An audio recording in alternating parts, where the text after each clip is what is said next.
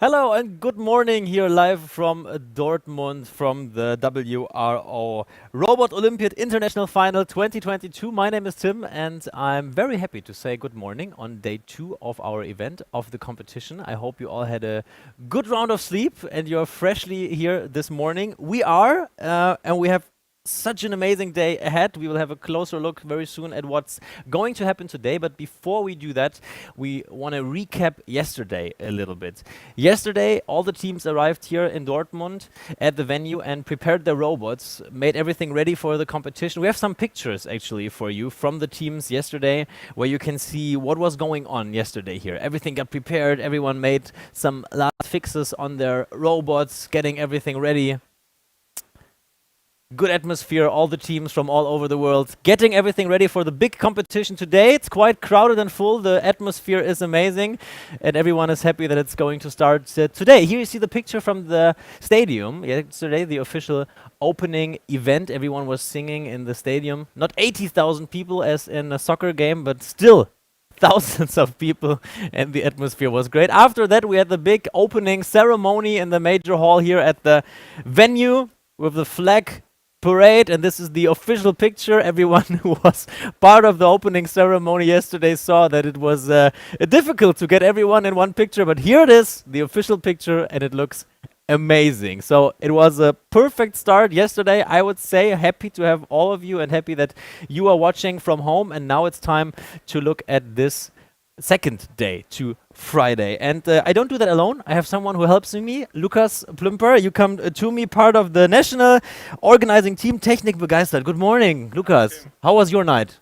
Yeah, it was very good actually. Short? No, not that short. I got a lot of sleep. Not a lot, but I got some sleep, so it's fine. Enough. Everything working as you guys planned it from the organizing team? You're happy with yesterday? Yes, we are very happy with yesterday. We had some small problems in the background, but I think for all the visitors and all the teams it was a smooth experience. And hopefully also for all of you guys watching in the live stream, it was a great experience. And now it's time to look ahead. We actually have an agenda prepared for you where you can see all the major points that we are going to show you in the live stream today. And Lucas, let's have a look at what we see right there. What are the major points that you are looking at today? What are your highlights in the live stream? What are you looking at especially? Yes, I think we have a great overview of the competition and we will see all competition areas. I personally will recommend the STEM area that we have at 3:45 this afternoon. I was responsible for organizing this STEM area, and we have different initiatives that present their projects and their STEM activities. And I'm very happy that we could have such a nice setting for all the guests to see what we are doing in Germany in this topic.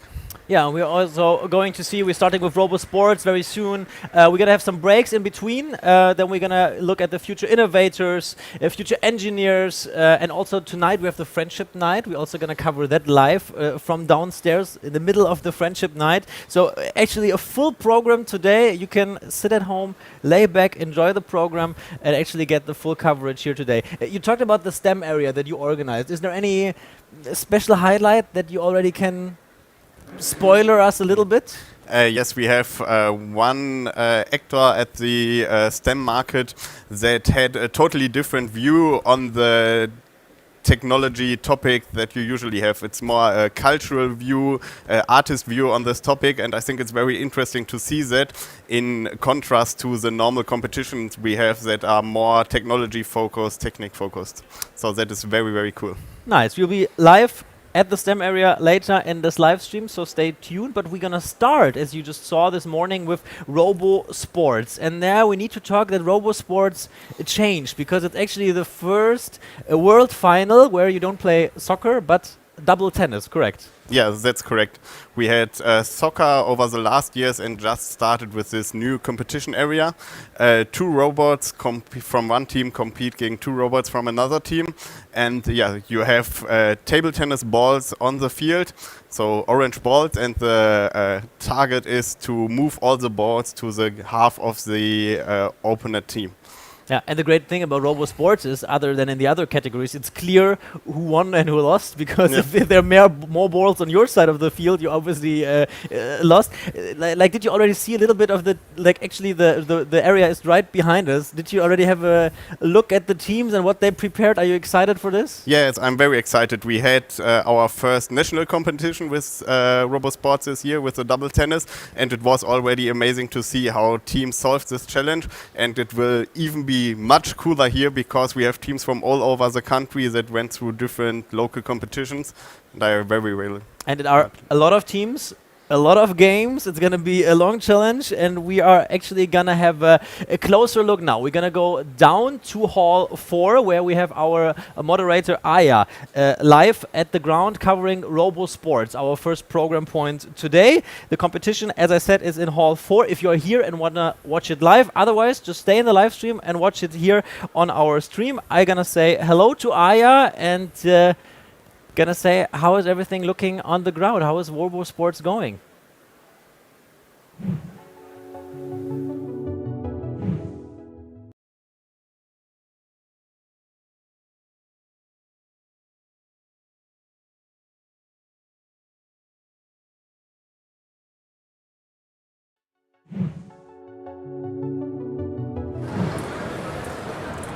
Hello everyone and welcome to the International Finals 2022. My name is Aya and I'm your moderator from the Hall 4 where the Robot Sport and the Robot Mission will take place. So let's start from the Robot Sport. Right now, thankfully, there is Attila with me, the WRO expert. So please, Attila, explain briefly the rules of the Robot Sport and what are we doing right now here? Yeah, so this Robo Sports competition is for students from the age of 11 to 19. And yeah, in Robo Sports we have a direct competition of teams.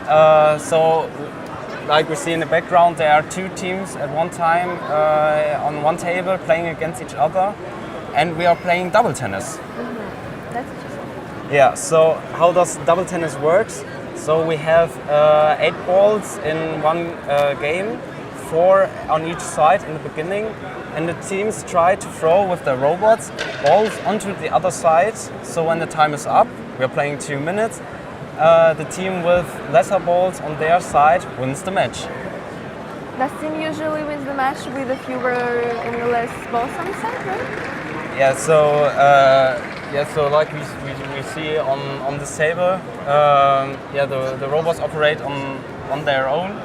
So so these robots are built completely out of Lego, and these Lego robots can also have an additional camera to detect these orange table tennis balls, and to then throw them onto the other side.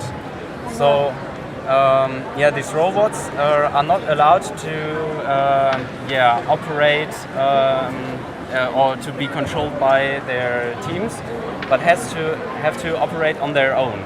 So this is a quite challenging task for the teams to see what strategy they want to do, so how they detect the balls, how they orientate on the field, and how they can win against other teams. Well, self-control robots must have a lot of sensors and cameras, I believe. Yeah, so there are different sensors on this robot. So we have like LiDAR sensors, light sensors, where you can detect black. Okay, so I see the live run started, and let's see what's going on here. I guess that's the team from Costa Rica, I guess the team from Canada, if I'm right. Yeah. Canada. As you can see, yeah, 2 robots on each side, and yeah, they're throwing balls from left to right. On the left side, you can see they're trying to pick up some orange balls, but yeah, the robot didn't catch that one at the moment. Well, I see both teams have some problems with their robot because they're just standing right now here, and I don't see the ball. The ball. Yeah, one ball is captured by a robot on the left side, and oh, it throws it onto the other half. So this looks quite great for the Costa Rica team. Yeah, but why is it just one ball here? Yeah, I think from Canada it stays on the ramp. Maybe it got stuck. So let's see if there's some additional action on this field. Well, I see also the judges are here. They're watching the game. Yeah, the judges control if there are any rule I breaks. see the time is almost ended. And if they will not throw ball back, then Costa Rica won. Yeah, Costa Rica Yeah. just won the game. That's great for Costa Rica. Yeah, so this was a great first match. So I think they are switching sides, or are they done? Oh, they are done with their. I just saw their the games. Canada leaving. Yeah, I guess they're done with the match right now. Yeah. Oh, it's a Costa Rica turn to playing against someone else. We'll see about that later. If the Yeah. Canada will play So- later, right? Yeah, Also. so we are now between matches. The results will be written down. So after all these games, which will be played in round robin tournament mode, so every game, every team tries to get as much points as possible. So the best, the 4 best teams, then move up to the semifinals tomorrow. Yeah, the playoff will happen tomorrow, and only 4 best teams will happen out of 25 teams we have right now here. Yes. So it is. So we have quite some matches today, and also one match tomorrow, where every team of the 25 here are possible to get some points. Okay, so I see they emptied the table for the next matches. They're preparing against the robots and stuff. Well, Yeah. So nothing is happening right. I guess we are just waiting for the teams to come and arrive to prepare the robots, but right now nothing is happening. But it's okay. Let's talk about the games right now. Each team plays 8 games today, right? At least 8 games. yeah. So each team plays in total 8 games, and like I said, try to throw as many balls as possible onto the other side. But there are rules when the team will lose automatically, like there is restrictions, right? Yeah, so there can be sometimes where a game is stopped before the 2 minutes exceed. So the robots aren't allowed to go onto the other half. Yeah, so we have a right stripe on top of each ramp, and when they touch this red stripe, this is a foul and the game will be stopped. As well as when a robot tries to get into the other half. So every team stays in their half. And there can be also a foul when a team tries to throw the balls out of the game table. Well, So when the game table, when a ping pong ball is thrown out on your own half, this is also a foul, and then the game will be stopped. And unfortunately, then you lose the game. so many rules, but that makes the game interesting. And now we have a live front at table A, right? I can't say which country is that exactly, but I see they are prepared and the robots are prepared also. Look there. Yes, so The you can judge. see a coin flip. Yeah. So we have different positions for the balls, so where the balls are in the beginning. And now the judge decides on which position the balls are placed. And Flip coin seems to be fair to me, like it's so random. yeah. Well, I But guess. on each side it's the same. There are the same positions. So And also, the ping pong balls, are they randomly on the table? Or no, they there's are like a plan for them? Yeah, there are fixed spots, so they can be in the back or in the front. Oh, look, the match started. Oh yeah. So we see quite some action. Well, honestly, this team is doing so much better than previous two. Yeah, so we see a mechanism where one robot throws it over the ramp on the left side, Yeah. and one robot throws it, drives up to the enemy ramp and tries to flick it over.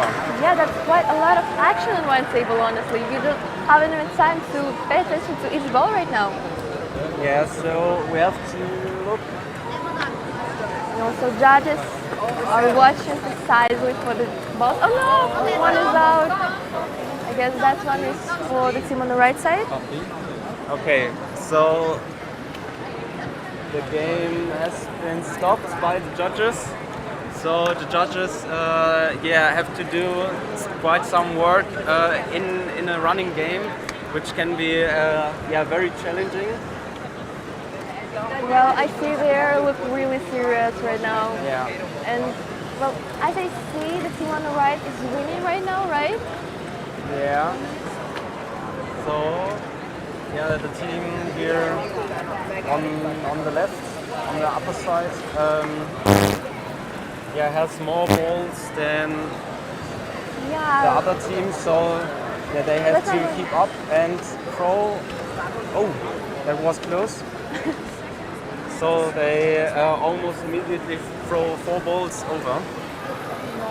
That's nice to see how they imagine the strategies right now because they're not controlling the robots, so they have to do everything on their own. I'm talking about the robots, of course. Yes. And that's interesting to do, the artificial intelligence to do something like this on their own. Yeah, it's quite challenging, but also a very interesting task. Okay.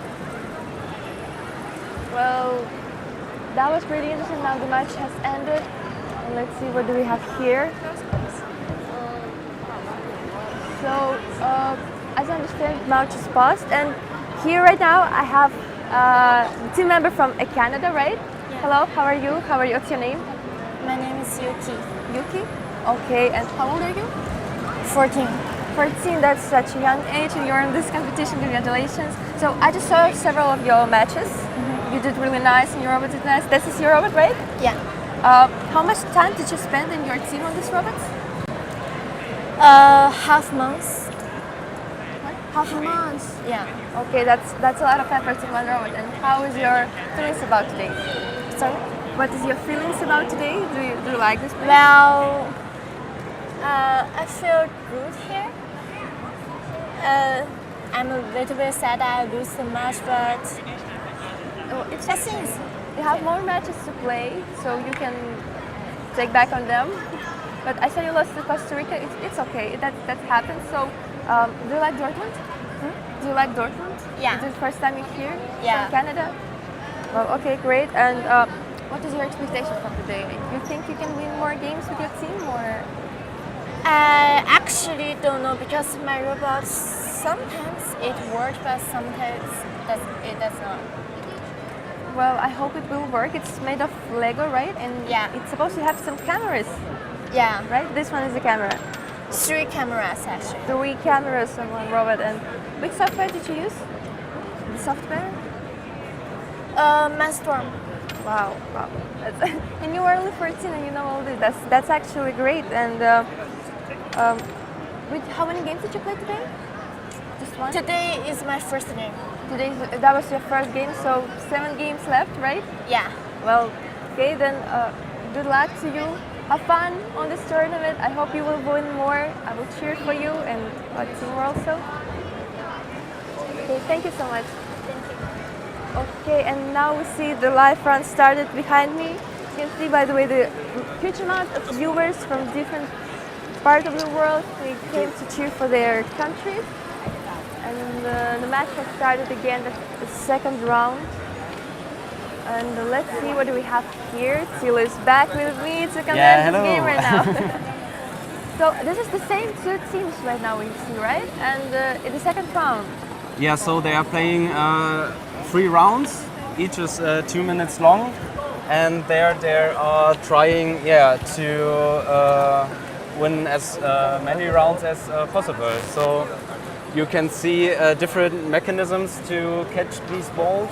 So we have a grabber-like robot who's picking up the balls if it finds some balls, and then push it over the ramp.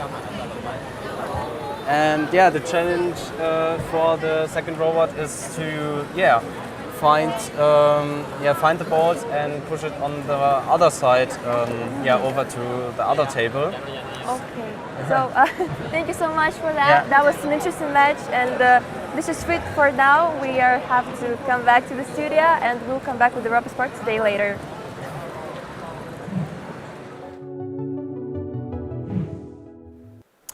Thank you very much, Aya, and thank you very much, Thilo. By the way, we will see both of you again later. We will see Thilo many times, by the way, explaining us all the rules and the categories during this event. But now I'm joined by Markus Fleige from the Hello. national organization TECHNIK BEGEISTERT. How did you sleep? How was your night after yesterday, first of all, at this morning?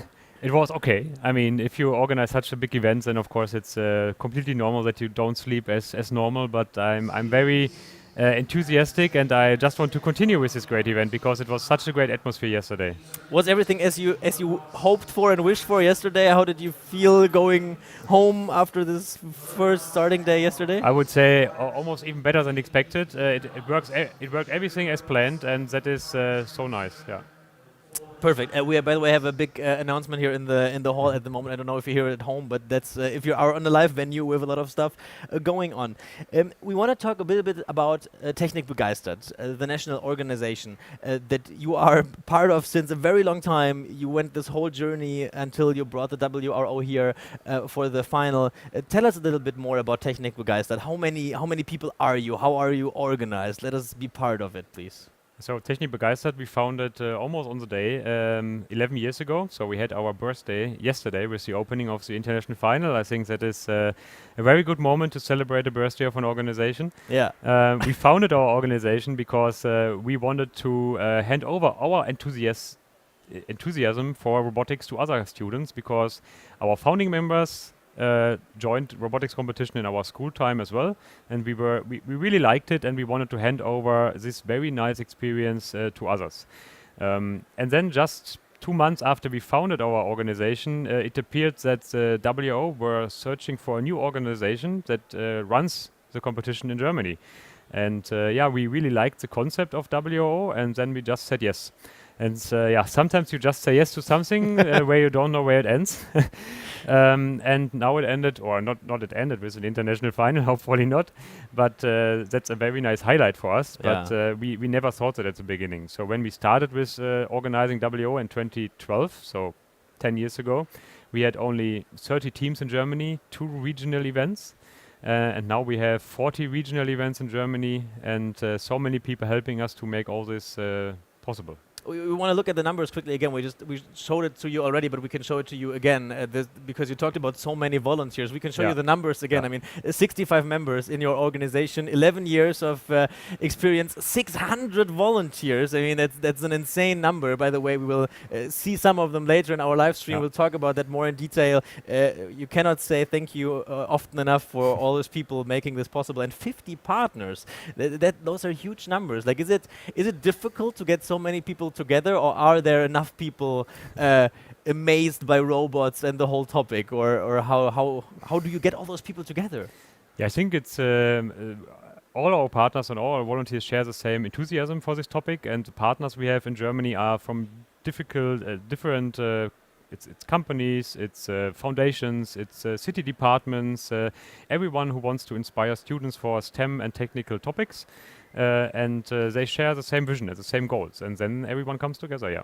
Tell us a little bit more about who you are. I mean, we see you now. We will see more of you guys here in the live stream. But like, you all come from very different areas. Like, who is like the typical person working and helping at TECHNIK BEGEISTERT? What kind of a group of people are you? Yeah, that is actually an interesting question, because effectively TECHNIK BEGEISTERT, we have some staff members, so really people that work paid hours, but no one is working full-time, only 6 people basically, or no, 7 people, sorry, working with some hours they get paid. So that is the office that handles the normal WRO in Germany, so the normal competition in Germany every year. And then we have many volunteers helping us when we need them. So if we organize an event like this, for example, we have 170 volunteers just for this event, doing many parts like the live stream here. It's completely done by volunteers. And then we try to work with everyone who has different skills who wants to help us. I mean, we are always open. If someone is saying, yeah, I want to do a movie about your German finals, then we say, yes, do it. Yeah. We use the volunteers and their skills. And I think if you have people that can work with their skills, then they really like what they do and they help. And then there's also a big part of it is of course the World Organization, the WRO. Let us have a closer look at that. Like, how is the relationship between TECHNIK BEGEISTERT and the WRO? How did it work when you planned this event? Like, let us have an insight to that a little bit more.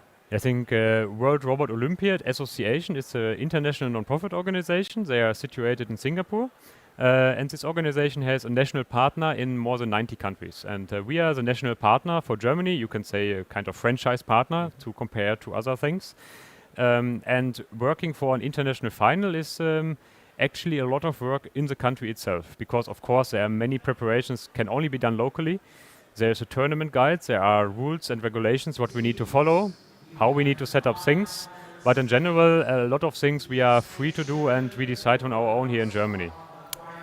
And now we want to have a little bit of a closer look at how did we end here in Dortmund today. How did the finals come here? Before we introduce a very important person for this, tell us, how did it start for you? How did this journey start? Like, when did how did this idea come up the very first time?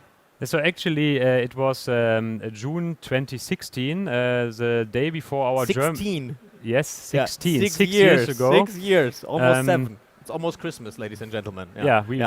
We were sitting at dinner before our German final, and I said to my team, would it not be a great idea to host the international final?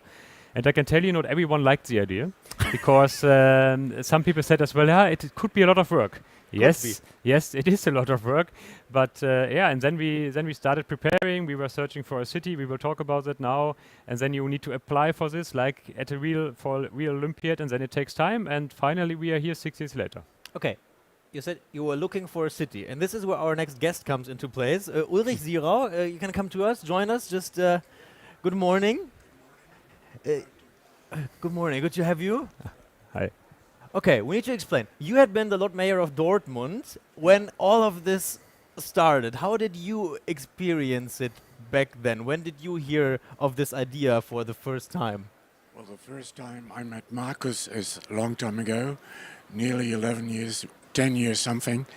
We met in the town hall, and the question was, where could the German final take place? And I said, do you like this hall? He said, yes, this is a place for the final.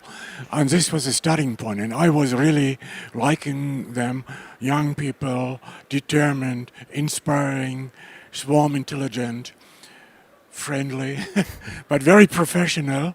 And they were a part of the civic society, all volunteering. And they were so decided to do something, to implement ideas, etc., etc. So I was very happy to have them here.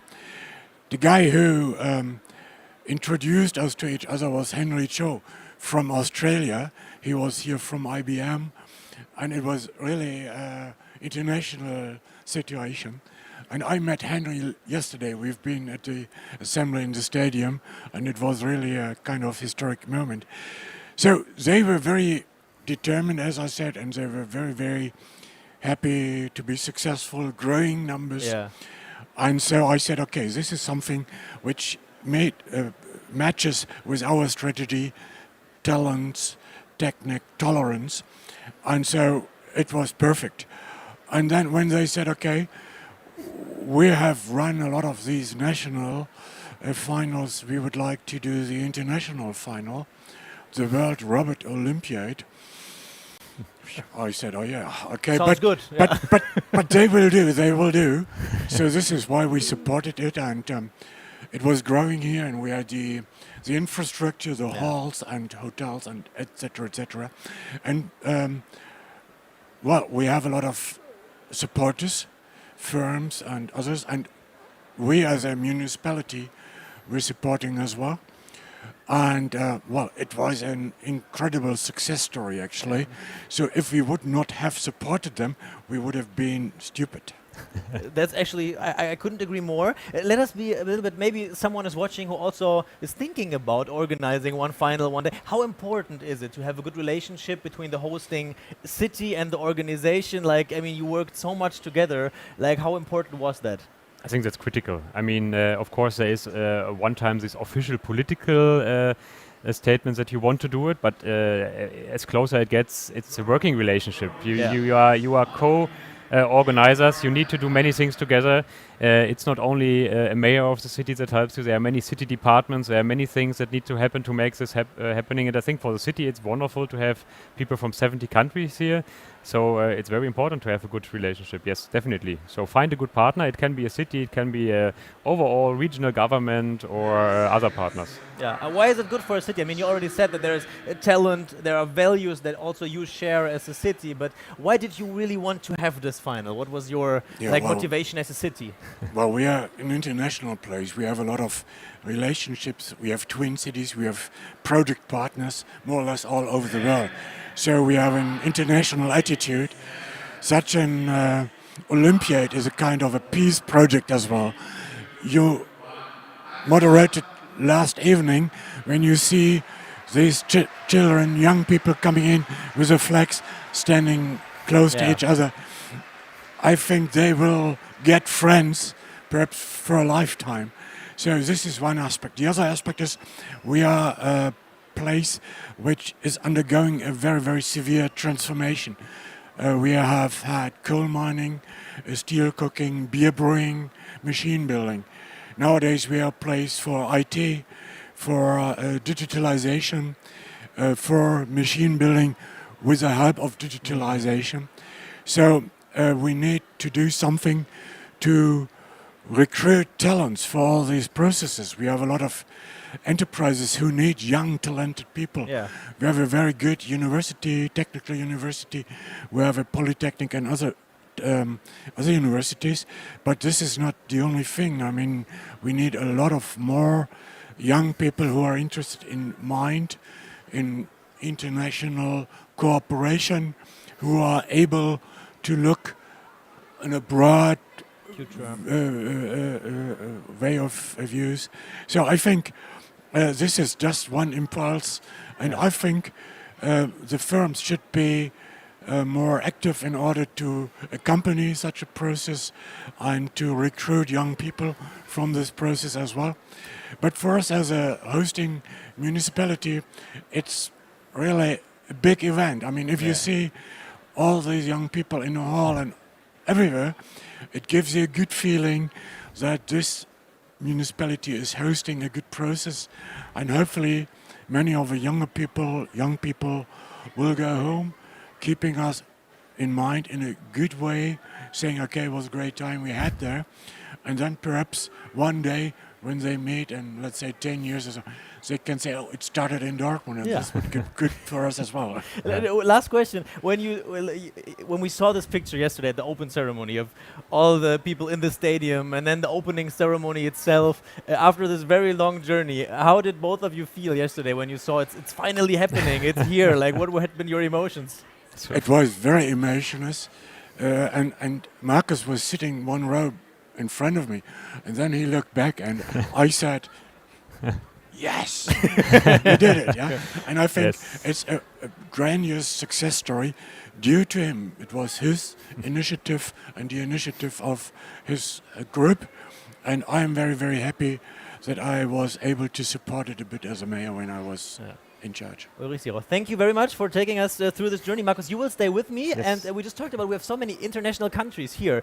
We asked them to send us videos about their relationship to the WRO, and we will start with the first one from Algeria.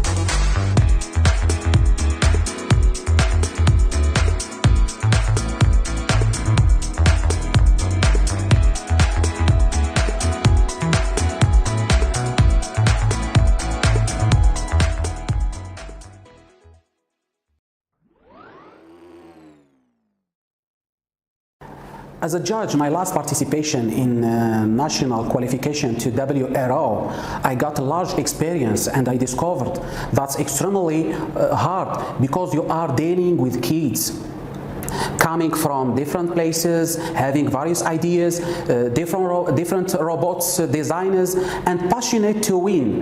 And this gives them some energy and some power. You learn a lot from them.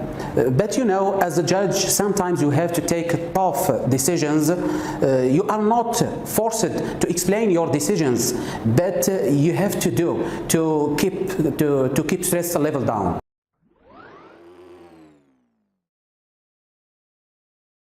Hello, I'm Shaibi Salahuddin Azam. I'm 16 years old, member of Amalika Robotics Club. It was an exciting competition and we have won. See you in Germany. Hello everyone, my name is Atman. I am the head of communication and media department in Amalika Corporation. I am passionate about STEAM education, especially anything include robotics. Being part of the team that organized the first competition in Algeria was great experience for me. We worked hard for months, we couldn't sleep for days, but the hard work paid off when we saw the joy in the faces of participants. I am really proud to be part of the WRO family. Thank you.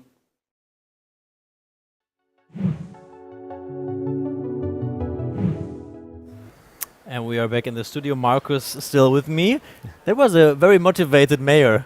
Of course, yes, he was and he still is, and Yeah. it's very, very nice to have such partners on our side. Partners is a good point, because of course you need a city, you need volunteers, but then still you need budget, you need money, you need partners to support you organizing an event at this scale. Yeah. Tell us a little bit about the national partners that you have and had for this event.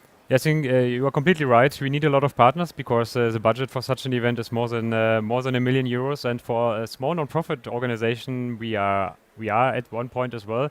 It's hard to find such partners, and we are very happy that we found partners from the government parts of the city, a regional ministry here in Germany, and some companies that are supporting us, big companies like IBM or Signal Iduna from Dortmund, and then many foundations. That is interesting because foundations usually give money to a goal and to a purpose. Yeah. So they share the same goals, inspiring kids for STEM.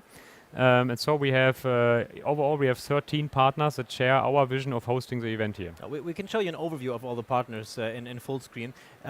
It's important maybe to notice that the national partners support the event. Yes. We will talk about the international partners later that are helping for the whole WRO in general. Yeah. So how did you find the national partners? Like how does the work? Yeah, so basically, like in reality, if you need a little bit more money, then actually finding this money is pitching. Yeah. So we try to be in contact with those. We went there. We pitched our vision, our story of hosting the event, and then it takes time, especially in big corporations, until people decide. If they give you a lot of money, then you need to ask them and ask them and ask them and keep pushing. And at one point, you need to decide if you want to apply for such an event, even if not the full budget is secured. Yeah, I mean, most people would agree that STEM is important. Yeah. Is it easy to get partners to then really, when it comes hard on paper, to support STEM and give money for that? I mean, we have found 13 partners. That shows that there are a lot, but it's not that easy as you would think sometimes. So there still could be more support for STEM, but we're very happy for the partners that we have at this event, and we're gonna look at especially the support for STEM and why STEM is important a little bit closer with video clips from the WRO Stiftung and the city of Dortmund again.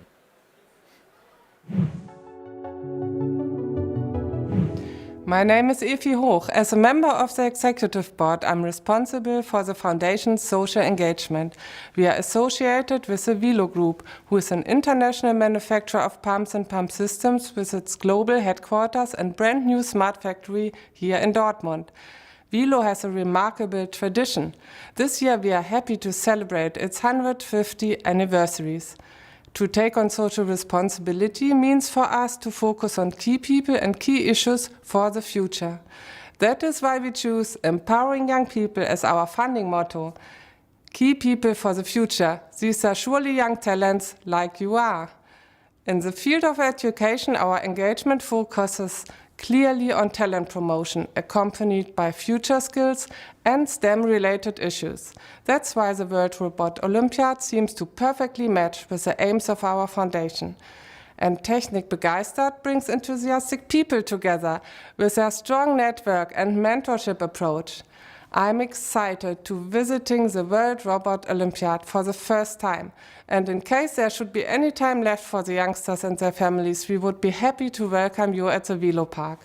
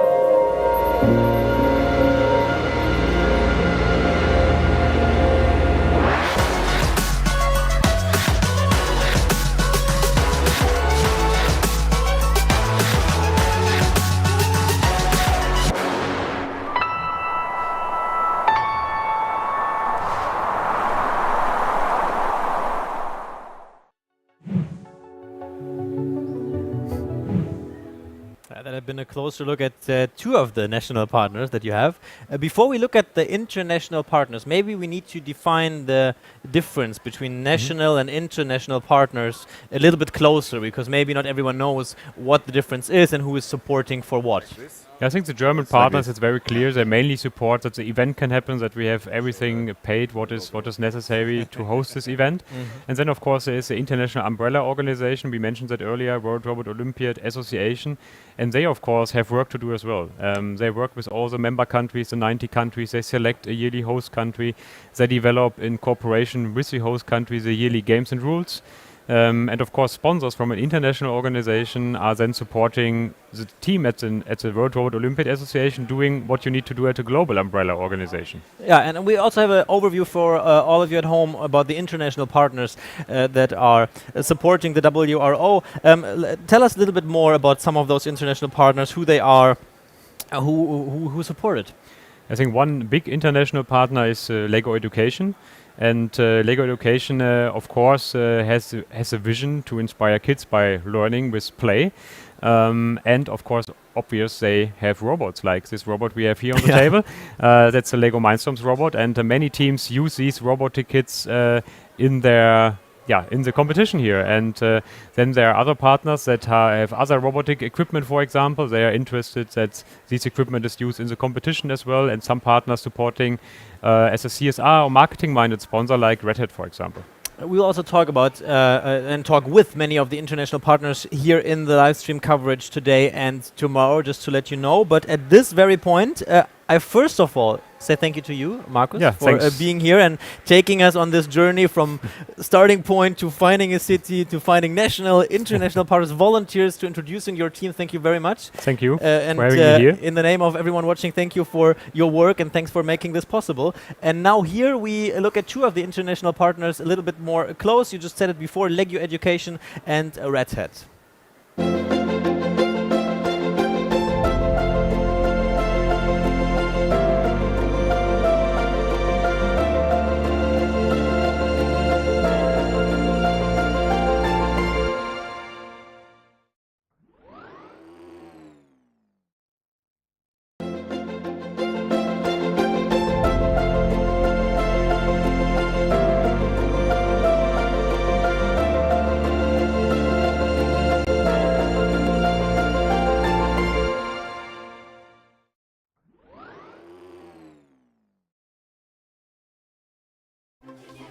If you want to change the world, they said, you'll have to do big things. But from what I've seen, change can happen even when you focus on the little things. matter how small or simple they may seem, little things can have a big impact on our dreams. Sometimes the little things are just lessons hiding in plain sight,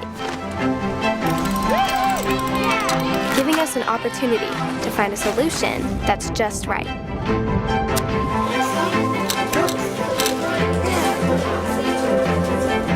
So if you want to change the world, don't worry about just taking great big swings. Because from what I've seen, change can happen even when you focus on the little things.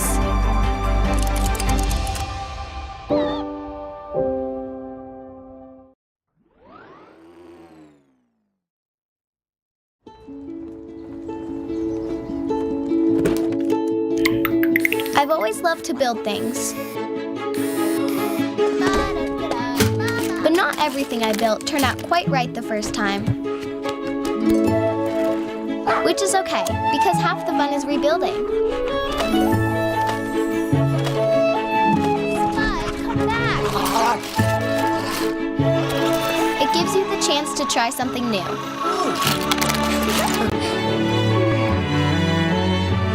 The chance to create something better. Something that might just change the world someday.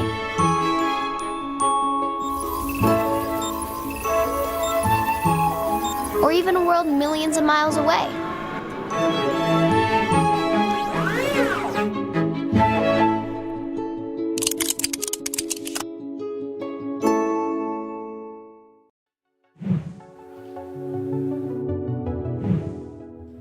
And we are back in the studio, and as you can see, people going out, people coming in here in our studio. We have a full house this morning. Now I'm joined by Christoph and Toby. Good morning, good to have you. Good morning, thanks for having us. Christoph from TECHNIK BEGEISTERT, you organized all of the volunteers. We will talk about that. And Toby, you are actually one of the volunteers at the info point in the front. We will talk a little bit more about the volunteers now, but also, first of all, of course, at this day too, after this exciting evening yesterday, how do you feel this morning? How did you sleep? How did you enjoy yesterday? Well, I actually didn't sleep that much, as you can imagine, because we are still organizing and optimizing everything that is going on at this very moment. But yesterday was totally exciting. Everything worked as planned, and we had a really, really amazing day for all the participants, and I'm really happy that it worked that way. How was your experience yesterday, and how was your night?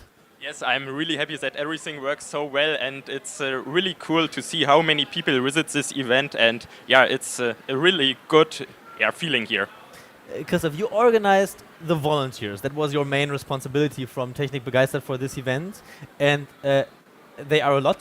I can tell you, I walked with Christopher through the halls yesterday, and like every 2 seconds, someone is talking to you. Some volunteers, I've got a question. Can I ask you something? And then, like, you are a very famous person here on the ground because you organize all of those volunteers. How difficult was it to find them? I mean, 600. Well, it's not 600 actually in total. We are talking about 300 volunteers in total, of roughly 175 of which are from Germany. So this is the main group that we actually tried to find before the international final. And our challenge was quite hard, because in the beginning we had to think about what kind of roles do we have, what kind of tasks do we have that volunteers need to fulfill. And what we did then, we developed an online volunteering system where we posted all the tasks that we could think of, and then asked for people to look at the system. And we have a very, very great community. But how did you find the people? Like, where did you ask them? Like, I mean, defining the task is one thing, but then finding so many people is another question. Indeed, yes. We have the pleasure that in Germany we have a very big community of the WRO supporters.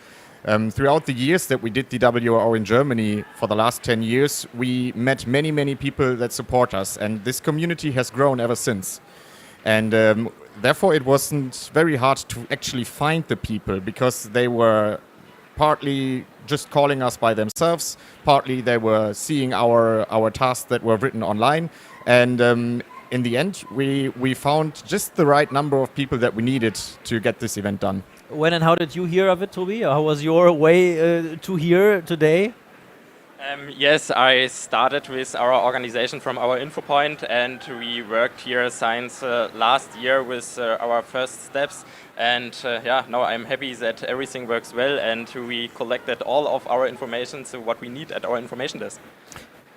Tell us a little bit more, Christoph, about, we are saying, of course, volunteers are important, and we all know that without them it's not possible, but let's make this a little bit more clear. What are they doing? What kind of different jobs and areas do you have volunteers working in at this event? Yes, that is indeed a good question, and requires a little view into the organizational structure. So we have divided everything into different areas. There is one area that is responsible for the competition we see behind us. There's one area that is responsible for this live stream, for example. One area is the information desk that Toby is leading.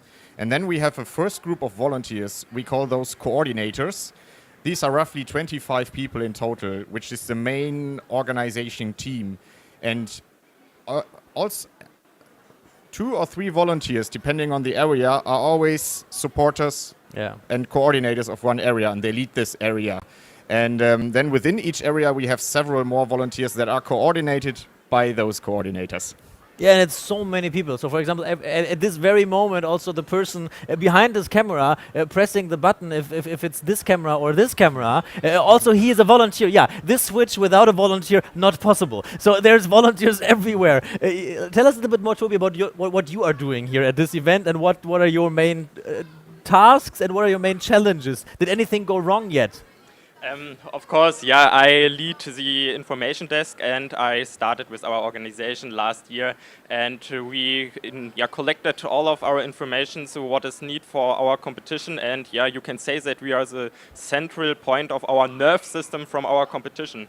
So if you have any questions, you can come to us, and I think we are ready to answer everything, or in other words, we find a solution for you, and yeah, that's our point from the information desk. That was a very smiling and polite way of saying, come to us with all of your questions. But I'm sure, it's time to tell a little bit of secrets. Like, what was the weirdest question that you had been asked? Has there any question been that surprised you? You don't need to say names. Yeah, it's a really good, but also a hard question. Every people has different questions, but I was really surprised that someone asked us how he can come into this event, or if this event is free.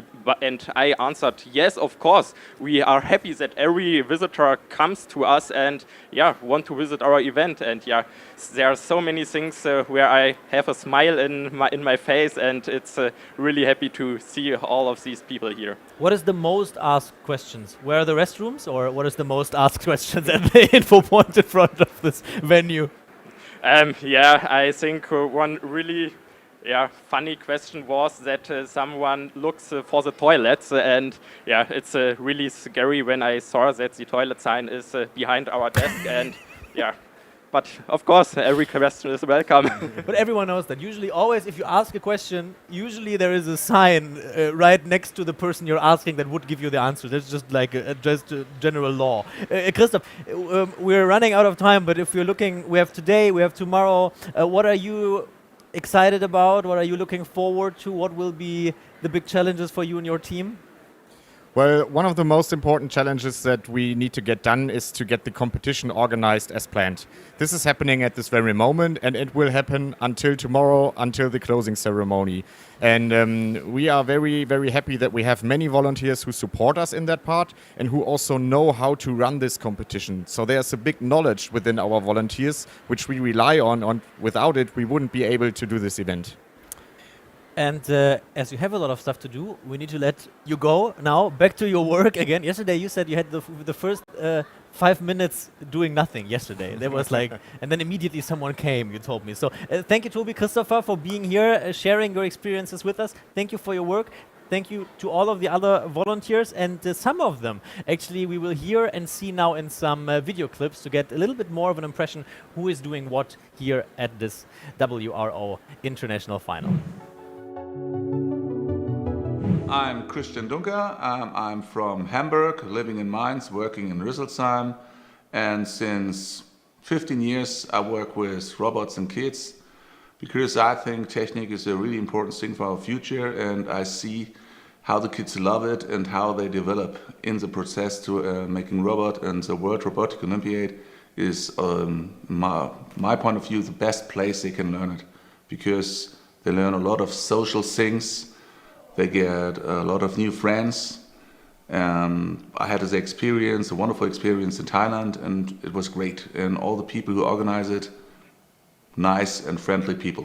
So I say, make your own experience, it's a great trip. Today I'm your judge by Robot Sports. Let's have a good time. No matter what had happened today, don't give up, fight, give your best, have fun, get new friends, and let us see us New Year again.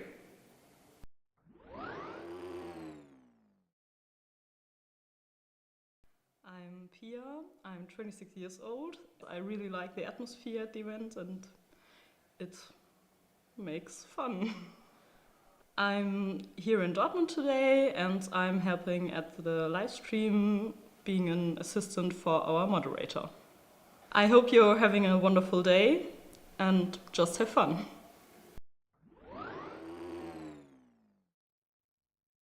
I'm Peter Kustra from Germany and actually with WRO since 10 years or even more.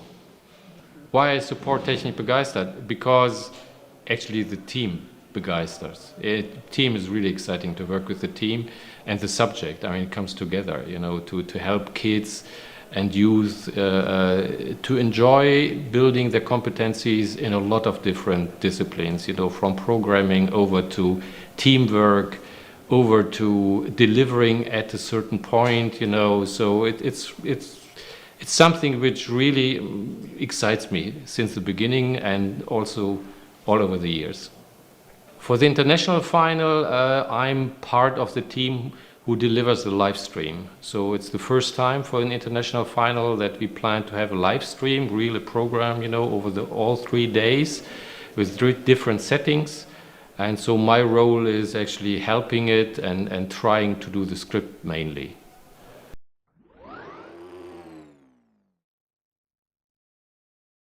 I'm Maram and I'm a mechanical engineering student here in Germany. I have participated already multiple times in the WRO and I'm here this time to help.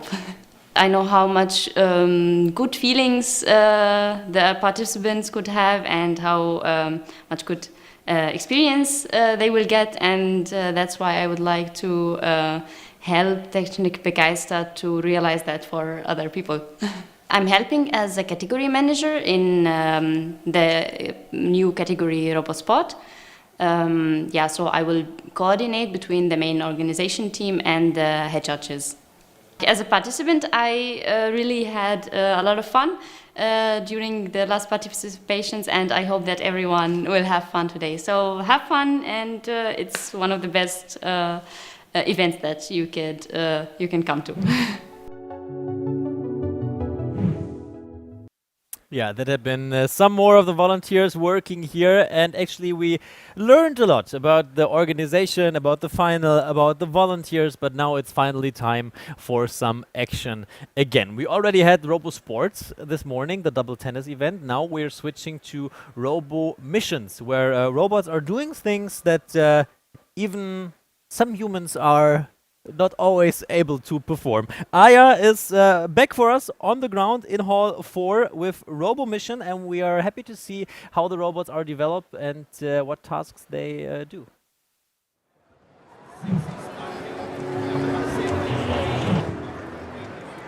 Hello everyone again, and welcome back to the Hall 4 where the Robo Sports and Robo Mission takes place. And we already seen some games from Robo Sports, so now let's see what's going on with the Robo Mission. And as you can see behind me, the judges are already preparing the tables for the future competition. It will start in a few minutes. And right now we have just a practice time, which we have also yesterday. But today the competition will start and official rounds will happen. And as you can see, judges, teams, viewers, the visitors, everything is just ready for the start. We're just waiting for the beginning of it.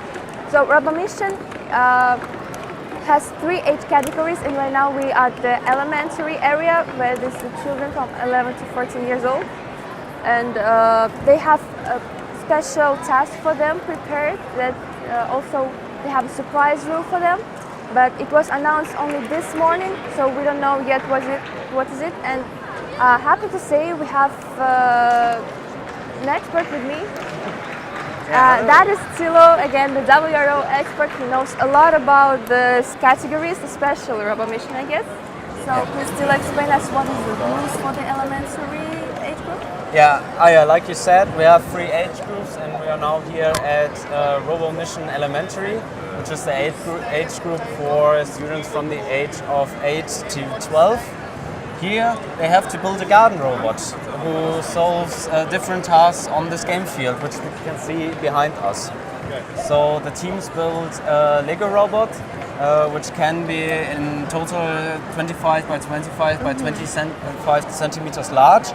And yeah, when we take a look onto the field, yeah, we can see that there are some different parts, on this game field. So we have components like ladybugs, we have bad weed, we also have some high grass. So the teams have different missions on this game field which can be solved, so they can pick any mission they like, but to get the maximum points they have to do every mission. As I understand, those are barriers that they're not supposed to touch. Yeah, so these black and white things, they are fences, so they should stay in their place where they are right now. Then there are also ladybugs. Here in front you can see one, which the robot has to push it out of the operation way, so that the ladybug doesn't get hurt while the robot operates. Well, that's nice. The tables are prepared for the competition, and they have some bonus points, right, for the day and for tomorrow's day? Yeah, there are also some surprise rules. We catch to that later. So we also have some high grass you can see over here.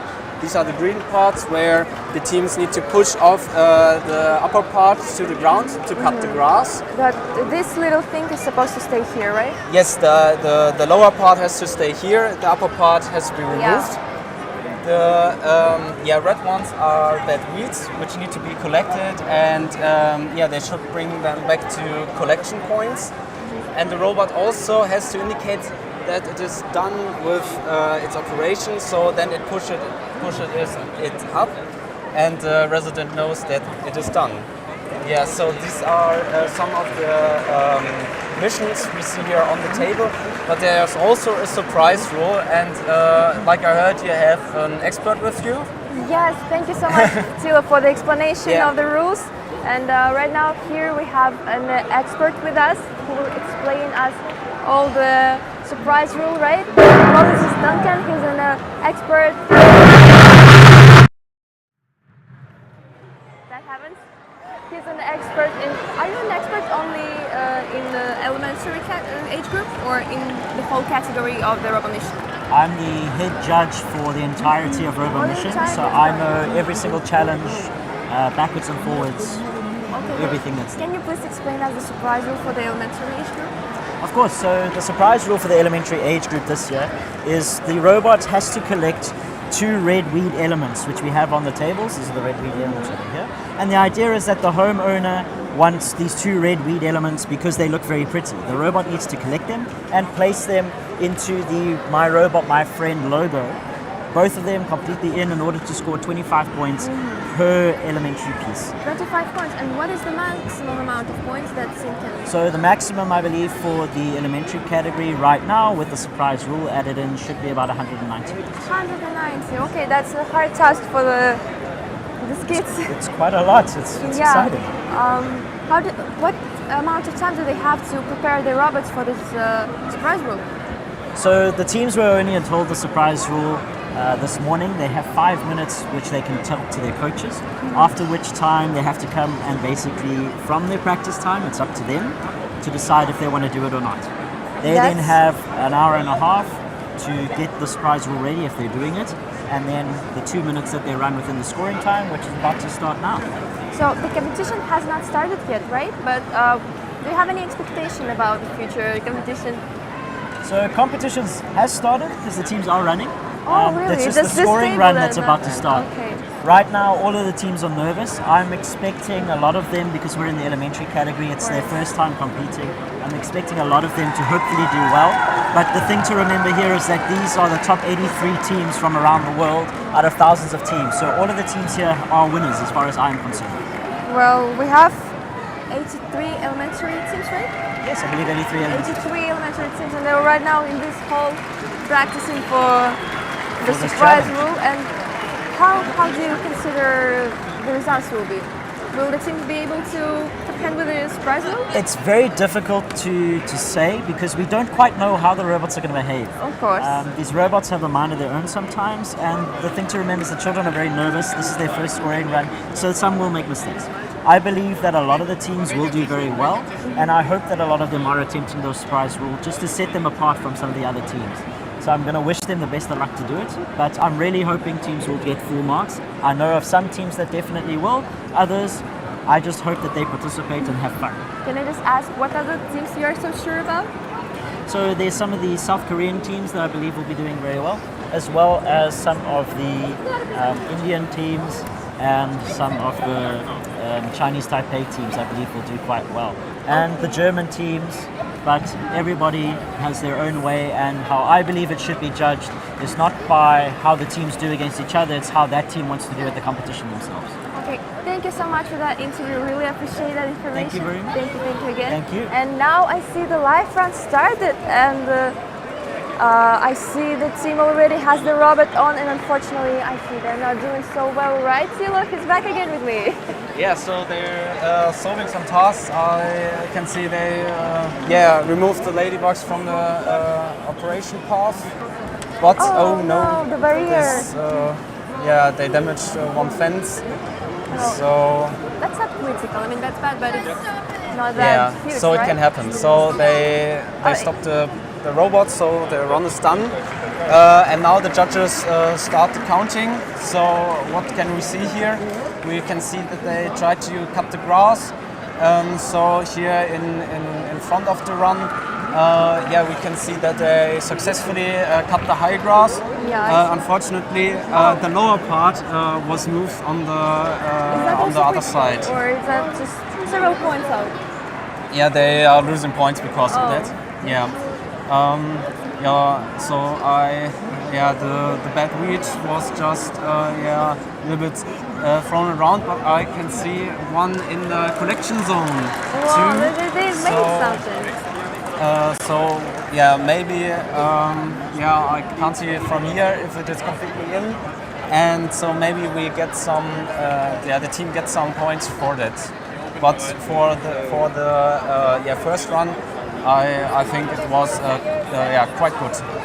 Yeah, well, good luck to them. I guess that's a team from the USA, and I see the whole team of support behind us. They're just cheering for the favorite countries and teams, I guess. Yeah. And I think they're also not allowed to touch those robots, right? Though it's again artificial intelligence doing it all by themselves.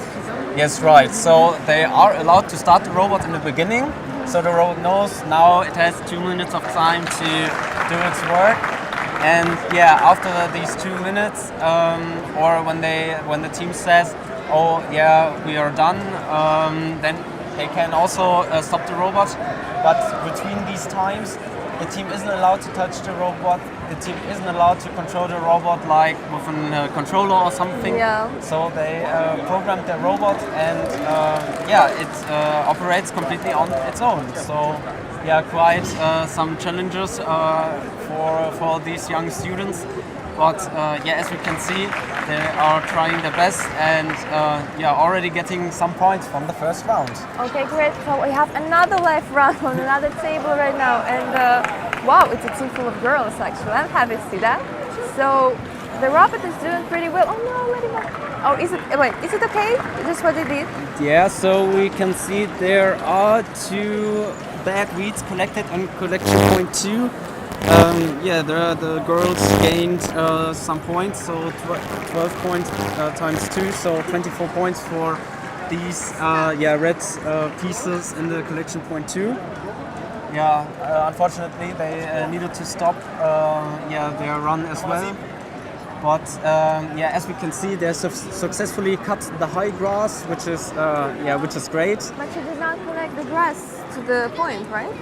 No, so the high grass doesn't need to be brought back to the point. So just the bad weed, right? So the girls cut successfully the high grass, and yeah, like we saw, it was also a great run.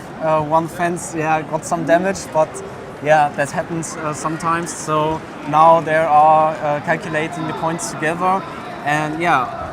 Also a great first run, which we saw, right in the moment. Well, judges look super serious, honestly. I would be scared. Yeah, they are very strict with the rules, so it is a fair competition.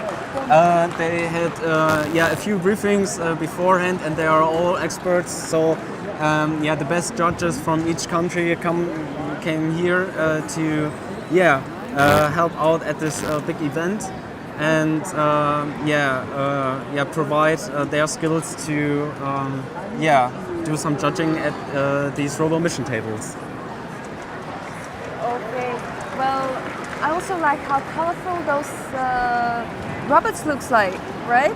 Yeah, so we saw some spike robots, which is the newest robots from Lego, and yeah, these are quite colorful. But there should not be underestimated because, like we saw, the girls were pretty good at programming their robot and scoring some points in the first round. Okay, thank you so much, Stila, for that and for putting those games. That was really interesting. Right now we have an upcoming interview with one of the team members, right? Yes, I guess so. So I'm leaving. Bye. Goodbye, Stila. We'll see you later. Hi. Hi, what's your name? I'm Zion. Hi, Zion. Nice to meet you. You are from USA, right? Yeah. Okay, great. We just saw your run. That was quite nice. We saw your run. That you did quite well. Okay. And okay, so how did you feel right now after this run? So the ladybug at the start. I mean, it was okay, but it wasn't the best. It wasn't okay. I saw you just dropped on fence. That's not much. What? You dropped on one fence, right? Yeah. The barrier. It's not much. It's not critical. That's alright. Yeah. What did the judges say to you? Oh yeah. So I mean, they didn't say much. It was fine. I mean, it was fine. So you're glad with your performance? Yeah. Yeah. And what are your expectations for the future rounds? Do you have some? I mean, next time I definitely don't want the ladybug to come in the thing. Of course. How many rounds did you live? What? How many rounds do you have for the future? Day? 3 more rounds. 3 more? Yeah. And will you do something with your robot till that moment? I don't know really. You don't know really? Okay, so then just one more question. Do you like the Dortmund? Do you like this place? How do you feel about it? Yeah, this is a really nice place. I mean, it's really big and Oh, so is it first time you're in Germany? Yeah, it's the first time in Europe actually. Do you like it? Yeah. Okay, great. Then good luck to have fun with your next runs. I hope you will get that. Okay. All right. Thank you again for the interview. Good luck. Thank you. Thank you. All right.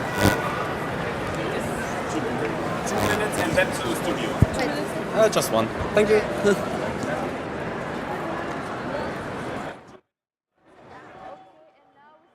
end of the other live run happening. Oh, this already the judges with the kids explaining them the points. I unfortunately did not see the run, but. Yeah, so we can take a quick look on the table, so we can do some counting as well. So as we can see here, the ladybug is successfully saved. So it's out of the darker green area. We also had some grass cut, so 2 out of the 3 parts are cut. And also, I can see the bad weed is collected into service point 1. Which is also great, and in this one, all of the fences stayed in their place, so no fences were damaged, which is also a great news. I guess they did really, really well because everything looks so nice. Yes, so it's pretty, it's a pretty colorful table, and you can also see these white and black lines for the robot and to orientate on its game field. Okay, and another live run on, and you're not quite. Oh no, I guess the team is not doing really well because the robot just stopped. But I see a great amount of viewers in the audience right now. They're cheering for the team. I guess it's a team from Pakistan, if I'm right. Yeah, so they are. And the judges already cleared, putting them the points. Well, that was quite nice. Yeah, so we saw some robots running around the table, getting some points in the first round. The students have the chance to improve themselves in the second round. Okay, so this is it from the Robot mission for right now. We're really interested in what's going to happen in the future, and now we are going back to the team.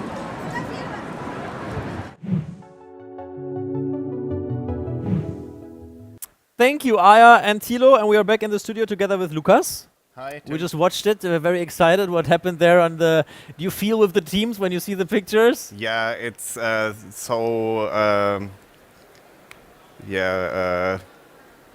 extreme feelings for the teams. If something went wrong, they feel sad that they invested so much work in their robot and then something is going not as planned on the table.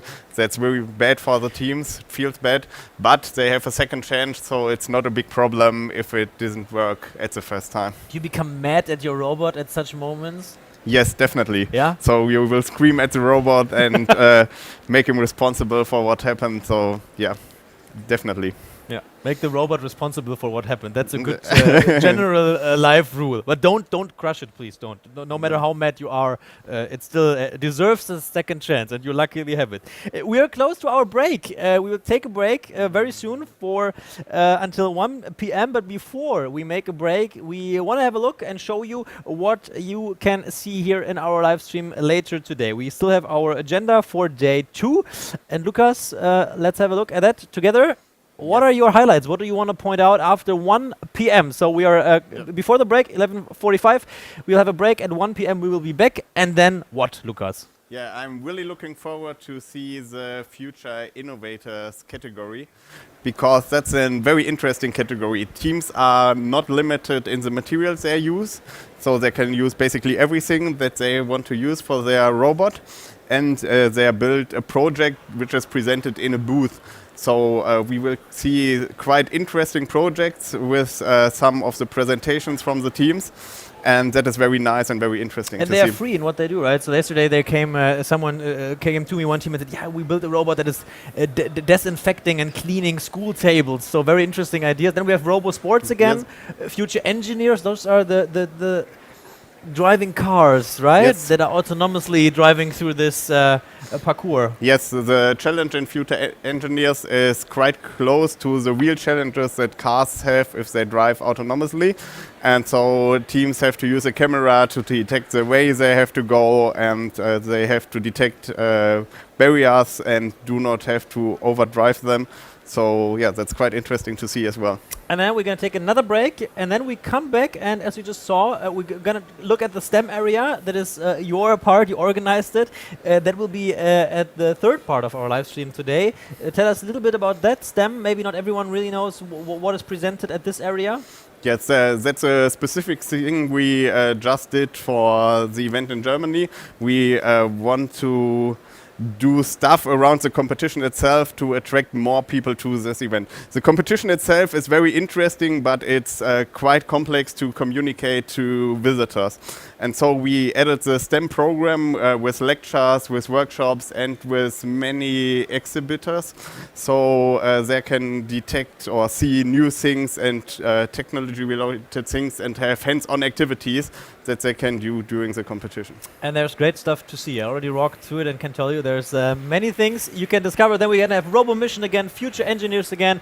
Then we also have the Friendship Night today. So you have a full program ahead here in our WRO live stream. We are welcoming you more than warm to join us through this whole day. Now it's time for a quick break. Grab something to eat, grab a fresh coffee, and then we will see each other again at 1 p.m. Tell all of your friends about this live stream, WRO.live. We are happy if you guys watch it, and we are also happy if you give us some feedback about this live stream, what you like, what you want to see in social media or on the social media wall. We are happy to get your feedback. Now it's time for a break. Thank you, Lucas. Thank you to you people watching this live stream, and see you again at 1 p.m. Thank you.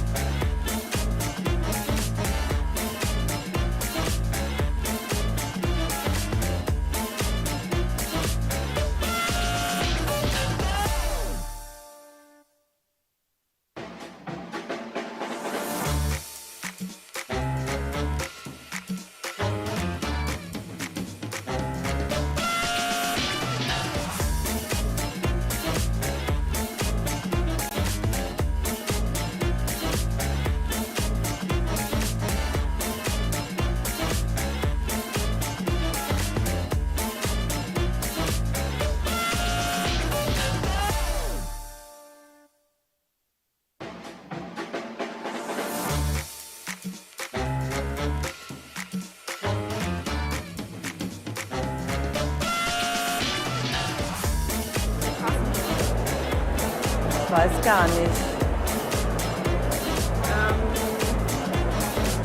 Die sind auch ganz nett. Also ich war vorhin da. Ja. Die sind auch aufgeregt.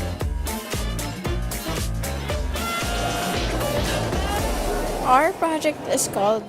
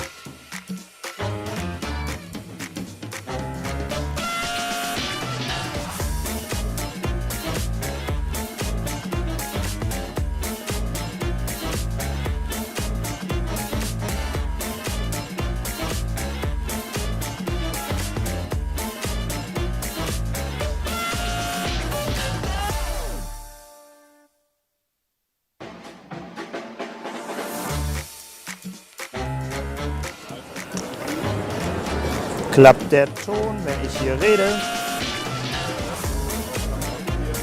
Den Ton. Den müsstet ihr jetzt haben. Wenn ich hier rede, dann habe ich die Funkstrecke an. Sieht gut aus, schön.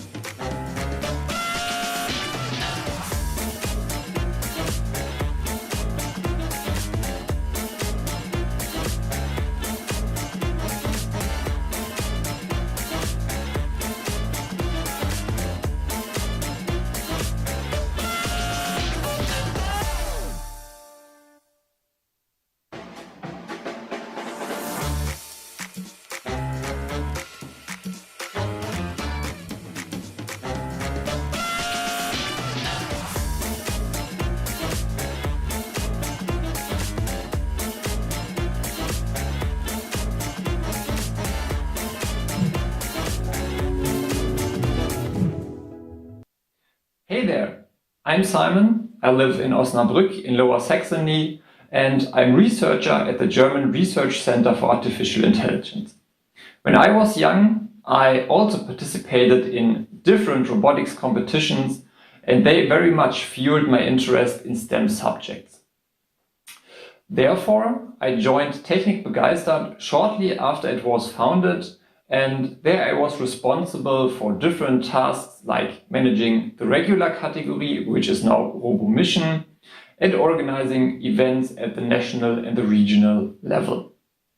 Working with that team was and still is great, and the idea to inspire young people for STEM and to enable them unforgettable moments and memories is so important. Soft skills like teamwork, communication, empathy are crucial and currently more important than ever before. Therefore, of course, I will participate in the international final in Dortmund, and there I will document the work of all the people behind the scenes, like our team TECHNIK BEGEISTERT and all the volunteers, to show what an amazing job everyone is doing to make this event possible. I'm looking forward meeting all of you in Dortmund and to have a great time together. Cheers!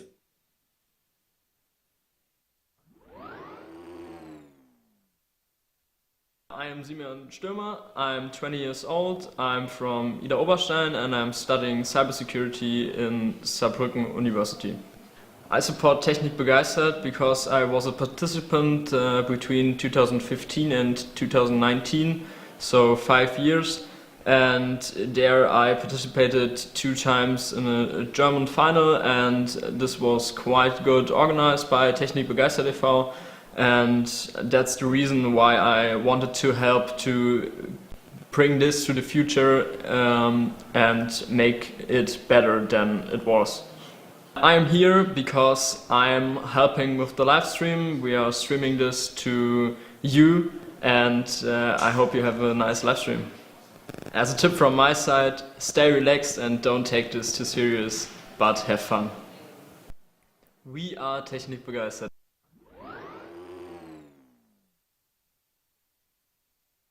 I'm Luise from Thuringia. I want to support the kids to explore robotics. So I'm here today for judging the Future Innovators category. Have fun and enjoy! We are TECHNIK BEGEISTERT. I'm Uwe, I'm a math and physics teacher in Rüsselsheim near Frankfurt. I think it's really important to see how a project develops over time, and the competitions we offer here are a good opportunity to perform. I'm here to be a judge in the RoboSports category and I'm really looking forward to some interesting competitions. Enjoy your time here, take the experience, perform and get better every competition you participate in.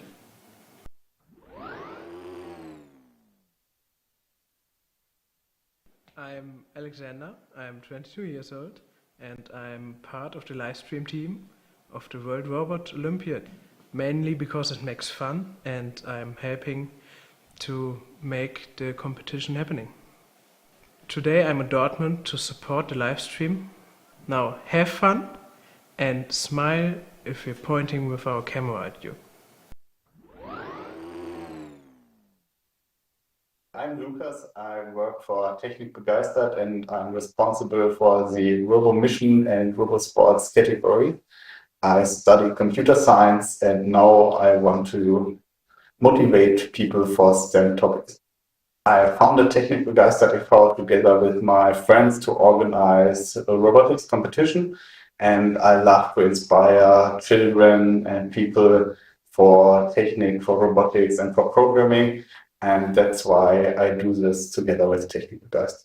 I'm part of the organizing committee and I'm mainly responsible for the STEM program with sponsors, with talks, with workshops to bring more German people to this event.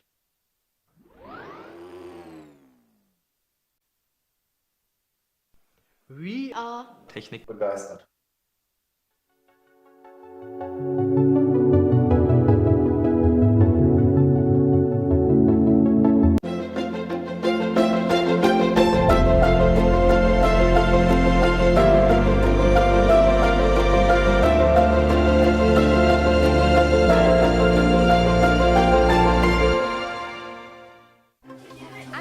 you want to change the world, they said, you'll have to do big things. But from what I've seen, change can happen even when you focus on the little things. No matter how small or simple they may seem, little things can have a big impact on our dreams. Sometimes the little things are just lessons hiding in plain sight, giving us an opportunity to find a solution that's just right.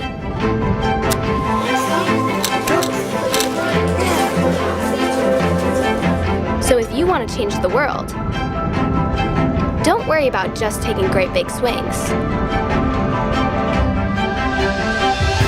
Because from what I've seen, change can happen even when you focus on the little things.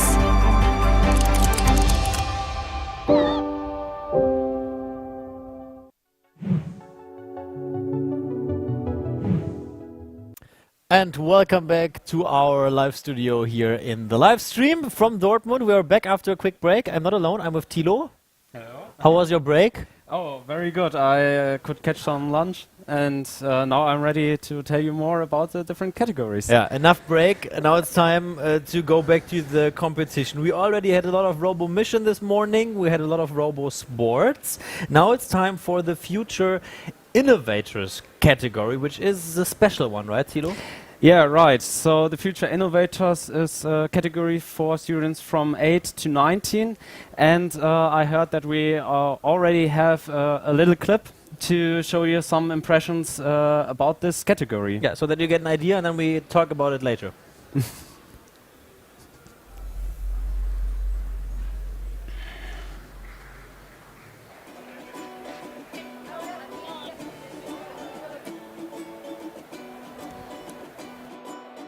The open category is a project-based competition. Students are tasked with creating intelligent robotic solutions that relate to the theme of the season.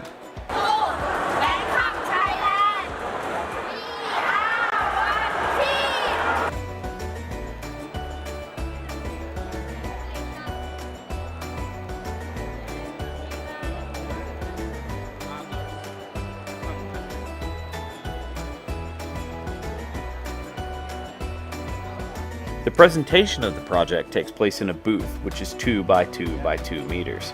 And teams are encouraged to decorate their booths with posters that explain the project. So every year there's a lot of trees and plants that are cut down, and trees obtain the CO2 in the atmosphere by the photosynthesis. So we came up with the idea that we wanted to help our region and all the other regions by creating a robot that would be able to replant and reestablish the biodiversity.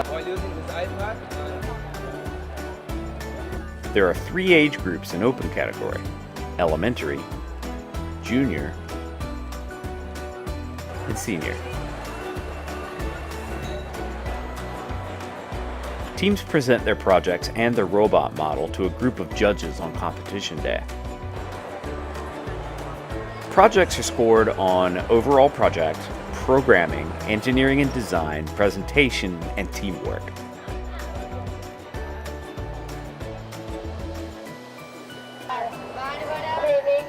And we are the team Erotic Girls.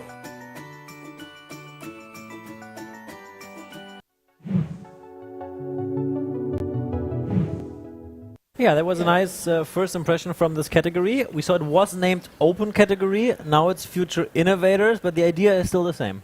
Yeah, pretty much the same. So we had some rebranding over the last years. So a few years ago we had the open category.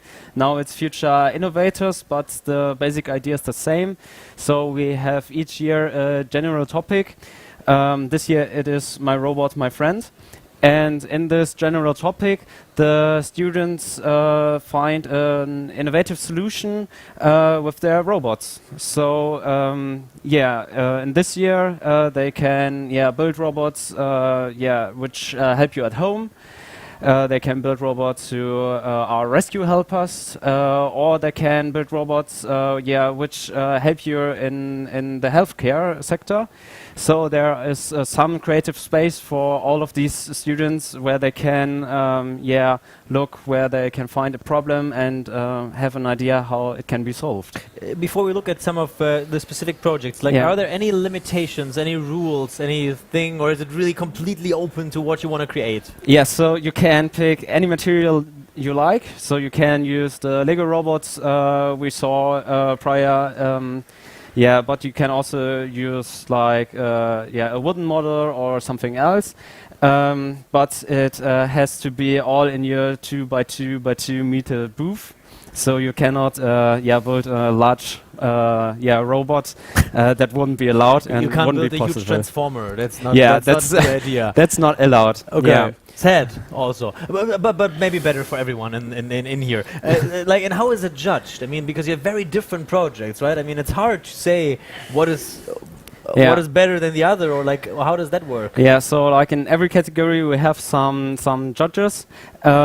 These judges listen to a 5-minute presentation from the kids, and they are looking towards how innovative is a solution, and also how the team interacts. So how's the team working? And for the older ones, they also look if it is possible to build a prototype. They look if there's some entrepreneurship and so on. So depending on the age group, you have the same task, but the judging is always a little bit different. So you have the possibility to judge elementary team different to a senior team. Last question before we go into the action. Fast answer, please. What do you like most about this category? Oh, it's so creative. So you see so many different solutions, and that's quite fun to walk around and see so many different robotic models. Did you already see a lot of it? Well, I hope I see now some kind of robotic models. That's what we're doing now. We're going to Nicole live for us in hall number 5 and showing us one project. Nicole, go ahead.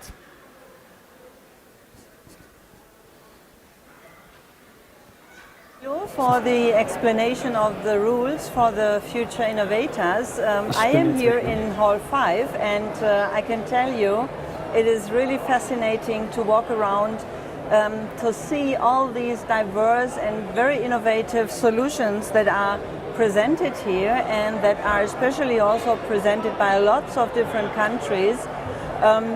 We will see especially today Philippines. We have 2 teams here as far as I could see. Another team comes from Greece that we will see later on.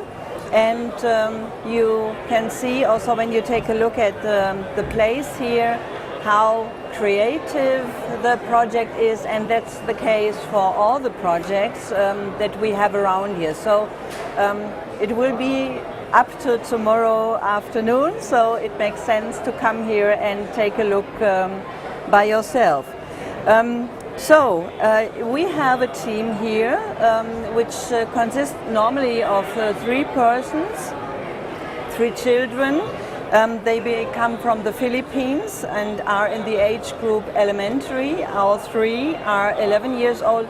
Unfortunately, the 3rd boy could not join us because he has difficulties with the heart, and therefore hopefully he takes a look at the live stream and sees how his team here performing. Let's ask the team. So could you please introduce yourself? Who are you? I'm Avisha. And I am Zarina. Nice to meet you. And your colleague's name is? Julia. And you traveled a long time to this place, right? Yes. How long does it take? 2 days. 2 days. And you have to go back as well. Do you are here around to visit Dortmund as well, or are you going back immediately on Sunday or Saturday? We are going back on we will see. But we will have a free day. We will see. So they will have the judge round in at 1:40 and therefore we should not take a lot of time to disturb them too much, but nevertheless I would like to ask whether you can give us a short presentation of what you have done here. Sure. Would you like to explain something, and please feel free to start your robots? Our project is called the iFriend, or the Integrated Frontline Rescue and Relief System for Natural Disasters, which offers solutions to prevent the loss of so many lives and improve the way we provide rescue and relief operations. It has three main parts: the HelpBot, or the rescue robot, which is an amphibious, all-terrain and unmanned vehicle which rescues the people and animals; the robotic facility, which produces relief goods; and the solar-powered evacuation center, which can be a safe area for the survivors. Okay. Yeah, now we can see the presentation itself. And here. How about the friendly robot is here? Please relax and stay calm. I am here. With this robot sent to the rescue, the DRRM agencies will be able to survey the area, detect flood victims, and devise a strategy to minimize risk of lives for rescuers. It is connected to a monitor which the stakeholders could see. The arm function uses two motors to distribute the lifebuoys to survivors and bring them to the evacuation center. Two other motors are connected to the LEGO Bluetooth module to make the HelpBot move around. It introduces an engineering innovation of the boat hull bottom design, which allows it to float on water. When flooding subsides, rubbles and mud make it challenging for vehicles on wheels. Since the HelpBot has tracks, it can handle rough and muddy terrain. Yeah, very Furthermore, impressive. the food and relief production facility uses the AV3 system. Once the ultrasonic sensor senses the arrival of HelpBot, it automatically runs the facility for relief pack distribution. It can also water and fertilize the plants by itself.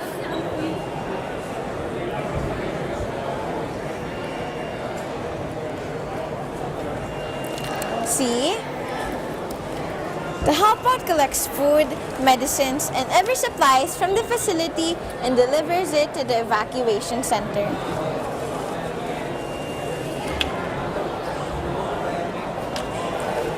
HelpBot is an animal lover. Its services are not limited to human lives only, but also to animals.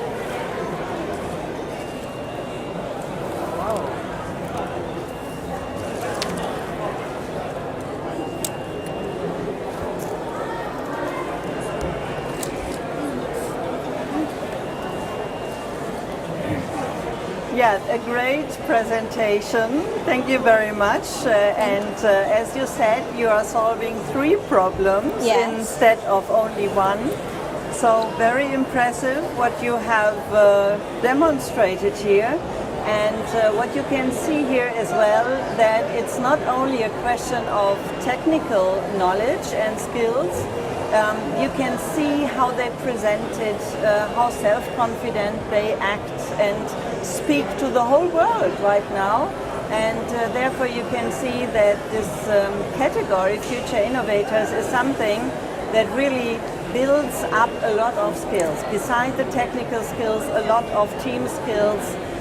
They have to find ways to motivate themselves. They are friends and not in a family. That means they have to organize everything, and it's very impressive to see such young girls doing such a big project.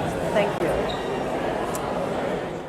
Nicole, thank you very much. Thank you very much for this presentation. And as you see, I'm all alone in the studio again. I lost Thilo, but I lost Thilo for a good reason, because he is on his way down to the next presentation of Future Innovators that we will see live in a few seconds. But before we go to this, because Thilo needs some time to walk down, we're going to show you some of the stuff that had been innovated already in the last years. This is our home, and it has a pretty big problem. We are extracting our planet's resources way too fast and they don't have time to catch up with us. Also, it's surprisingly easy to get junk food these days, which is why people are getting fatter every year. So for the people that eat their lunches from a vending machine, you should check out ours. Wait a minute! Who are you? Yeah, maybe we should get to that first. I'm David, this is Stefan, and this is Mihai. We're Microbots Inc. We're representing Romania at the World Robot Olympiad. Our goal is to improve nutrition, promote sustainable agriculture, but more specifically, help people discover microgreens. They are smaller, more nutritious versions of common everyday plants.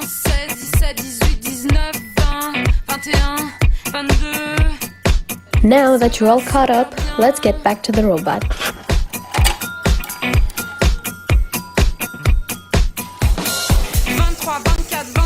27, 28, 29, 30, 40.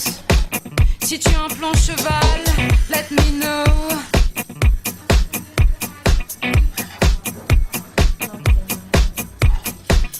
Quarante-et-un, 42, 43, 44, 45, 46, 47, 48, 49, 50.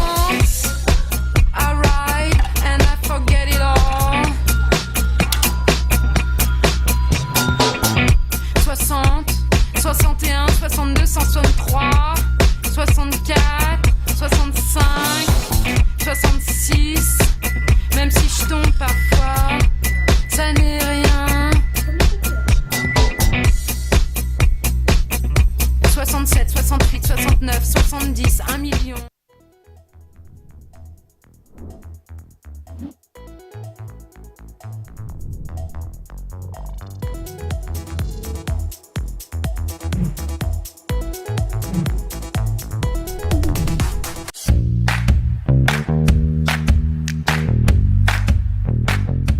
Hi there, this is Alex, a smart and fluffy friend who is aimed at hospitalized children. A stay in a hospital can be difficult for a child at any age, but from now on, no worries, Alex is here. Alex is a very important part of a child's medical team as it is equipped with biometric sensors which monitor the patient's health. The teddy is very soft and loves big hugs. Alex can recognize with sensors kids' emotional state and sympathize with what's happening. Alex is also very smart because it informs the doctors about the patient's condition. All measurements are kept online on a server. In addition to Alex, a smart colored wheelchair and a smart pillow makes the kids feel better and safe. Always remember, real superheroes live in children's hearts. Knock out cancer and smile on!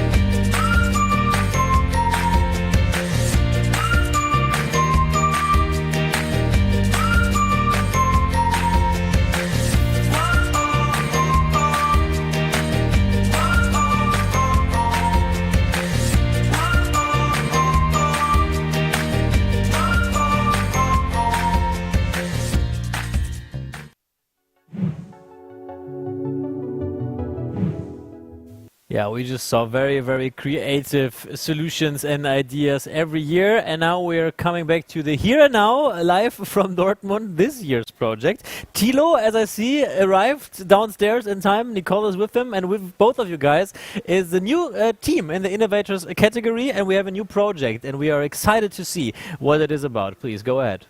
Nevertheless, we have a project for blind people. So in between the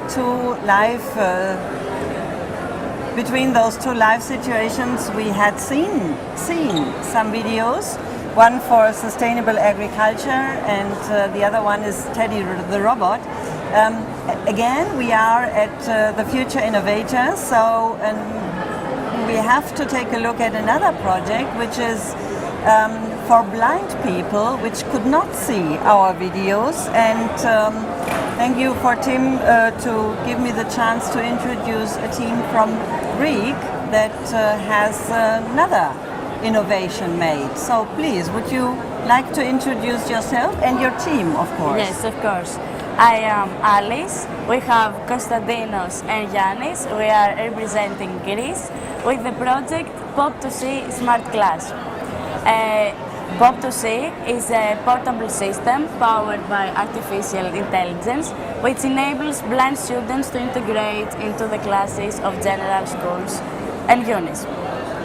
It consists of a dual-purpose device serving the writing and reading procedure, a second device that either uses a camera to take pictures from the school board, books or notes, or a microphone to record the audio and converts all of them to text and speech, and lastly an app that unifies the students, the parents and the teachers. So what do we offer to blind students? Autonomy and independence, an upgrade in the interaction between the student and the teacher, integration and scale in the classes of general schools and unis. We impact the life of more than 300,000 blind students, more than 600,000 parents, and more than 1,600,000 family members.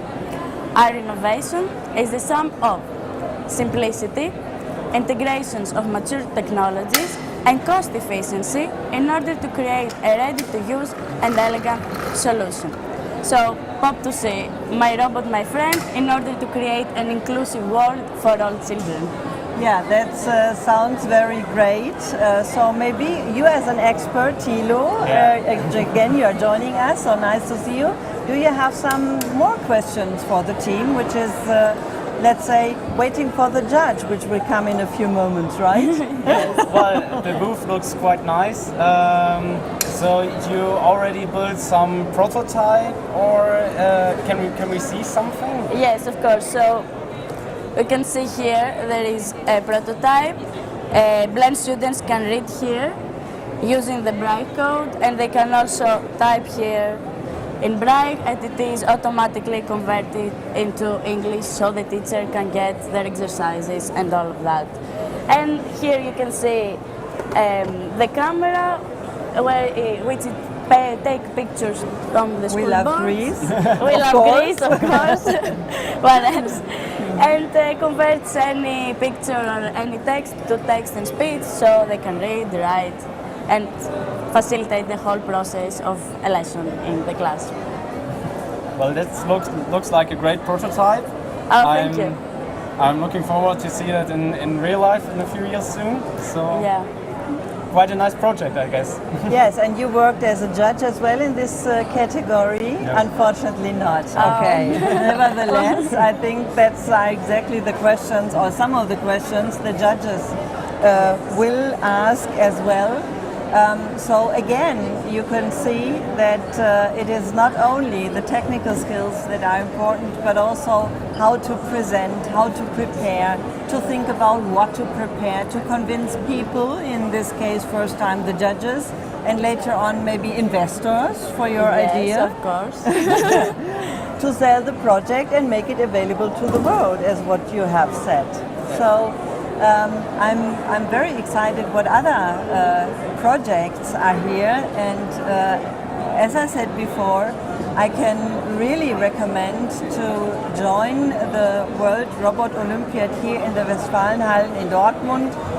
It's easy to reach us via the public transportation, and it's a huge event, and the impressions here are really wonderful, and you can see this when you take a look at those teams presenting their results. So see you later with the future engineers.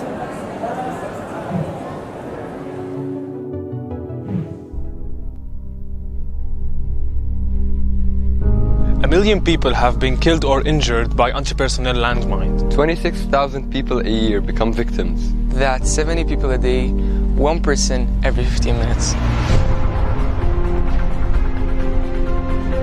Experts estimate that over 100 million landmines may still be hidden around the world, and they are difficult to locate and remove. Our project helps governments all around the world in all kinds of emergencies. It focuses on demining and provides governments with the maximum amount of data needed. Squadrons will gather data, analyze it, and link this data with the mine map through its systematic programming. Hazard Bot can climb stairs, drive through mud, and operate in all weather conditions. Assist Bot provides Hazard Bot with important and vital indications about targeted areas.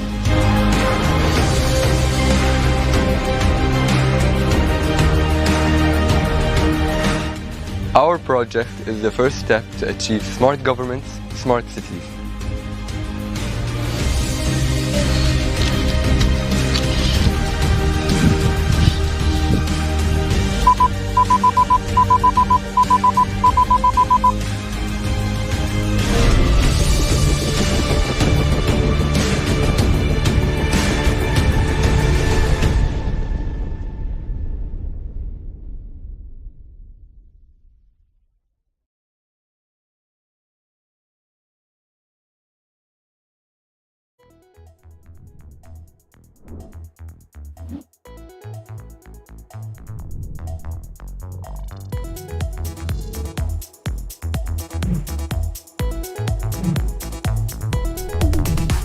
Ladies and gentlemen, we are Team Web from Germany. To be exact, from the small city Weir, 50 kilometers near Cologne. Our idea is a system that supports the baker and takes over some tasks. In addition, the system performs the task as efficiently as possible. It manages the output and production so that as little food as possible is thrown away. In a cold storage, the buns are stored at a temperature of 4 degrees Celsius. The baker has to place some uncooked buns into our storages. These are prepared when a small supply of baked buns is about to run out and the customer orders something. An ultrasound sensor registers when the raw bun enters and exits the oven. Our RGB stripes signal when the oven has reached its target temperature. To save energy, the system tries to always bake multiple products at once, and the oven switches, when it is empty, to an energy-saving mode. One EV3 noticed the order of the buns that are given out of the cold storages and send it to the EV3 at the sorting area, so that he knows how to sort the buns at the small storages. If a bun comes to a small storage, it will be, after it is ordered, pushed by a mechanic up and slide to the output. To ensure that no bun is damaged when it was at the upper floor, we used a couple of wooden boards to slide it to the slide and get it smoothly down. Our system is based on 4 different programming languages: HTML and JavaScript for the website, which is running on Raspberry Pi and is one of the 2 access points for the customer; Python for the display, which is also running on Raspberry Pi and is the 2nd access point. Through the Python script we send Bluetooth signals to the EV3s. After the EV3s receive the message, it handles the motors and sensors to bake new buns or to give buns out to the customer. The last program we use is for the Arduinos. The Arduinos controls the temperature and regulates the cooling or heating in the different parts of the machine.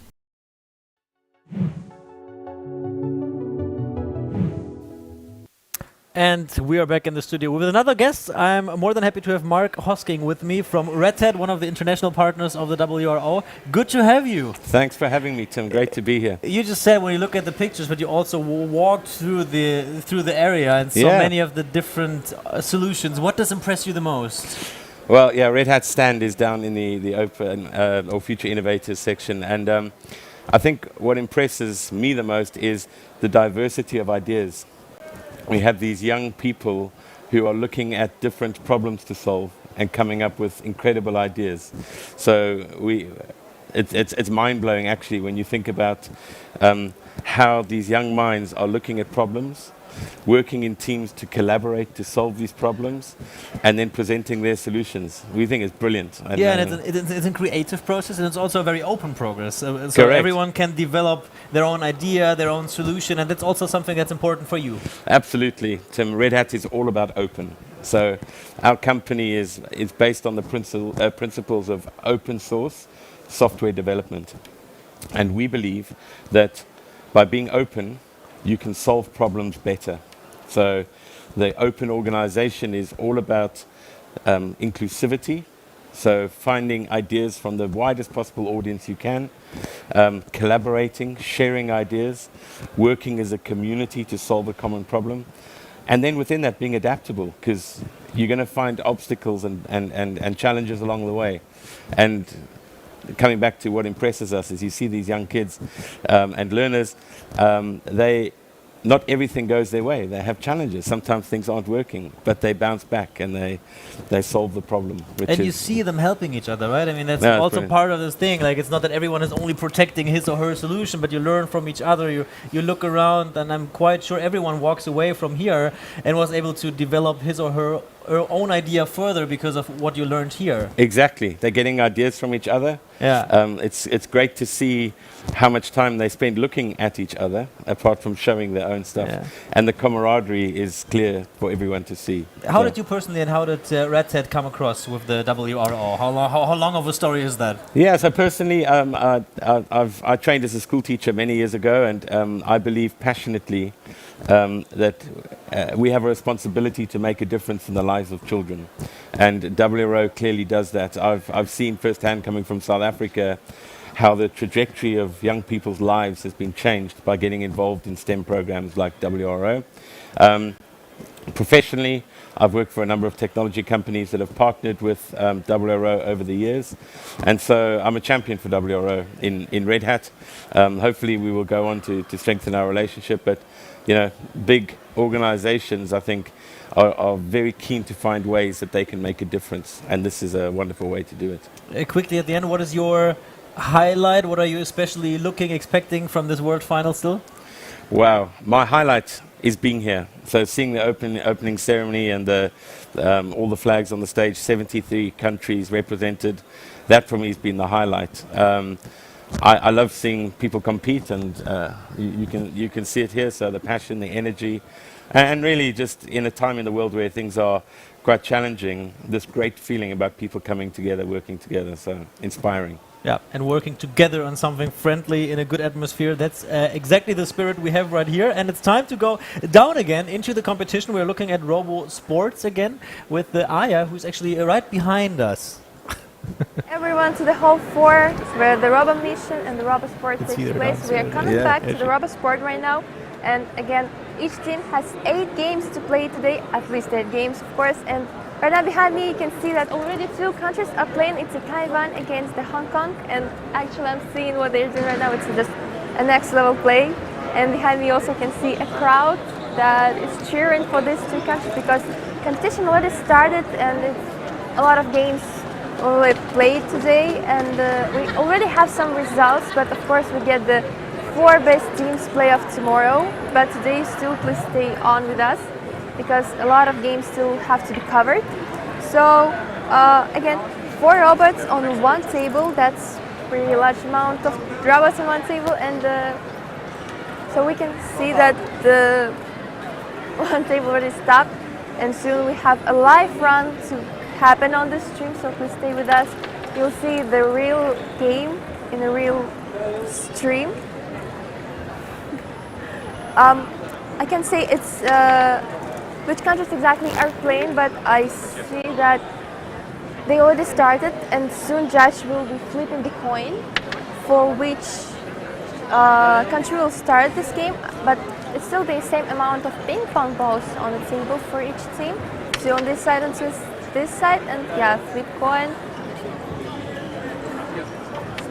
And these members, just have to say, these members are so young. They have not started yet, but I already see how motivated they are and really confident about their robots. The judges are doing the last details on this table. Okay, you Let's ready? see. You ready? Teams are ready. 3, 2, 1. And the game has started. They are not allowed to touch these balls, and they actually doing pretty well. I can see that they really not dropping any balls right now, and I see actually how judges supporting all these teams. He's doing just a great job. Okay. Oh no. Well, it looks like the right side of the table is winning right now, but it doesn't mean anything because the round will last for the 2 minutes, so they have a lot of chances to lose and to win from the both sides. Wow, the nearest team for you is Tunis right now. It has no balls on its side and it's not touching the leaves, and it's really coordinated. And it has won, but the last team on its side, still this team has won. Not say exactly which country is it, but a great job from them. Still robots are moving. We got 1 minute left. 1 minute left, that was a judge test. 9, Okay. 8, 7, 6, 5. Oh no, this right side of the table is moving, unfortunately. No ping pongs on the other side. And that's it. That's it for this round. Everyone's cheering for them because they did actually a really good job. And now, oh, it's the Hungary country. Okay, they did really a great job right now. And the judge is extremely happy for them. I see how he's supporting each country right now and like cheering with them every time they job this ping pong on the other side of the other team. That is actually so great. So now here explaining the points to the team where they just played, and the other table is unfortunately empty. But you see the crowd, you see the competition is going on right now. They still have a lot of matches to cover. Yes, and now they are preparing the tables for the next round with the same countries. It's still Hungary against the team. Oh, now I see the team USA.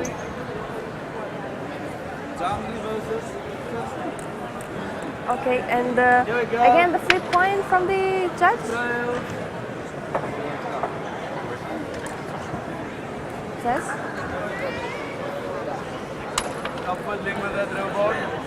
Now again the details on the table are considered by the judge. I'm not trying to predict, but I think Hungary has really a lot of chance right now to win, since the last round they won was pretty great. And what do we have here? Not started yet. And Hungary, USA, both team ready. Let's see how they go into that.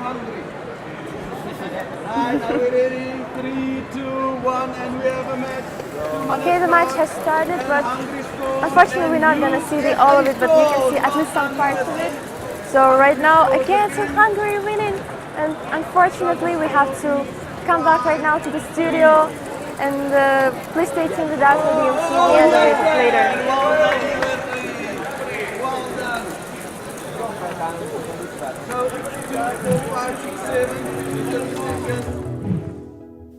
And we are back in the studio, back again with Thilo. For you, up, down, up, down. Yeah. the running member of our stuff. Thilo, we just want to talk about, we're going to see one more run of RoboSport soon, but we have some questions. Like, first of all, like, what are the rules? Like, the robots can be completely different, both in how they are built and in how they are programmed? Yes, so there can be two different models. Yeah, they need to stay in their size. So the team can build two robots, 20 by 20 by 20 centimeters large. And so you can see on one team two different robots, like in football as well. So where you have a large striker and I don't know, a goalkeeper or something like that. So here you can have two different models. What makes the biggest difference? And are there like strategies that you can see unfold already? Like, is it more the way the robot is built, or is it more the way it's programmed? Like, what makes the difference? Yeah, so I saw some robots that they split their half into another half. So each robot just operates on one side, and so one robot can drive up the ramp on its side and just drop the balls over into the enemy half, and the other one has to try to throw up the balls, like I think it's like more 2 centimeters.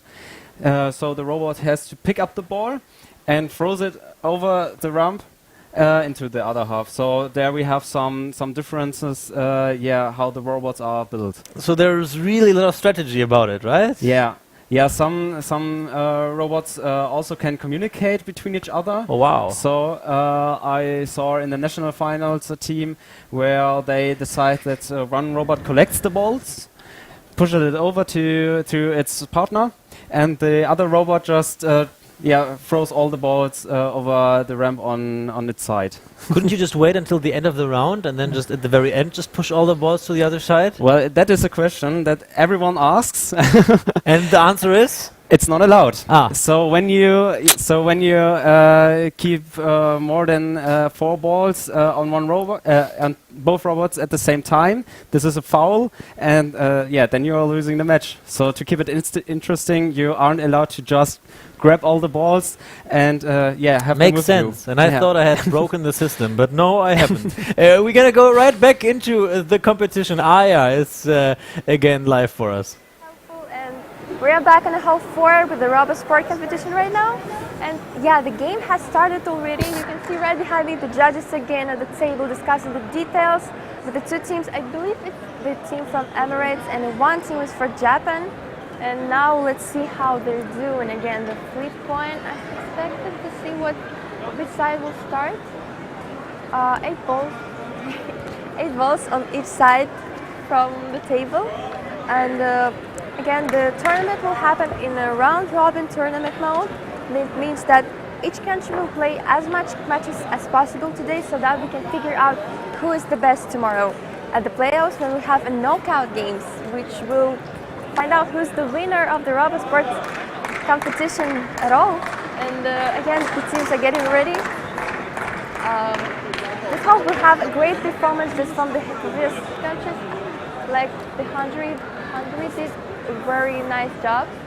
So let's see what these 2 countries have to present us. They are getting ready. All the robots are trying to, all the children are trying to prepare the robots right now. I see they are so colorful and bright. I like it a lot. And they are made, all of them are made of the Legos. But some of them also have some cameras. And the match has started. Let's see how they going to do. And right now Japan has, oh no, Emirates and Japan both have the balls on the other side of the table. And for now I see they're doing well. And I also can see the cameras on this robot. I see what the robots can do. Again, there is a lot of restrictions and the borders on this game. I think the border in the middle of the table might somehow prevent the robots from doing their job well. But for now, they're doing pretty well, especially Japan. They're right now leaders of this game. And unfortunately, the country are not doing this great. And the judge is counting things. The round will soon be ended. And yeah, that's it. They're taking back their robots. What's going on? They decided to take it back and then put it back. So the judges again explain all the details to each other. We'll see how it will end. And yeah, they're switching sides now. They're switching sides so that they can see who's the best in 2 rounds, because it's again a round-robin tournament mode. Each round lasts for 2 minutes, so they play the first round. The second round is coming up, and for now the Japan is leading, but it might change. It might be changed really, really soon. So we'll see about that. And now on the other side, again, the other 2 teams starting to play. I see it's Canada, and I cannot say which country is that exactly, unfortunately, but they have started. The crowd is cheering behind us. They're filming it all just to see this experience. And I see that the team of Canada is just 2 girls, and that's actually really nice. I like that. And what's going on the other side of the table seems not being on the balls on the other team's part of the table. Canada is losing right now, unfortunately, and the judge is counting for 10 seconds left. Whoa. Unfortunately, I see the Canada has lost, but it's okay.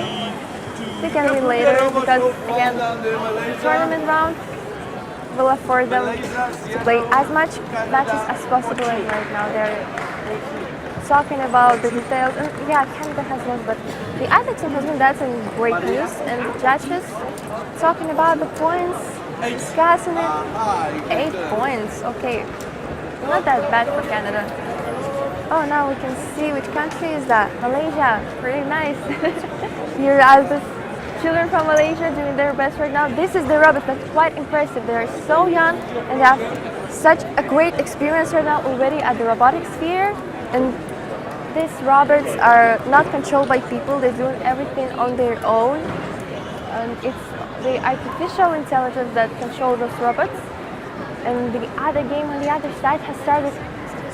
Again, it's Japan and the Emirates. Well, you can see how intense these games are right now. Several games simultaneously on different tables. That is all super serious right now. And a lot of action is happening right now. And especially what we like here, the atmosphere, the crowd, the visitors and the teams, this diverse of the audience right now. And unfortunately, we cannot see the start of this game, so we have to come back to the studio. So thank you very much. Nein.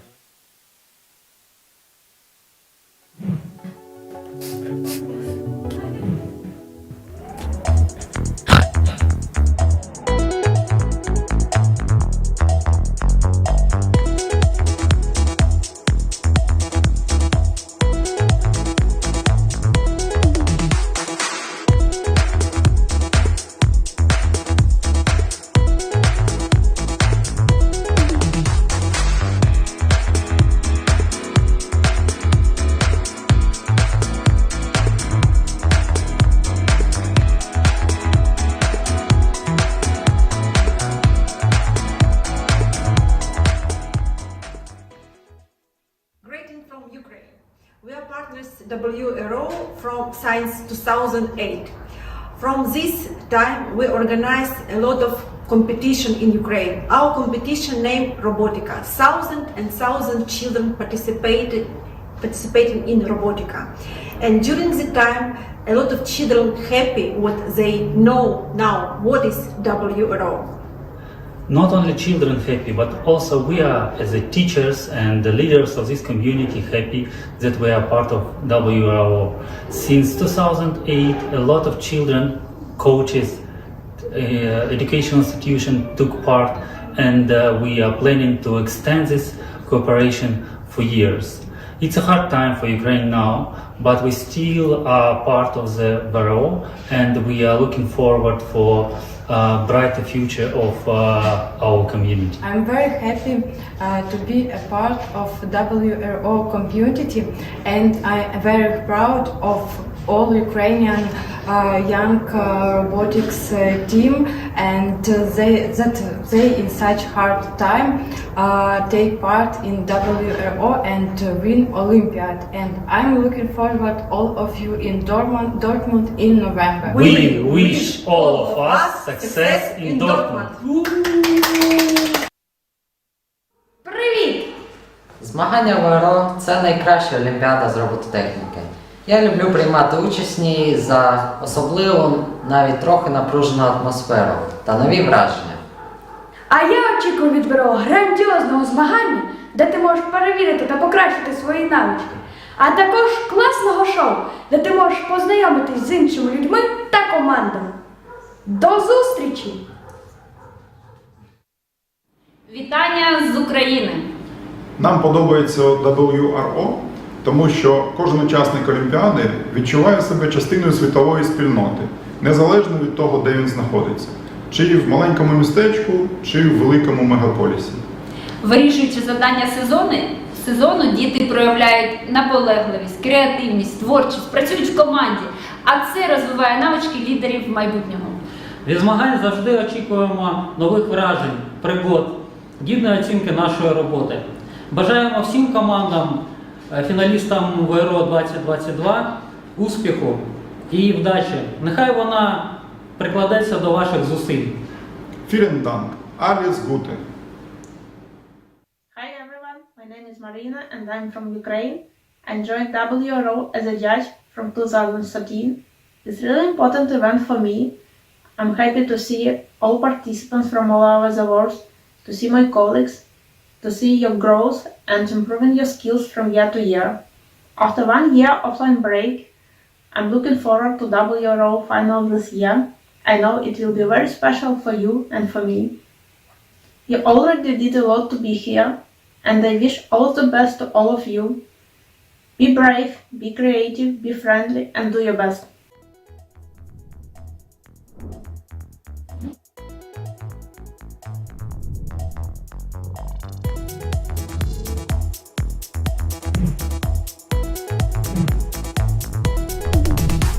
I think everybody in this type of competitions is a little bit of a nerd. I'm not a nerd. A nerd is just working very hard on something, and yeah, in this kind of definition, I'm a nerd. Solving world hunger is definitely more important than just winning WRO.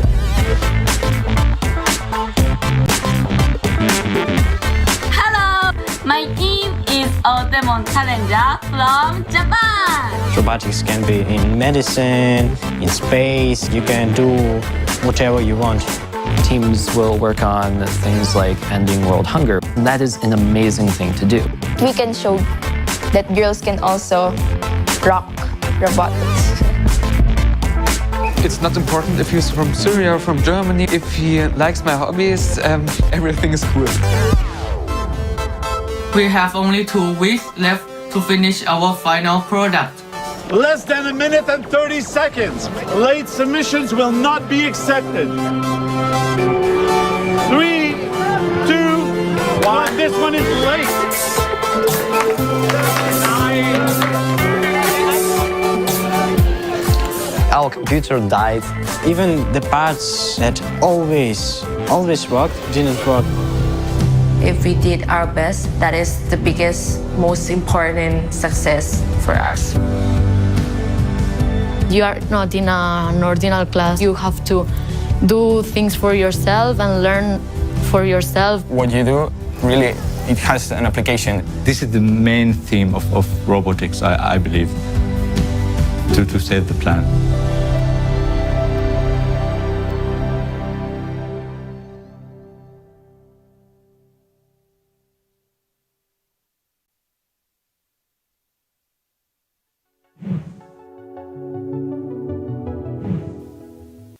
And we are back in our studio, but not for long. We had seen many things already on our stream today. Robo Mission, Robo Sports, future engineers, future innovators, and now it's time for future engineers. We are going to Nicole and Thilo on the ground because they're already in the middle of the robo checks, as I know.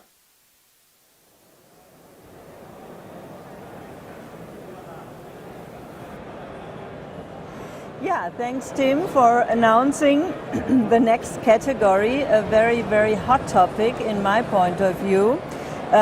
We are talking about the future engineers, and luckily I again have an expert on my side, which already has worked as a judge also in this category.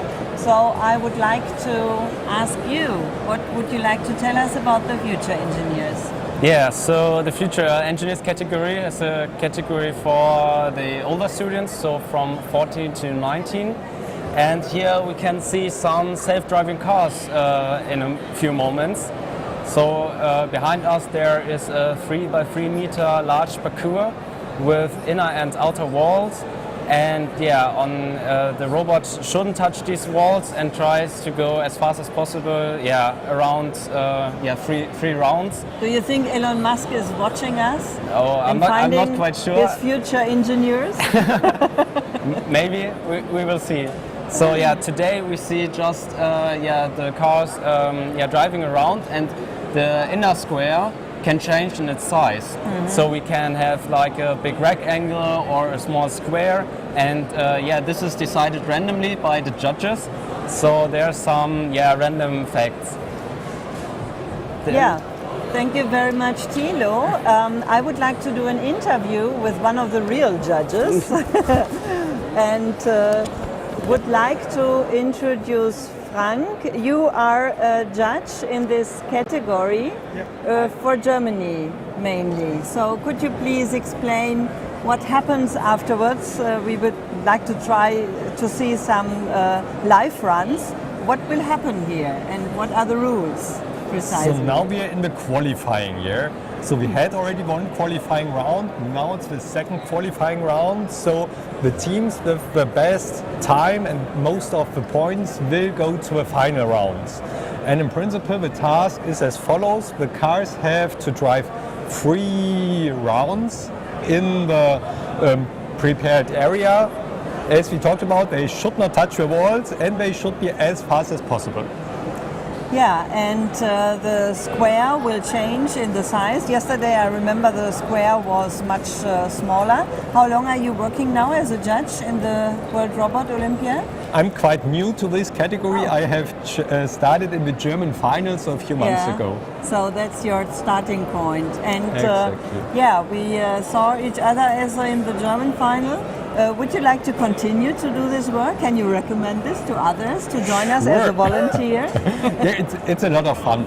I mean, it's a lot of fun to work with these absolutely motivated, awesome young guys, really cool, and also the judging team is cool. I think mainly all of you were joining yesterday, the opening ceremony, so I think you could even feel the whole energy. Yeah. Absolutely awesome. I would not like to interrupt you, but there's live run in the background, so please feel free to comment on this if you can see something. Exactly, so we have the team of Egypt, which is currently running with their vehicle. I think they already were able to make the first 2 rounds. Now we are in the last round, so we see the judges, they take care about the time, they count if there are some failures. We see the excited teams praying for a lot of points. Exactly. And I think one additional round and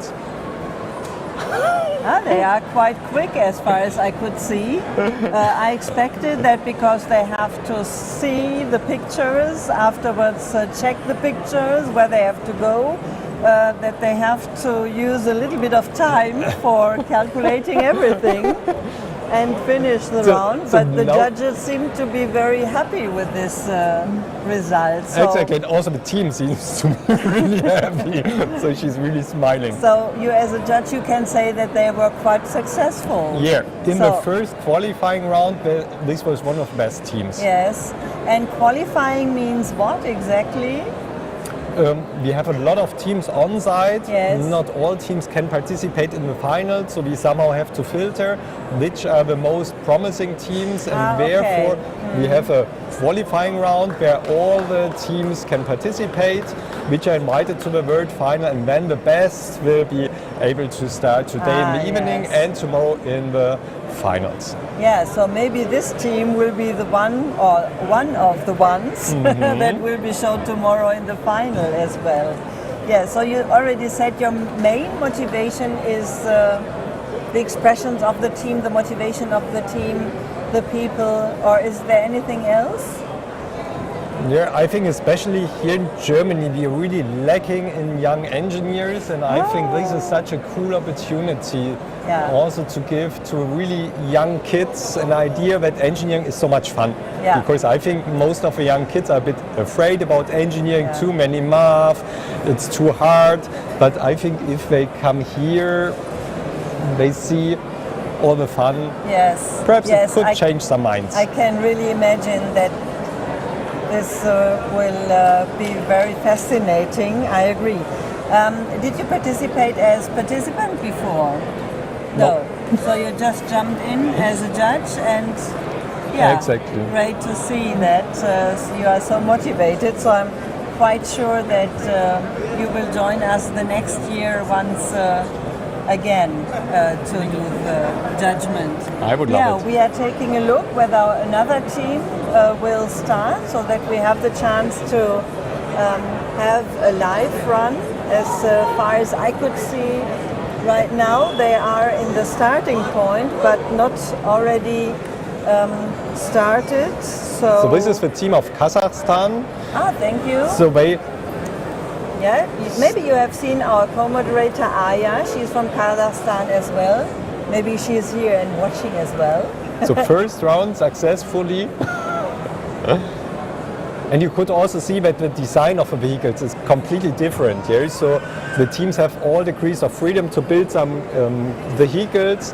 There are only some restrictions, how many drives, what should be the maximum size, weight.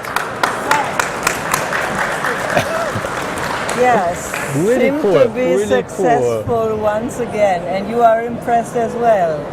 Yeah, I you think can it's imagine absolutely here cool. the best of the best are here. We have overall 73 countries in this World Robot Olympiad. In this category we have 22 countries, one from each country. So you can imagine that here are really the best ones of every country. So I'm very excited to see the next point. And thank you very much for the comments on all the live runs. It was very fascinating. You're welcome. But it seems you just have to watch it. There's no judging for you, yes? It's just for fun now, commenting and judging. Yeah, thank you very much for doing this for us. Thank you. And I press my thumbs that you find the perfect teams afterwards and that you are motivating more engineers for working on that area. Yeah, Okay. so Thanks a lot. thank you. Again, I will ask my expert as well. So maybe because he could watch all the time, maybe he has some additional comments on that. So Thilo, what is your opinion about the two races that we have seen? Yeah, we saw some quite different robots. So a very fast one who's a little bit more careful, so a little bit more slower. So we see many different solutions running here in this category. And the judges are also interested. So how does a robot work? So the teams have to provide a documentation about how the robot works, how is it look. And right now there's happening the next run. So sorry for interrupting you, but I think that's more exciting to watch. So could you please comment on that? That would be great, so that we can see something and understand what we can see. Yeah, so we can see that it is sometimes not that easy to detect walls and drive around. So this car unfortunately crashed into the wall, and some reparations.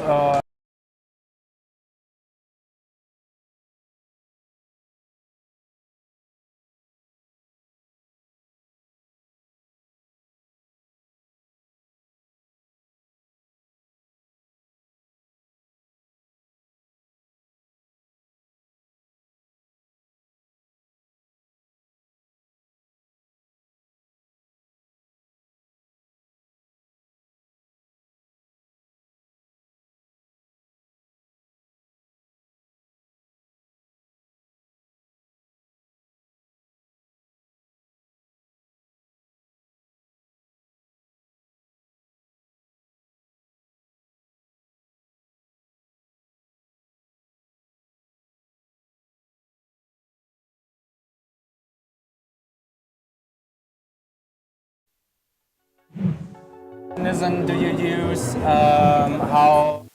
And we are quickly back here in our studio as sadly one of our cameras downstairs crashed, and we need to check if we can go back to the event live. Gonna ask to my colleagues here in the room if we are able to get the connection back. Do we have any information? I see many hard-working faces and question marks. That's when you do live. Like usually, that's why it's called a live stream and not a pre-recorded stream. Gonna try to restart the camera. In the meantime, I can tell all of you guys that we are still happy to get your feedback on the stream, on the event. If you are watching us and you have any thoughts, any ideas, any feedback you want to give us, you are more than welcome to post it on social media. We also have a social media wall. You can find all the hashtags and information on the website of WRO. We are also inviting you to share the live stream, WRO.live, with your friends and families, everyone who wants to watch. And now I'm having a quick look. And I'm hearing we can try to reconnect downstairs to the action together with Nicole. The camera should be back. Nicole, are you here? We'll continue to do the work after this gameplay. Do you think that also artificial intelligence plays a role? Because this is also a very hot topic beside the autonomous driving. Yeah, this is quite a big topic. In this category, you just have very small hardware pieces, so you need much computing power to do all these recognition things. So I guess most of the teams don't quite often use artificial intelligence. But I'm not sure. For that, I would have to look into the documentation of each team. Unfortunately, you are not the real judge. No, unfortunately not. Yeah, but maybe we can ask a team directly what they did and whether and how they have programmed the robot.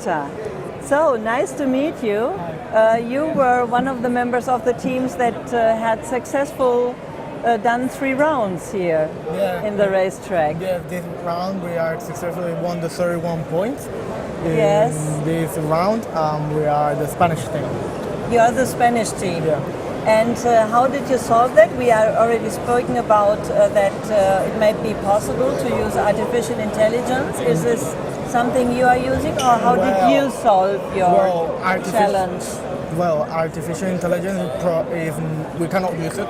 You cannot. Because it's banned from the competition. Yes. Because you can get a AI from internet who can solve it, and the objective of this competition is you need to learn programming and solve the problem. What we use is a system of sensors, of ultrasonic sensors that send a wave in one direction, and they can measure what is the distance between the sensor and the wall.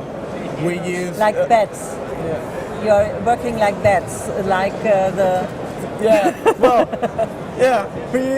Exactly. What we do, we have 4 sensors, one in the back, one in the front, and one each side. And what we do is the robot goes forward until the front sensor detects that the wolf is getting near, and it starts to read the side sensor. And when one of the sensors says that the lens is a big distance, it starts to turn to that direction. Yes. And then what we do is a little like a spring. It starts to run a little bit because the time is a little bit important. We have 3 minutes to solve it, and we solve it in 31 seconds. We are proud of that time. It's a very nice time to solve all the phase. So you are well prepared for the rounds tomorrow when you don't have just driving around. Yeah. You also have to care about obstacles and deciding based on the color in which direction you have to continue. Yes, we are. Do you see challenges for your team in that area? We could have some challenge because of sensors, about the calibration, that's important, and also the light, because we use a camera to see the blocks and the color of the block. And that is important that in this we have an hour before the phase to calibrate the robot, to try new things. In that hour we need to calibrate it correctly and to try, but other thing, nothing. Yeah, we are well prepared. I've heard that this is really challenging when you are testing the system at home. The green is another green based on the light. Here we have different light than in general at home. So you can imagine that detecting the right color is a challenge for the team and for the robot itself as well. Yes, a great challenge because... Did you experience it yesterday? Did you have to change something in the programming? We need to calibrate the robot. Okay. We changed some stuff as the measurements of the ultrasonic sensors, but anything else, no. Yes. We were well prepared. We worked all the months, morning and day, to have the work prepared because this is a very important competition. No school time when you are working morning and days? Yeah, we were in school. By the way, how old are you? I'm 17. 17, so still school time. Yeah, school time. It's important, the school, but also we dedicated time to prepare the robot, and now we came here and thank you very much for this very, very fascinating impressions, and see you later as a future engineer. Thank you. In real life, thank you. And give back to Tim. Thank you. Thank you, Nicole. And we all very closely looked at the different robots driving in very different ways around this course, and we are more excited to see tomorrow how they handle the obstacles and the other challenges that are upcoming. And upcoming is a good word to speak about. Upcoming here is now a break from our live stream, but we will be back later with much more content. As we already told you, we will look at the STEM area later in our live stream. We also will cover the Friendship Night. I don't know if we can show you the agenda quickly in our screen so that you know what the plan for the rest of the day is. There it is. And now we move me to the side so that you can perfectly see it. So now we see we have 1.5 hour break. Then we are back at 3:45 p.m. We are going to the STEM area to very different activities. Then we are going back to Robo Mission. Future engineers once again, a quick break, and then we are live from the Friendship Night. So now a break, but there is still much to come on the WRO live stream today. Have a nice break. And then we see each other again at 3:45 p.m. Bye-bye. Thank you.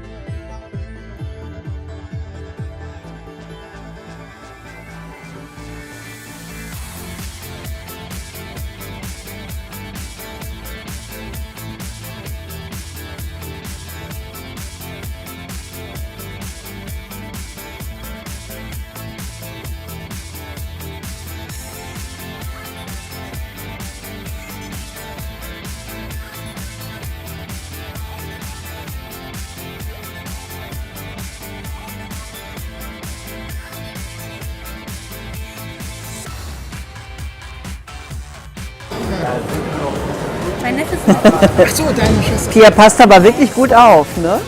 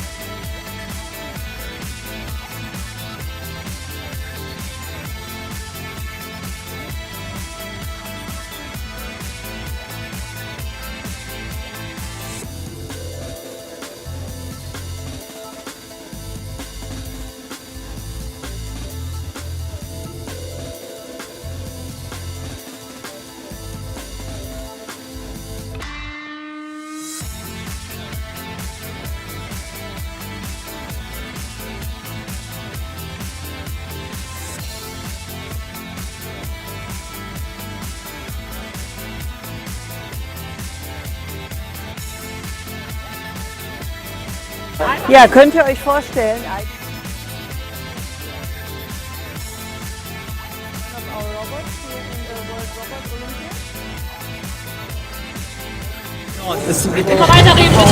But maybe if they want to make it really safe. We would like to see you as participants in the World Robot Olympiad. I would say future innovators would be the right category for you.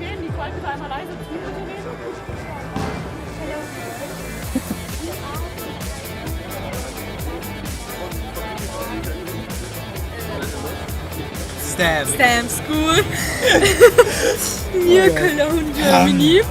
No, not terrible. We are students from the computer science class, and this is my teacher, Mr. Schneider. Hättest du nicht sagen dürfen, dann hättest du schon mal einen Rundlauf gehabt.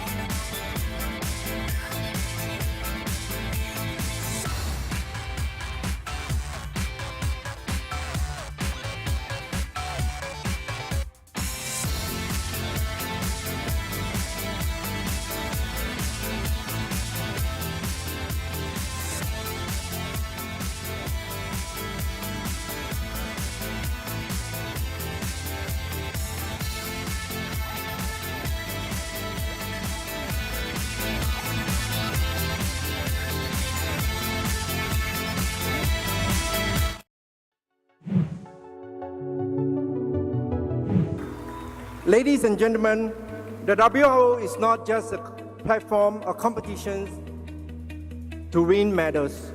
It is a learning platform to develop crucial skills for the 21st century, particularly the robotic skills and the related STEM skills.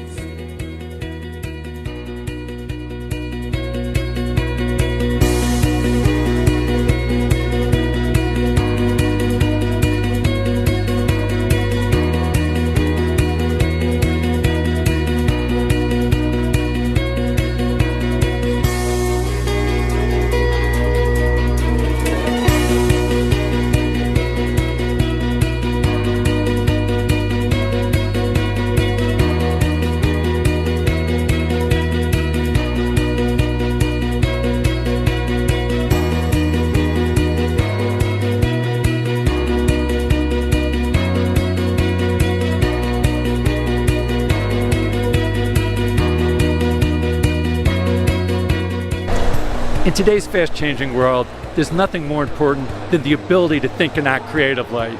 So it's exciting to see children here as they're building and programming robots. You can see how they're learning to think creatively, becoming prepared to succeed in tomorrow's creative society.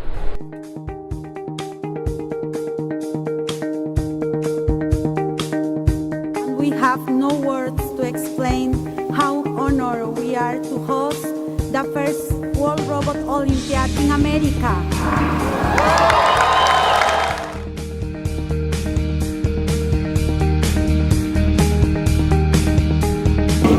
And I believe in years to come, new inventions by some of you who are here tonight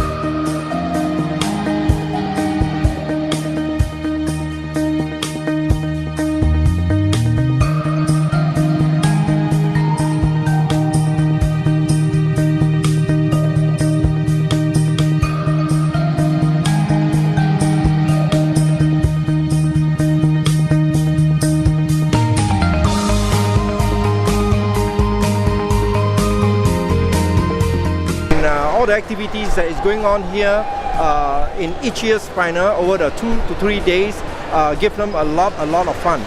And that is actually the major factor that we stress on. While learning, they also must have a lot of fun. That is basically what WRO is all about.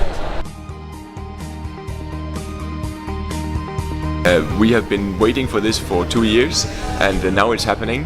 And what we have seen is just amazing. The countries around Costa Rica joining the WRO community. So for us, it's been a huge success.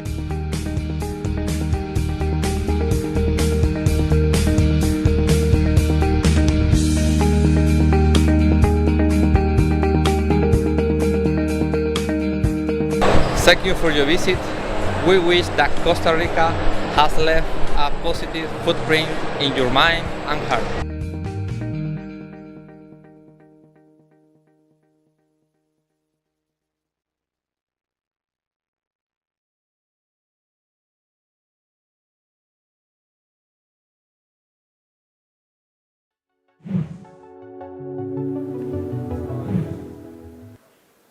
And we are back live with our live stream from the WRO International Final 2022. We are back live. My name is still Tim. I have a new person on my side. Warm welcome to Thomas Plümper. Nice to have you by my side. Thank you. And before we start talking, we have a quick look about what's going up ahead. We have the program for you, the agenda for the rest of this Friday, which is still a long day. It has been a long day, but it's still going to be longer. Where we are back 3:45 p.m. And as you see, we'll go to the STEM areas. Later, we also have Robo Mission, Future Engineers. We're going to have the Friendship Night this evening. But as you see in the program, the next topic ahead is the STEM area, and this is exactly what we're going to talk about with Thomas now. We already talked to your son, Lukas, a bit about STEM and the different activities that we can see there. The STEM area is to be found at the north entrance. What can you see there? What do you show? Okay, we have about 20 exhibitors with some interesting activities, like school projects with robots. We have some manufacturers like Cisco, Elmos or Fischer Technik, which present their products. We have a goalkeeper robot where you can test your penalty activity. And he is very football. good, actually. Yes, he's quite impressive performance. I saw him. We have not much cheering when someone shot a goal. Yeah, a good goalkeeper. Yes. And many people ask, is it like, can you spontaneously go there and take part of the lectures and workshops and stuff, or do you need to apply for it beforehand? How is it organized? Okay, in front of you have had the possibility to book a lecture or a workshop, and if you don't do this, you can go to the info point and have a look if there are free places, and you can participate on the workshop and lectures. So there are still possibilities. If you want to take part, go ahead, ask, and see what is still available. And then one more question: does it cost anything? Do you need to pay for it, or is it free? How does that work? We have a symbolic fee of €1 for the workshops to see how many people are there, and the lectures are free for all. That's good information. So a lot of things to discover at the STEM area. One of my highlights in the STEM area, by the way, is there's also a popcorn machine that I already saw, and I think everyone smelled who arrived here at the venue. Sadly, we didn't get any popcorn yet here in our live stream studio, which is I don't want to put any pressure, but a bit of a sad story. So if in case someone from the popcorn machine is watching, we would take popcorn as well. But now let's see what Nicole has for us, because Nicole is live down at the STEM area for us, looking around, showing us different projects, and we are very, very curious to see, Nicole, what you're going to show us.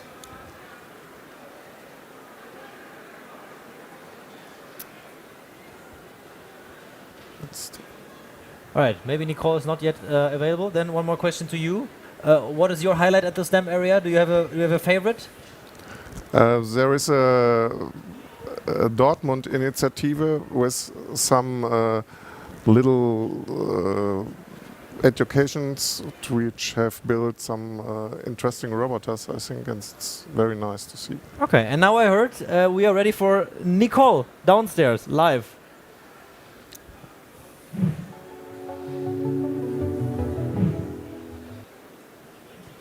My name is Nicole Schelter. Once again, I have the pleasure to introduce some interesting groups. I'm standing here at the north entrance from the Westfalenhallen.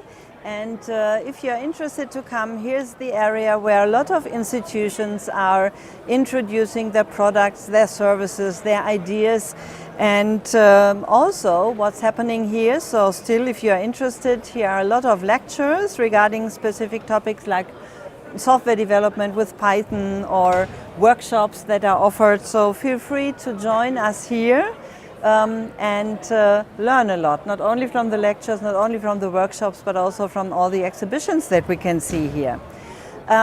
Here on my side, I have a group of pupils and the boss, maybe the teacher, I don't know. Maybe he would like to say something by himself later on, from the Leibniz Gymnasium, the Leibniz High School here in Germany.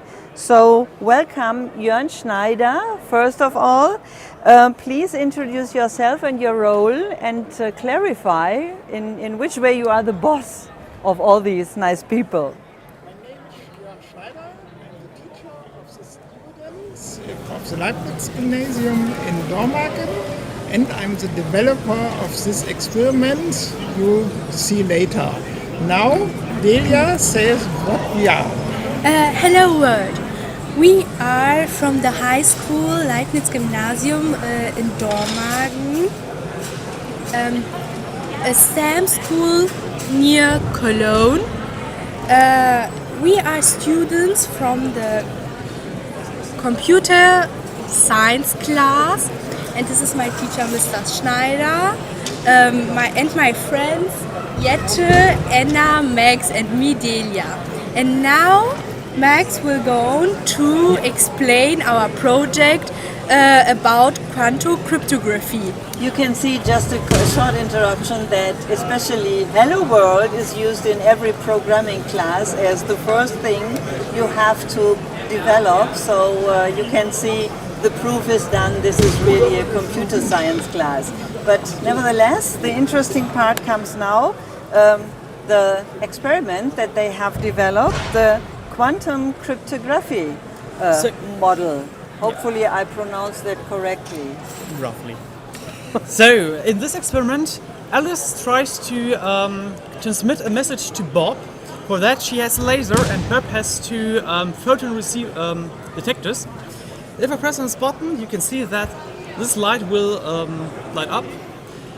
What means that the sensor detected light from the laser. And we also have in this thing these lenses they polarize the light. What means they turn the angle of the wave function of the light. It's a bit complicated. If we put this to 90 degrees, the light is now horizontal. Before that, we saw that the light waves were vertical, now they're horizontal, and we see that now the other one, the one receiver, receives the light from the laser, because this little glass cube here splits the light, basically sorts the light between vertical and horizontal waves. So if we put this to 45 degrees, we can see now that both lights up, because it splits the light equally above both sensors. That what is not very useful for transmitting data, because you can't really work with both. So Bob also has one of these lenses, and he can put this to 45 degrees, and then you can see that these two add together. That means 45 plus 45 or 90, so 91 lights up. The same goes for negative 45 degrees. We see that 0 lights up again. So this is called a base. We have the first base, the plus base, is in Alice's case 0 and 90 degrees, and for Bob it's 0. And we have another base, the X base, that is 45 degrees and minus 45 degrees for Alice, and for Bob 45 degrees.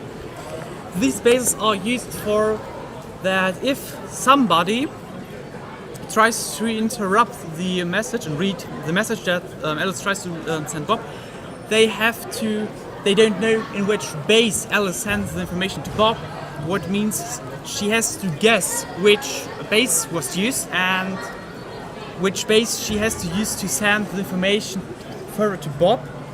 What leads to roughly 25% increased failure rate to normal experience. So if both Alice and Bob in the end compare their results, what Alice sent and Bob received, they can basically calculate this failure rate, and then if it's roughly around 25%, they know that the message was interrupted and change the channel or try to get rid of the intruder.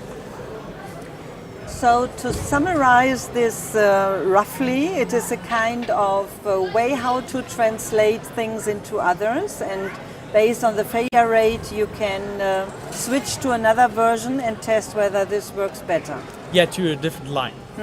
Okay, yeah, thank you. And why is this important for future things? For what things is this way important? Because the normal current way to of cryptography. The current systems work with the fact that computers aren't good at calculating with prime numbers. But the thing is, the new funny quantum computers, if they hit the market, are really good at these things and can solve this equation that nowadays take hundreds of years in mere minutes. So, and what makes our current cryptography technology completely useless. So, and this is has the advantage that it is, because it works with photons, with light, that it is physically impossible to crack this with a computer if both Alice and Burp operate the system correctly. Yes, so to summarize that, sooner or later our passwords will be useless because they will be cracked quite quickly by such cryptographic devices, and therefore there's a huge potential with your innovation to fight against that, right? Yes. Yeah, thank you very much. This is very impressive. Yes, and therefore we should now... I'm Martin, and I'm Professor of Computer Science Education at Würzburg University here in Germany. And I'm Nikolai, and I'm a secondary school teacher, and I work in Martin's group. In today's digital world, it is getting more and more important to know about the underlying concepts of computer science. Of course, formal school education is the most important setting to educate young people. However, there are a lot of other additional learning settings. The World Robot Olympiad is a very popular example. But there is a problem. In many cases, we don't know if these additional learning settings are successful. We know from research that educational robotics can be very promising, for example, for motivating students, but we want to show that it also fosters their learning. This was our motivation to conduct an evaluation study with the participants in the World Robot Olympiad. Our evaluation study consists of two parts. In part 1, we asked coaches of the teams about their opinion on the children's skill development. In the second part, we asked former participants about their opinion on the influence of the World Robot Olympiad on their future life. The results were overall positive. We found that the children could improve on all the 5 investigated skill sets. Moreover, the former participants said that the World Robot Olympiad had a positive influence on later study and career choices. In case we got you interested and you want to know more, you can browse the World Robot Olympiad's website or follow the link here.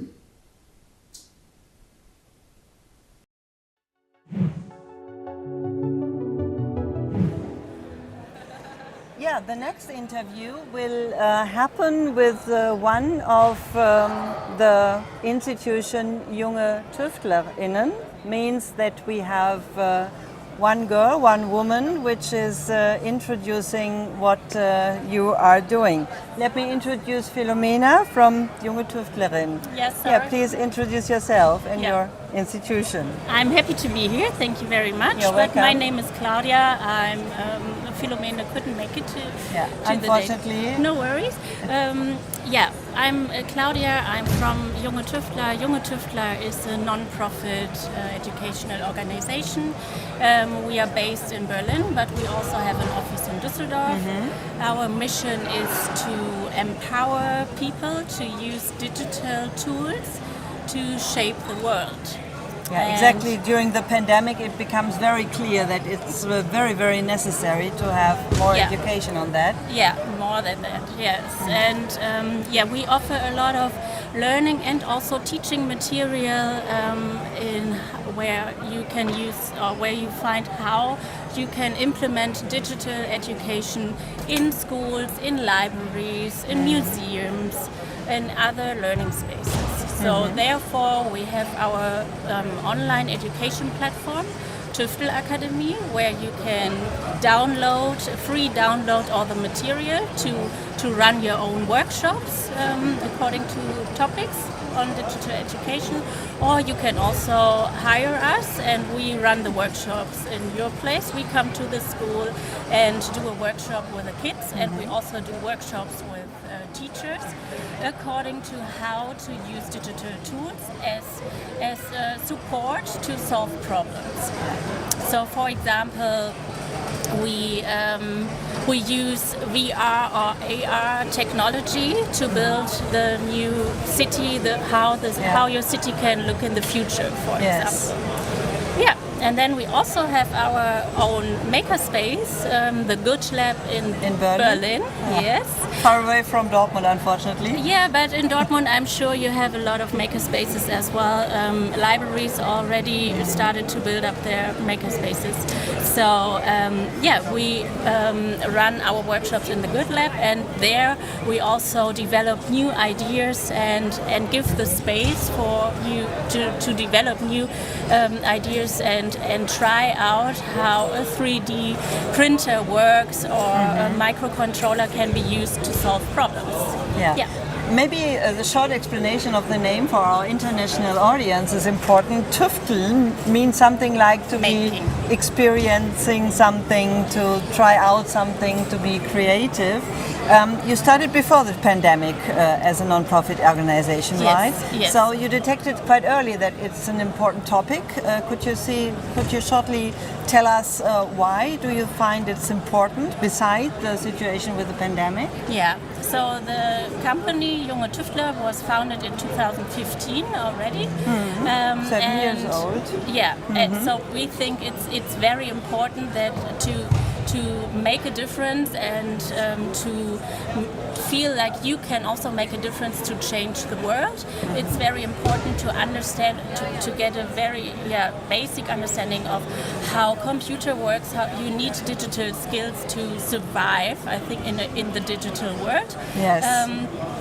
So this was the idea why we started our work, and during the pandemic we also switched to offering our workshops on an online base, which is also possible because some software is if you have a stable internet connection, then that's the basis. And you don't need much hardware to run a workshop. Then we ran our workshops with the kids and also with the educators online, and you also have an offering like the 1x1 of digital education. Could you explain this a bit? Yeah, this is a very cool project. This is the, as we heard before, that quantum technology is a very cool thing, and we developed also introduction material with the 1x1, like 1x1 quantum technology.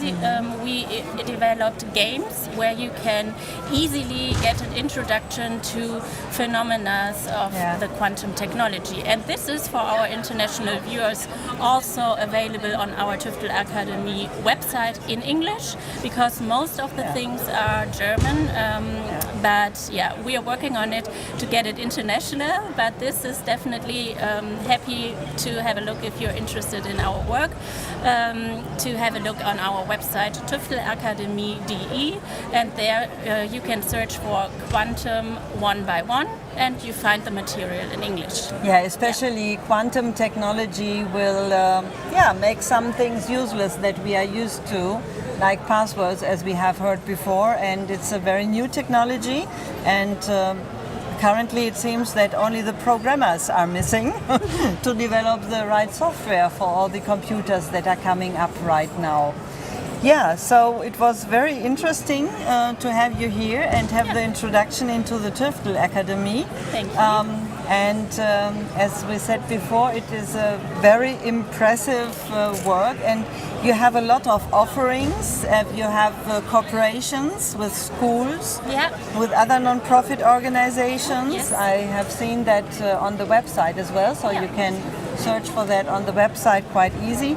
And if there are teachers and schools that would like to cooperate, you are available as well. You already mentioned that. You can offer workshops for children and also teens. After the pandemic, you have started to do this online as well. So would it be possible also for the international audience to have a workshop with you? Yeah, of course. We already run international workshops because great. Yes. this makes it possible. If you if you have an internet connection, then it's possible. We also run workshop in Egypt for a school in Egypt, a German school in Egypt, but also with international students from Goethe Institute, for example. Yes. Yeah, that's so it's really possible. Yes, it's really nice to see that. So to see it positive. The pandemic has pushed some very positive initiatives, and going online with your academy is, I would say, one of the points. So thank you very much, Thank Claudia, you for having me. Yes. for Yeah. the interview and for the infos. And then we will now focus on the next interview guests, which is the Heinz Nixdorf Museumsforum, right? Yeah, right. Hello. Hello, you are Wiltrud Viehhoff. Yes. And you are Benjamin Athens. Or is it spoken English in Athens, something like that? Yeah, the pronunciation on the A is good. Yeah, okay, yes, I will try to keep that. Thank you very much. What is your role specifically at the Heinz Nixdorf Museum Forum? My name is Wiltrud Viehhoff. I've been working with the marketing department for many, many years. The HNF is the largest computer museum in the world, not in Germany, in the world really. And it's a very... I've heard that it is very well known also to our international audience. Maybe not to all, but... Yes. It's a very big building. We have a nice exhibition, about 5,000 square meters, permanent exhibition. Wow. From the beginnings of ancient writing, inventing of the calculation, we show the whole information technology, the whole development up to the 21st century. And we have many, many robots in our exhibition, and it's very nice for the families, for the teachers, for the whole community. Yeah. Nice to hear that. Thank you very much. Would you like to introduce yourself and your role as well at the HNF, which is the short version of Heinz Nixdorf Museumsforum? Yeah, thank you. Benjamin Arns is my name, and I'm also working at the marketing team and helping the press office as well to just work in that very cool environment with computer technology and information technology, and help to spread the word about how our world works and how information and communication works. That is what I'm helping also. So could you describe briefly what is very interesting for visitors to your museum? So maybe you can convince some of them looking at us now to visit you. I think it's definitely this wide spectrum of things that you can see in the museum. It starts 5,000 years ago with the first types and letters that were written on cruciform, and then it continues throughout the centuries. How we started to code and how we started to communicate in so many. So it has to ways. do something with cryptography as well, what we have seen previously. Yeah, of course. a bit.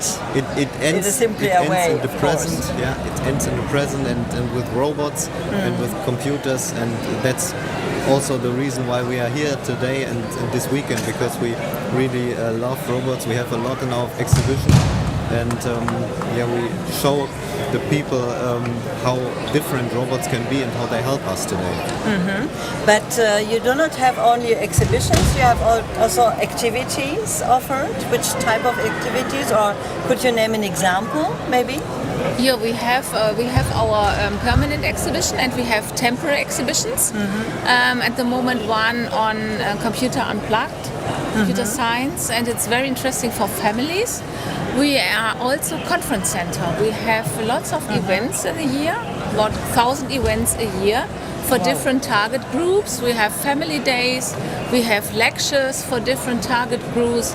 We have a lot of cooperations also with university and the city of Paderborn. So it's a mixture, a big variety which we offer. And when we take a closer look at the corporations, you mentioned university. Maybe you have also cooperations with schools so that you can support pupils in the schools? Yes, yes, we have. We have special cooperation schools. We are working with them with special projects. We have the Heinz Nixdorf Code project for the schools. We have a laboratory. This is running by HNF and by the University of Paderborn for different school types, for elementary school, for secondary modern school, up to the A levels. So yeah, we also need the partners to run all these businesses.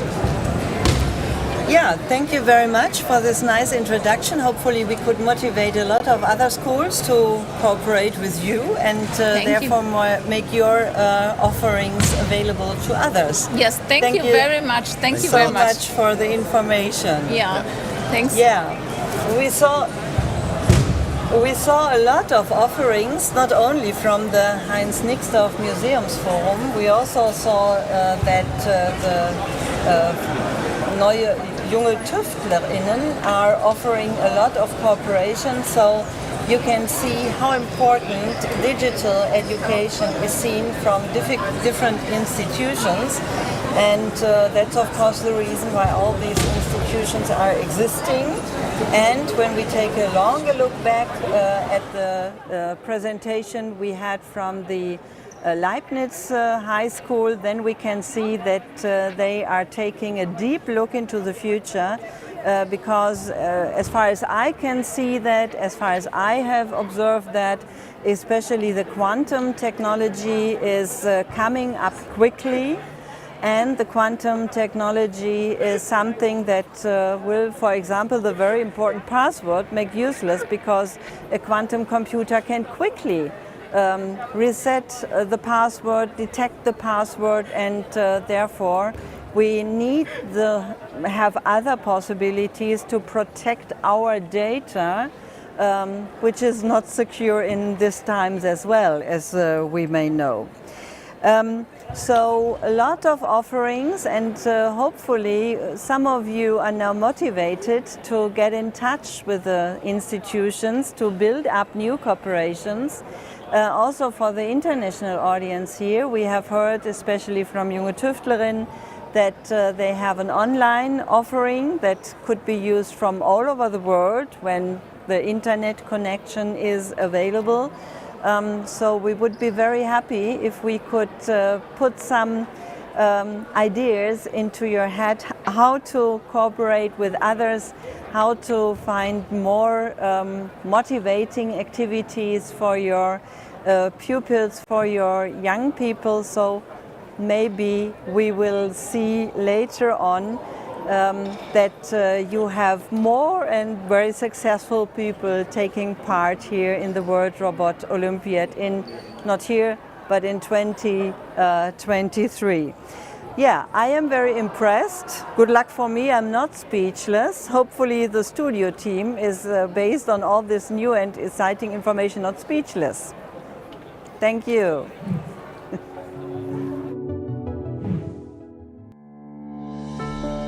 In 2009, Care for Education and the LEGO Foundation initiated a project targeting students in grade R to 7 across all primary schools in the South African township of Otteridgeville.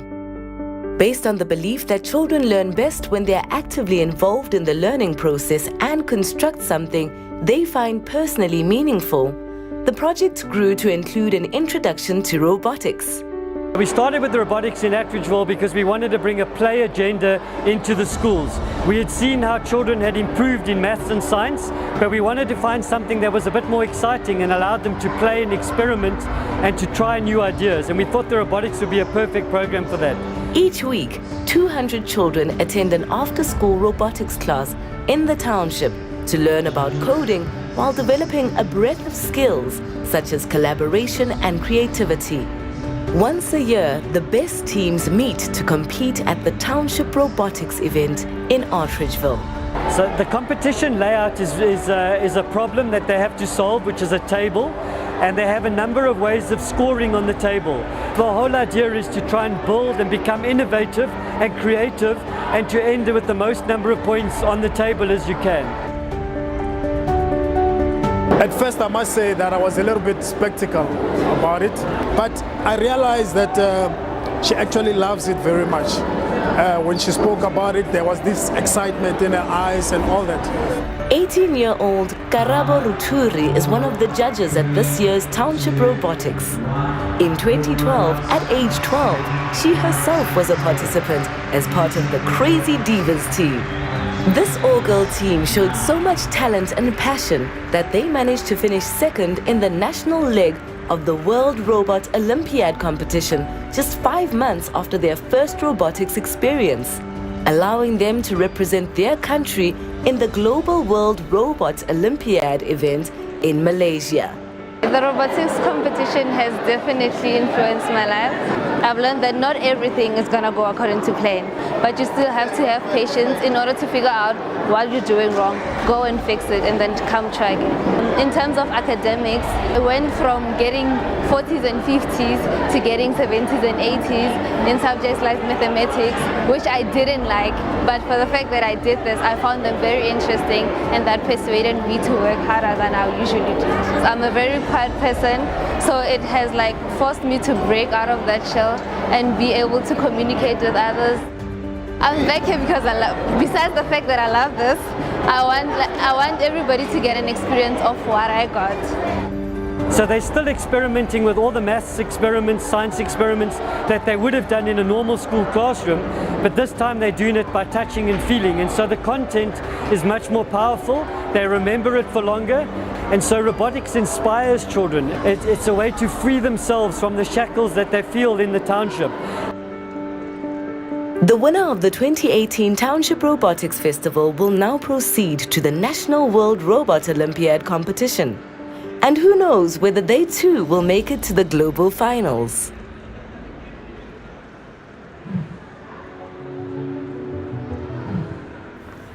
And we are back in our studio. We already saw quite impressive STEM stories live from Nicole down there, also in the video. And now we want to continue talking about a very special STEM topic. And therefore, I'm joined by Laurie Ralton from the Lego competition team, Lego education competition team. Yes. That's the very correct version. And we need to talk about something that's really important. We need to talk about girls. Yes. Why? The most important thing. Yeah, yeah. Yeah, why? Because, well, primarily because there's a huge shortage of girls, one in STEM careers and moving into engineering careers. But I think it's also demonstrated in competitions like this that it's so important to get more girls involved because it gives them the confidence to want to continue in those careers. I think we heard that at this competition we've got 22% girls taking part, which is just not good enough. 22%. Like you can't repeat that number often enough. I mean, it's not good enough. Yeah. And we need to improve it, and we need to do more to make more girls want to take part. I think that when you take part at a younger age, I think it's more likely that we're going to have more girls there, because when you're, 6, 7, 8, it's more of a level playing field, right? Children are still children, like they're still playing, they're still exploring. And even though the perceptions and the stereotypes are still very much there at that young age, it's not so apparent as when we get to the older age divisions and girls start to taper off. So it's how we can get more girls into STEM and engineering, and it is competitions like this that will do that, right? Because it gives them the confidence. They come to an event like this where they're seeing children from all around the world, from Panama, from Pakistan, from India, from Australia, and they're seeing all these different cultures and all these different types of children sharing what they need to do in their communities.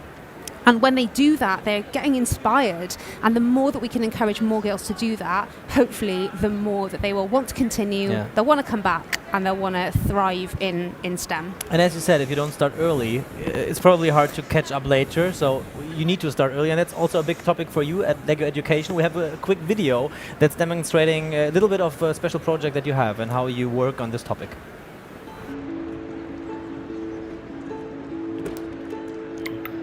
I've always loved to build things. But not everything I built turned out quite right the first time. Which is okay, because half the fun is rebuilding.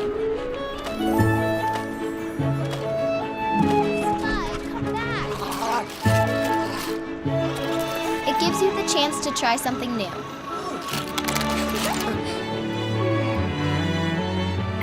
The chance to create something better. Something that might just change the world someday.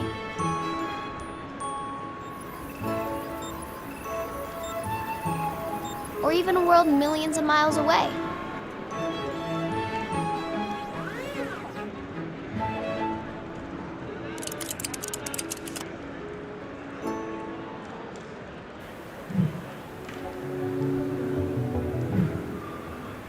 So what can we do? What are you doing to improve the situation, to help girls getting into STEM earlier and especially getting more of them into STEM areas? Yeah. So I think throughout the LEGO Education portfolio, it's really about making all of the sets and all of the sets that are available accessible, and we're really trying to ensure that it's not targeted just towards boys, it's really targeted towards both, and that we can encourage more girls to take part. And you know, what we're trying to do is fill this gap, because we know that the children of today are, by 2030, are not ready for the jobs that are going to be there in 2030, because we don't even know what those jobs are going to be yet. So it's really about starting at that early age and encouraging them to understand what coding is, what engineering is, what building is, what learning through play is. And because if you're learning through play, then you want to come back, you want to do more and more and more, and that just develops. So if we start at that young age, we can then move through into the different age categories, and that will really take us into those core skills. And it's not just the technical skills, it's the teamwork, it's the problem solving, it's what all these children are doing here. They're working together and they're being inspired by each other, and what they're doing is they're being engineers. They just don't maybe realize it yet, but that is what they're doing. So hopefully through continuing to organize competitions like this, we can encourage more and more girls to take part. Why is it so hard, and why does it take so much time? I mean, it's not a new topic that we're talking about. I mean, we're talking about getting girls into STEM for quite a long time, and there are many projects, many stuff happening, but still, as I said, it's 2022 and we're still at roughly 20%. And so many parents try to raise their girls, not as girls, but get them into this area, but it's still so difficult. Why? Yeah, I totally agree. I think I guess it's a perception, right? It's still a perception issue. Like you say, we're in 2022. We expect that, you know, the concept of things being gender neutral, that should be really visible and apparent all around the world. It isn't, you know, and of course different things come into play there when we're looking at global issues. But I think it is still a perception issue, and the more that we can get visibility of competitions like this, but not just of competitions like this, of general encouraging girls to take part in building and robotics, that's all we need. It's the perception, and I think it's changing that perception that is key. And what can girls change in STEM? Is there maybe, if you watch here and experience the team, is there even something they can bring into STEM, the stuff that the boys can't? Are they even better than boys in STEM? Do we need more of them? Why? We need to advertise. Yeah, hey, girls can change the world. We all know that, completely right? agree. We all know that. Look, I think that it's about the equality, and it's about having the confidence, and it's about girls showing up here, getting onto that robot table and saying, I can do just as well as you, if not better. And that's what we want to encourage, because the more, and it's about the visibility of the volunteers, of the judges. You know, if there are more women front facing, then the girls are going to go, oh, okay, well, if you're there, then maybe I can be there one day. And it's the more that we encourage the younger age, the more that's going to improve in the future. And it's a long way to go, but a very important one to go. And we're happy that LEGO is doing this together with the WRO at competitions like this. It's so important. Thank you for being here with us. And now we're going to look at the one more volunteer story, ladies and gentlemen, from Uzbekistan.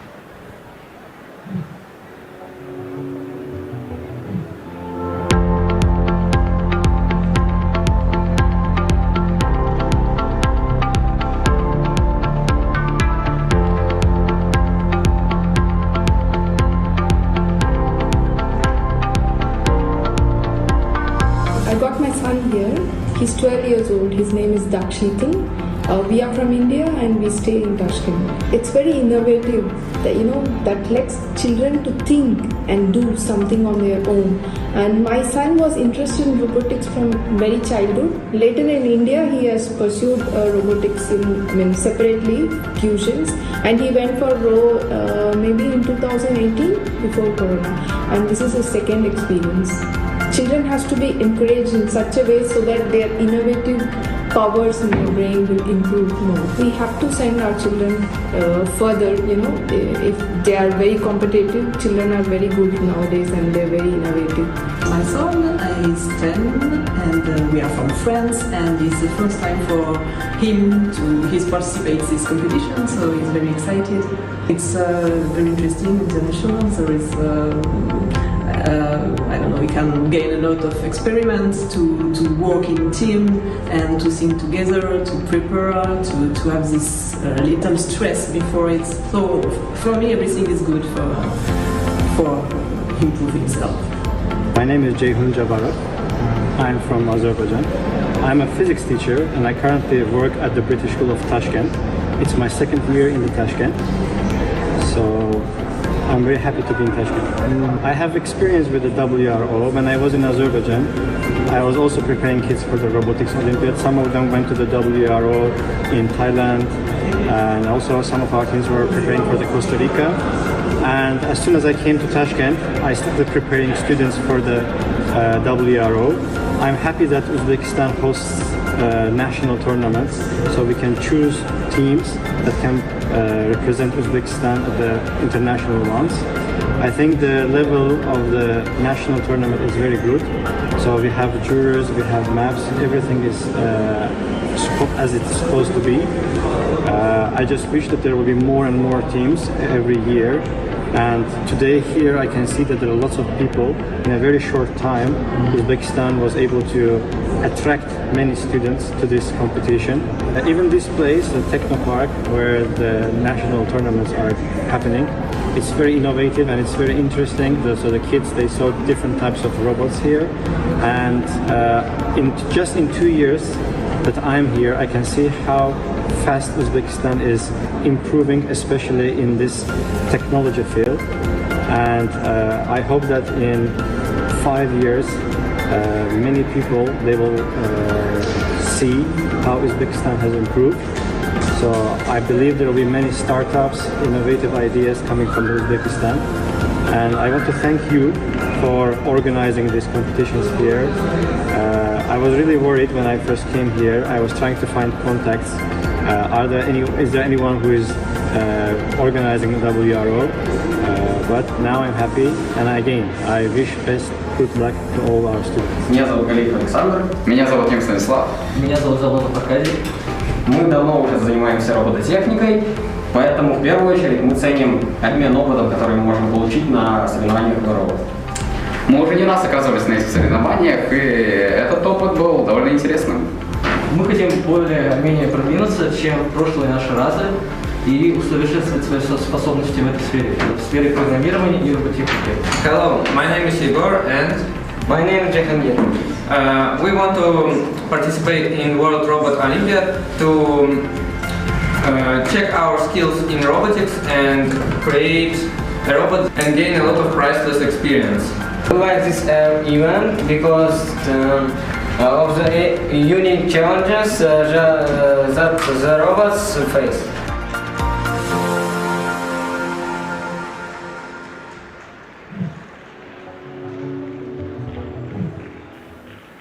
And we need to bring one story to its end. We complained from our live stream studio that there is an amazing popcorn machine in the STEM area and that we didn't get popcorn.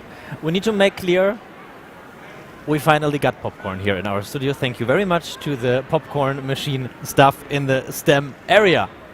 It's also the small things that are important in life. After so many STEM stories and inspirational talks about girls in STEM, now it's finally time to go back to Robo Sports and Robo Mission. As you may have heard, right behind us in the hall, there is already a lot of applause going on again. The competition is running and Aya is in the middle of action for us again in Robo Mission. Aya, please tell us what's happening at the moment.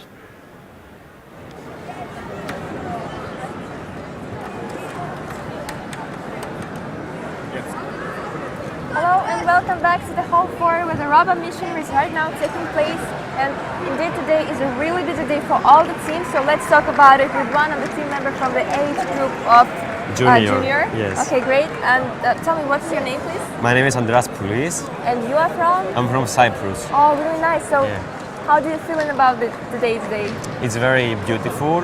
I really like the competition, the organization of the whole company, the program, the WRO.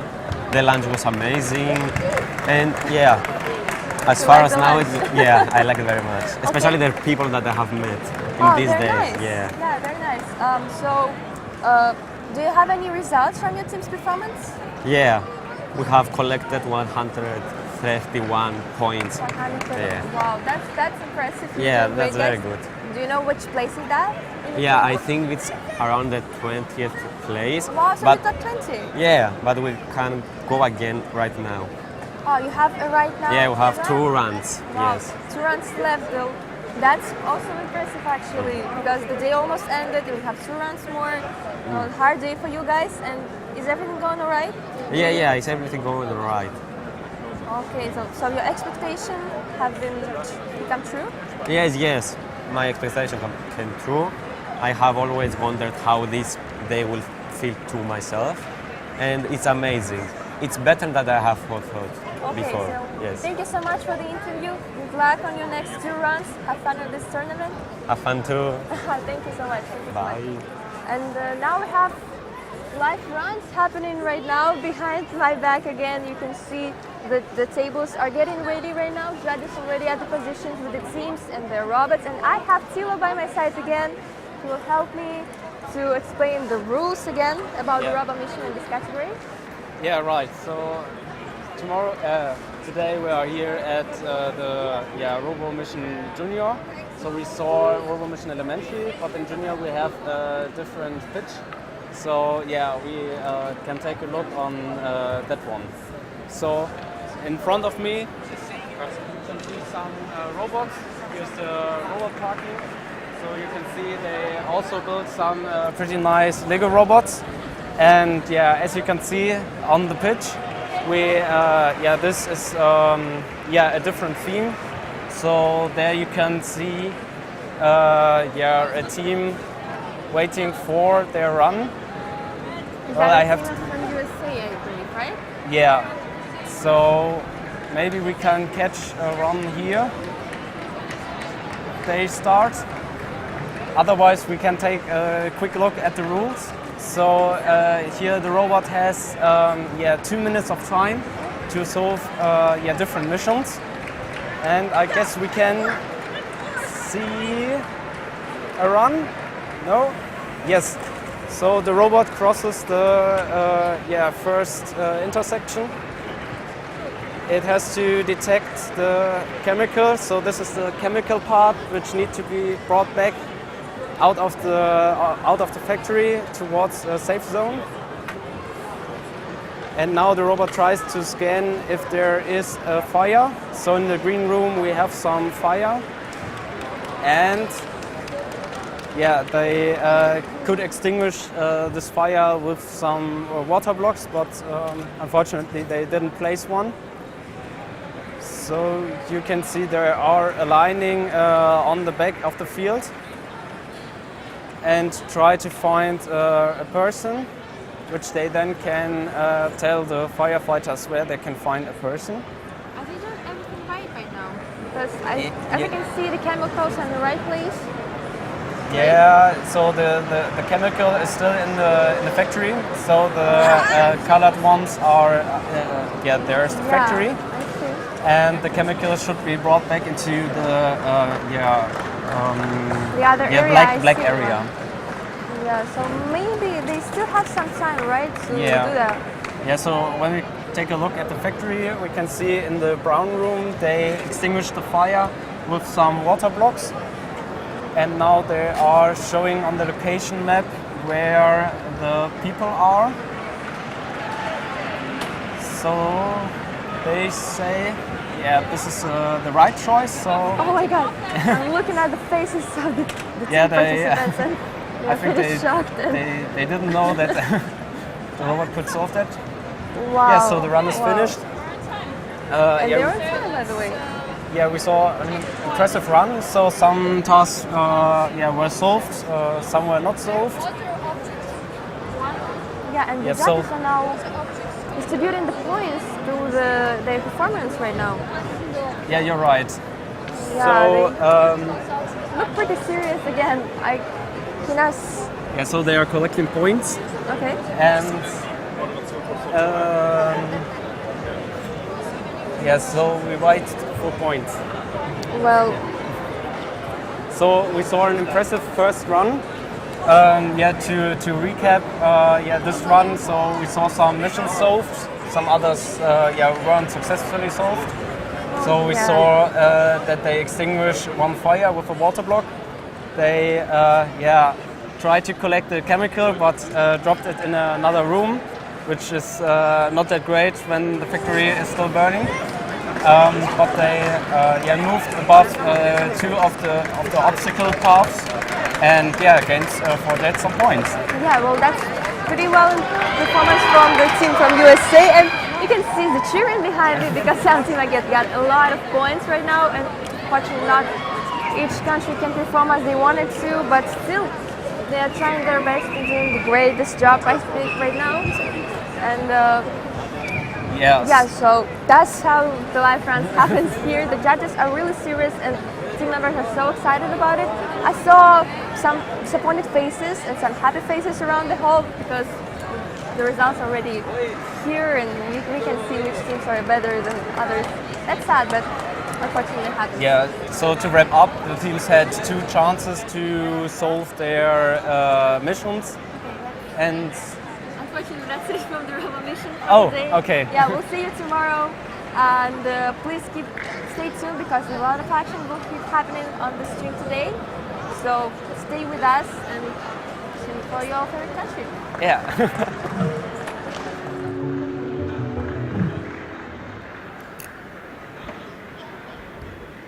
So much stuff happening live here down in the hall. We are eating popcorn and but not eating popcorn while we talk and watching all of it live. It's so exciting. And the question is, how do you watch the live stream? Do you have popcorn as well? Do you watch us on your smartphone? Do you watch us on your television?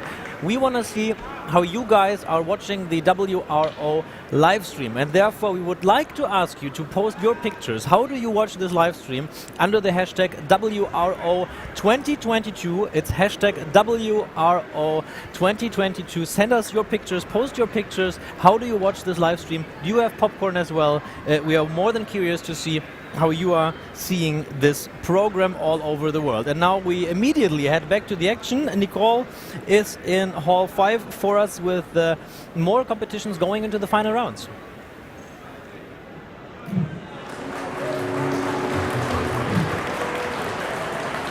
Yeah, hello again. The first final round by the future engineers is run, and we have just heard that the German team finished quite successful based on the applause.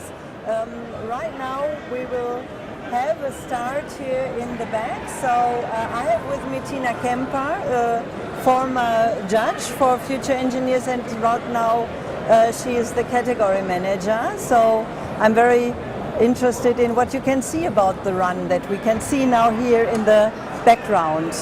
I want to say first, nice to have you here. Thank you. You very can take much. a look here. Now I have to take a look. We can see the final round, and they have to drive around the obstacles. The green one on the left side and the red one on the right side. The robot is really small, smaller than others are, and it drives slowly, but successful at the moment. Yeah. So I think the key thing is that they are using cameras, and then they are interpreting the pictures they see, and then they have to react on that and find the right reaction. And I think that takes a lot of calculation time. So maybe that's the reason why this robot is so slowly, right? Totally perfect, yes. Mm-hmm. Oh, that's from the expert. I'm impressed. So nice to see that you see that. Yeah. It stops. Is this correct, or is there happening a mistake, or what's going on there? I'm a little bit sad I haven't seen it, but I think perhaps it was a switch off, or it has a problem to see in which direction it has to drive. Yeah. There are some reasons why the robot stops. Yeah. What are the difficulties, especially during the during the competition? Because I assume the people trained a lot at home and there everything works, and now suddenly nothing works, so why? There are something they have to, they can program at home, but here are other conditions. The light is different. Sometimes the green of the green, there are different shades of green and red. Yes. That is different. And the surface of the mat is also different. And we have another live run that you can comment on the second parcours. Yeah. Maybe you can say something about that, if you see something. Yes, I can see something. Right. It's a Lego robot, I think. And there you can see he justifies in the front wheel the direction. And in my opinion, he drives very good. And slightly he's first realizing which obstacle there is, which traffic sign, and then is driving. And he's possible to drive backwards to reorganize his course. And it's quite quick. What do you think? Is it one of the better competitors? I don't think so. It's in the middle. In because the middle. They haven't driven 3 laps. Yes. They have to drive 3 laps to get the whole points. Yeah, and we saw here in the previous round that only 1 lap was finished. Yes. And maybe not finished because they stopped at the red line. Yeah, it's very interesting. So, could you tell us something about the judges? Where are they coming from? They are coming from all over the world. It's wonderful as the teams come from all over the world. Yeah. I have 18 judges and a head judge from South Africa. And my judges are from Germany, Spain, Iran, Panama, and there are some countries, Sweden. Yes. And they are good grown. Tomorrow there has been, yesterday there has been a test drive, and you can see that these 18 people growing in a team together. Today they are working really well as a team. And how does it work with the teams itself? They are competitors. Do you see it in some way? Yeah, I can see it in some way. Some are a little bit cooler on the mat, and there's one group of teams that get along really well with each other, so they can train on the field at the same time.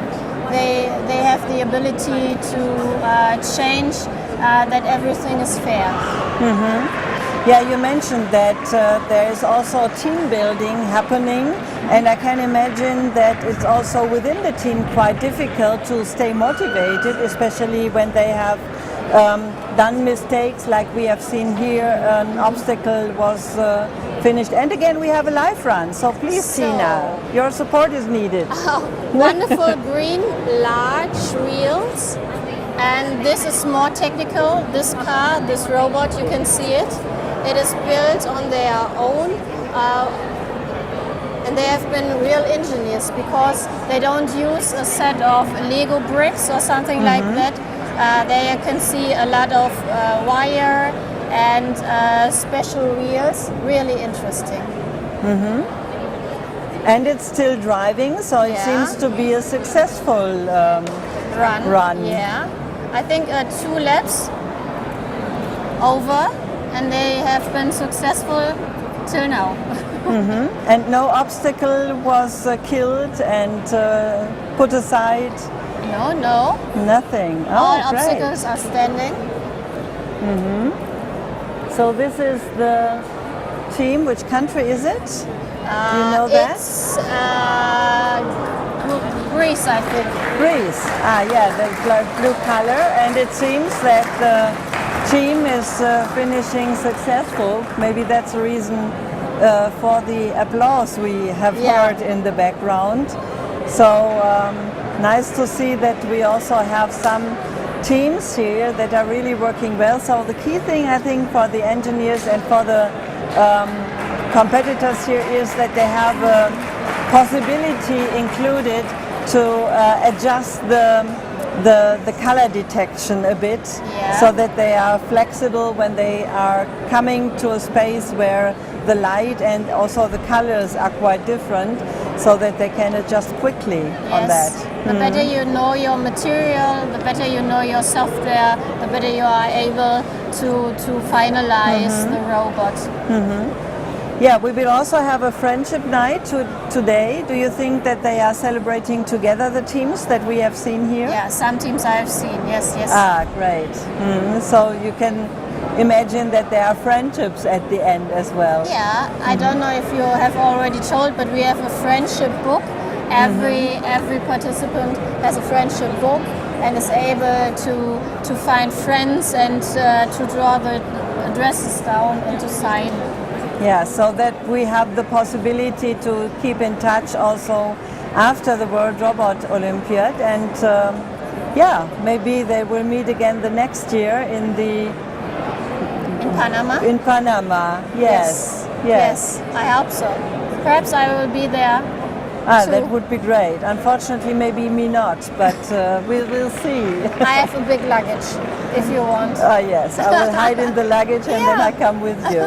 Yeah, it's really fascinating. Maybe you have seen that during the live stream, how different the teams are, how creative they are, successful, less successful. So it's always also a question of personal skills, how to deal with this possible frustration that will happen.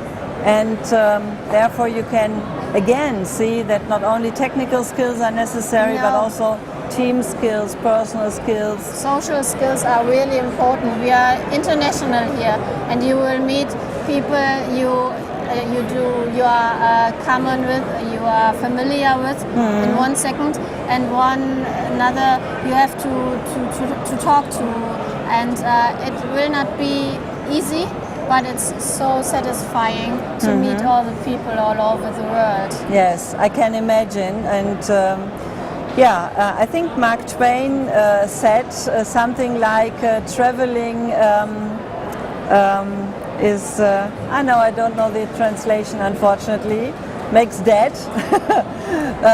The prejudices are killed. So I think that's one good point. Yes. So thank you very much, Tina, for the interview and for the support, commenting the live runs. I think it was perfect that we have an expert here, so that we have a deeper look inside what are the criteria and an assessment whether what we have seen is good or maybe could be done better. Now I would like to interview the team from Romania. They have already done their run, as all the teams. As you can see, they are now quite finished. So you are from Romania. We are Nirvana Nemesis from Romania, and we are very happy to participate in this edition. This is our first year participating in Future Engineers. This day wasn't a very good day for us, but we hope we're going to do better for tomorrow. You are the best of your country, so that's a good point, I would say. It's a hard competition. Would you like to tell us something about the robot you have used? We tried to make it out of Lego because we were used to it because of our past editions from WRO. But we also integrated some new electronics like the Raspberry in order to use the camera and to do the more complex run from the Future Engineers. Yes, and what was your experience so far here regarding the competition? It is amazing as always. We make a lot of friends, we meet a lot of nationalities, and it's a great experience overall. So you are using the friendship night to find more friends, or yes, and learn more. And learn more. Yeah. Yeah, that's great. And could you tell us something about the challenges you have during the development of the robot and the competitions you have done so far? We learn how to use the Arduino, the Raspberry, and how to connect them, and how to make it work for the... We learned a lot of things about electronics, and how to connect the wires and things like that. Something that we didn't know before using the Lego only, because it was very friendly. and we like it very much. Maybe we can do a career out of it. Great experience overall. How did you come together as a team? Are you one family or? We are in the same class. Our colleagues. Yes. Your friends, colleagues, or? Yeah, both. Both. And what's your role? My role? Well, I help with the construction and also the program. We all try to do together everything. Yes. So we are not that divided. Yes. And was it always successful? Because we always have the challenge that maybe sometimes it's not going so well. So how could you deal with that situation? We're trying always to find a solution. Yes. And we don't really fight between each other because we know each other for like 6 years, I think. So we have like a background. And we always try to find a solution as quick as possible. And Yeah, you can imagine that it's not so easy, especially when not everything is going well as usual. So you have ups and downs, but sure you had some highlights during your time preparing for this huge event. Could you tell us something about your highlights? Well, of course, because we didn't know how to use everything. The first time that the robot powered on and moved and it worked basically, the first time it was amazing. We were very happy because it was something new that we have never done before, and it showed us that we really learned everything that we've done. And, And it's not always good. We had some problems with the motors. Yes. And, it was a lot of sparks. Yes, but you find solutions always till now. That's great. What is your coach? Is it your teacher or friend, another friend? Or Both. Both, teacher and friend. That's a good combination. Yes. And he motivated you, or is it a she motivated you? It's a he. And he motivated you to apply for the World Robot Olympiad. Yes, of course. He was always very supportive and gave us a lot of courage to keep moving on. Yes. Even if things didn't go well. And of course, if they did, that was even better. Yeah, nice idea. So maybe he can motivate also other teams in Romania to take part here. Can we salute him on the camera? He's watching the live. That's, of course. You have 10 we love seconds. you, Tutsanu. Yes, thank you very much. Hope to see you again next year at the World Robot Olympiad in Panama. So I give over to Tim.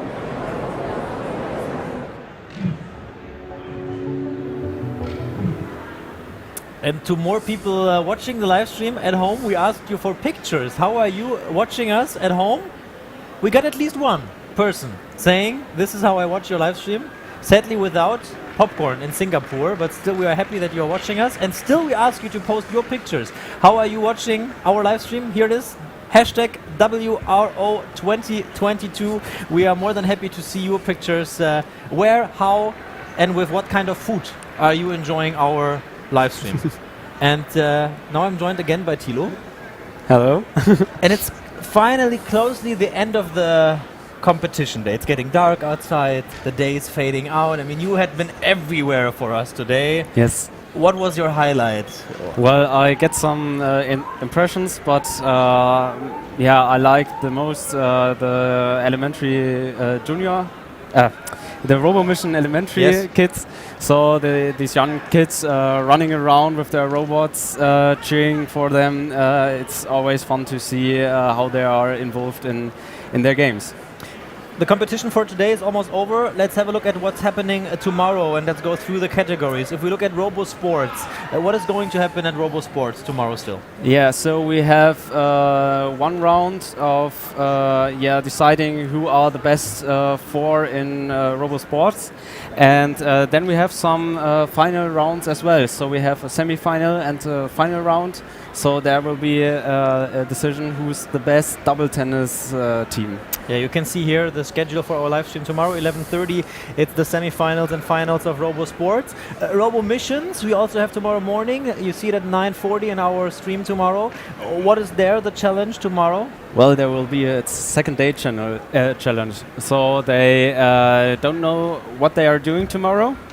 They cannot prepare for that. So tomorrow morning, a judge will come and say to them, hey, you have to do this and that, and then they have some additional time to prepare their robot to solve a completely new challenge. Do you know the challenge already? No, sadly not. How many people do know the challenge? I think 4. So the head judge and every head judge of the Robo Mission category. Okay, so it's a well-kept secret, and that's good that it is. And when we have Robo engineers, we saw that, the future engineers. Yes. What is going to happen there tomorrow? Yeah, so we saw the runs with the traffic signs, so the green and red blocks. Yes. And there the future engineers have some additional time and 1 second run to show how their robot can perform on this challenge. So the really deciding moments. And then also future innovators, is there still something happening tomorrow, or have the dice been fallen already in that category? No, they also have the chance to improve, so there will be also a judging round as well, but no surprise rules there. Okay, so we finally will give you the schedule for tomorrow. Once again, if you want to plan the day tomorrow, we're going to show you quickly the schedule for tomorrow. Once again, we start tomorrow at 8:50 in the morning. RoboSport live runs. We're going to be future innovators. We're going to have some interviews again. Then later, the future engineers, the runs that we just told about, the finals in RoboSports. And then we're going to have a quick break before you also are able at 3 p.m. to see the closing and the award ceremony, of course, live here on our stream. But all of that sounds as if Friday it's over, but it's not. We're still having program today for all of you. We're gonna have the friendship night, and we don't exaggerate if we say they basically built a whole, in German we say Weihnachtsmarkt, yes, a whole Christmas market. You know, Germans have a very weird thing. When it's very cold outside, for some strange reason, we build wooden houses outside, and we're freezing outside and drinking warm stuff. And it's a very weird German tradition, Weihnachtsmarkt. Did you see it already? Yeah, I was yesterday at the Dortmunder Weihnachtsmarkt. Oh, at the outside? Yes. Okay. Standing there drinking hot chocolate, so that I'm not so freezing. But did you already see our private WRO Christmas market? I saw them build the wooden houses, but not the finished one. So hopefully we see that colleagues soon. have seen it already, and they told us there's really a huge, real Christmas market. You're going to see that later here in the live stream. We're also going to have some more interviews, and now we just talked about this beautiful thing, the friendship book. And as it's the friendship night, tonight, it's about connecting to people. Thilo, I take all my braveness now and ask you, do you want to be my friend? Oh, can I be the first one to sign? You can be the first. You can be my first friend at WRO, writing in my personal friends book. And we can show it maybe what's in there, because it's really a nice idea, honestly. So? Yeah, it's beautiful. It's a I can turn it around. So you can write down your information, so you can stay in contact with all the people you met here at the WRO finals. Perfect. So here's your pen. I force you to be my friend now. Okay, thank you very much. Thilo is going to be my first friend in my friend book now, and we are saying goodbye from our live stream. We are seeing us here again at 5:40. We are taking a quick break, and at 5:40 I finally have my first WRO friend. Continue writing. See you again.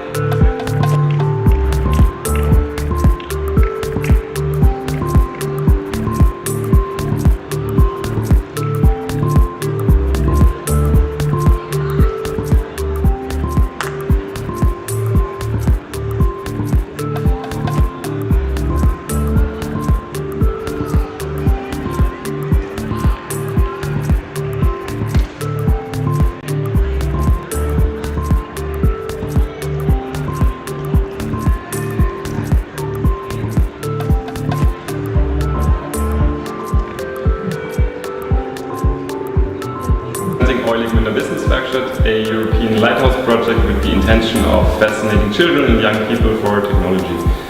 Our institution is located in the lovely city of Schwäbisch Gmünd in the southwest of Germany. Since our establishment in 2014, we are partnering with TECHNIK BEGEISTERT, supporting the same vision of enabling accessibility to topics such as robotics. We are very delighted that the World Robot Olympiad World Finals will be held in Dortmund, here in Germany this year. We are looking forward to a great competition and wish all helpers and teams much success and joy.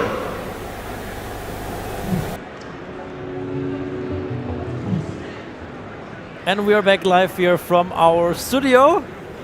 Hello, people walking in the back. And next to me is Brent Hutchison from the WRO Advisory Board. Good to have you. We just talked before the stream started. I asked you, how do you enjoy the event? Can you even enjoy the event? And you said, yeah, for the first time since a long time. And that explains quite well your way to where you are today. Let us be part of it. Yeah, so I've had a great journey at WRO. Started many years ago as a spectator in my first year. Then I joined the judging panel and judged for a number of years. Really enjoyed the process, thought it was fantastic. Come from a teaching background, and I felt that there were some things that needed to be changed. I felt that as a teacher I could help and I could add some input. And after putting together a couple of years of input, they said to me, look, you're doing a great job, maybe you could become the head judge and help us with that. So I took that over, did that for a couple of years, and that's a lot of work. You really get to it's almost you give up your whole weekend. For 3 days you don't see anything. You really work hard, and you don't really get to see much of the competition, only the children that you're judging. Whereas this year I've now moved on to a role in the advisory committee in the council, where we are now giving thought leadership to the competition in terms of where we need to go in the future, what's going to be relevant for robotics for children in the future. And I'm now able to walk around, talk to people, look at the teams, see the children, and participate a lot more in the event. Yeah, and when you're talking about what you're doing in the future and what is really important, we got a clip in a video from South Africa. Yes. Tell us a little bit what we're going to see right now and what it shows about the work of WRO. So WRO could be seen as a very elitist competition because children need to have very expensive robots in order to be able to participate. So it does mean that well-resourced countries or children that have access are going to be able to participate. And what about the children that don't have access? How do we make a difference in their lives? How do we give them the same opportunity that these children have? And so around the world, and South Africa is one example, around the world we've gone on an outreach program where we've reached out to communities that would normally not get Lego and try to provide them with an opportunity. So we take the program to them. We're doing that for two reasons. One, for the exposure, but secondly, to encourage girls to continue with maths and science at a young age so that their potential is not limited by their subject choices at a later stage. And robotics is a brilliant platform for doing that. So what we're going to see here is children exposed to robotics and young girls who are being encouraged to participate in order to keep them in science and maths for longer. Yeah. Before you continue walking, let's just have a quick look at the video from South Africa. In 2009, Care for Education and the LEGO Foundation initiated a project targeting students in grade R to 7 across all primary schools in the South African township of Otteridgeville. Based on the belief that children learn best when they are actively involved in the learning process and construct something they find personally meaningful, the project grew to include an introduction to robotics. We started with the robotics in Attridgeville because we wanted to bring a play agenda into the schools. We had seen how children had improved in maths and science, but we wanted to find something that was a bit more exciting and allowed them to play and experiment and to try new ideas. And we thought the robotics would be a perfect program for that. Each week, 200 children attend an after-school robotics class in the township to learn about coding while developing a breadth of skills such as collaboration and creativity. Once a year, the best teams meet to compete at the Township Robotics event in Otteridgeville. So the competition layout is a problem that they have to solve, which is a table, and they have a number of ways of scoring on the table. the whole idea is to try and build and become innovative and creative and to end with the most number of points on the table as you can. At first, I must say that I was a little bit skeptical about it, but I realized that she actually loves it very much. When she spoke about it, there was this excitement in her eyes and all that. 18-year-old Karabo Ruturi is one of the judges at this year's Township Robotics. In 2012, at age 12, she herself was a participant as part of the Crazy Divas team. This all-girl team showed so much talent and passion that they managed to finish second in the national leg of the World Robot Olympiad competition just 5 months after their first robotics experience, allowing them to represent their country in the Global World Robot Olympiad event in Malaysia. The robotics competition has definitely influenced my life. I've learned that not everything is going to go according to plan, but you still have to have patience in order to figure out what you're doing wrong, go and fix it, and then come try again. In terms of academics, I went from getting 40s and 50s to getting 70s and 80s in subjects like mathematics, which I didn't like, but for the fact that I did this, I found them very interesting, and that persuaded me to work harder than I usually do. I'm a very quiet person, so it has like forced me to break out of that shell and be able to communicate with others. I'm back here because besides the fact that I love this, I want everybody to get an experience of what I got. So they're still experimenting with all the maths experiments, science experiments that they would have done in a normal school classroom, but this time they're doing it by touching and feeling, and so the content is much more powerful, they remember it for longer, and so robotics inspires children. It's a way to free themselves from the shackles that they feel in the township. The winner of the 2018 Township Robotics Festival will now proceed to the National World Robot Olympiad competition. And who knows whether they too will make it to the global finals.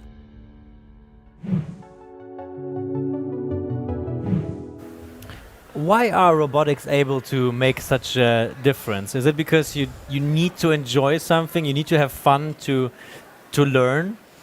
I think if you can add the play element to learning, it changes everything for children. In the video you see me talking about learning by touching and feeling. Children need that experience. The touching and feeling enhances the experience and it helps them to remember. So it brings them into contact with the content that they're now trying to understand. And I think that's the important part. Can we make a link to what we're trying to learn? And if we do that in a fun, playful way, we will remember it for a lot longer. We're running a bit out of time, but we will talk again tomorrow. But quickly, what are upcoming projects? How are you going to continue this way? I mean, we saw one amazing project here, but I mean, you're not at the end. By far not. Not at all. We need to expand this. We need to find other countries that want to do this. I think we need to start looking at academic kind of places where children can go to learn. So how do we get other partners to assist us and help us and to grow it and not just take it all on our own? So WRO are trying to do that through their own academy, but we need to bring other people on board. So it's about getting more people involved and inspiring more people to do more. If everybody just does a little bit, then we can turn that into a lot. What are the major challenges? I think finances are always a challenge, right? We have to source the equipment. We've got to get the technology to be able to run the equipment. So that's always a challenge. So finances is a big problem. I don't think passion is a problem. People have passion. People want to help children. So it's just about finding partners who are prepared to come to the table. What I found funny is that the father in the video, he said at first he was skeptical. Why? And do you experience this sometimes, that people are skeptical at first? And why is that? I think it's a cultural thing. So in many countries around the world, parents who are in impoverished communities and circumstances, they sometimes feel like they want their children to achieve. They don't want them to be stuck in the same situation they're in. And in order to achieve, they think it has to be an academic program. Like they've got to join a very academic school or do something which is very literacy or numeracy based. And so if you give them a playful program, they think that the playful program won't work. It's not what they're looking for. So it takes time to get them to understand how powerful play can be. Brent, thank you very much for this project and for letting us be part of this way that you're continuing to go. We're gonna talk tomorrow again, but now we need to make us a little bit ready for the friendship night. You're looking forward for it? Definitely, yeah. Yeah, and we also have a friendship night here on the live stream in a way, because now we have voices from friends from all over the world here in our live stream. Just watch.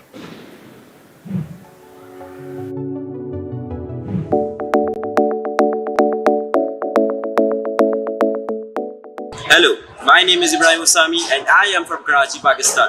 WRO is simply the best robotic competition in the whole world. It provides possibilities to play and learn for young students like us. And I am honored to participate in WRO. Automated, highly technical, WRO gathers the world of digital natives on one platform to showcase the digital skill, as well as it also helps us to share an idea how collaboratively we work on our robotic solution. Autonomous, innovation, creativity. I, Ali Akbar Abbas, from Pakistan, as a student expect to learn how to build robots and grab a solid foundation of science and technology.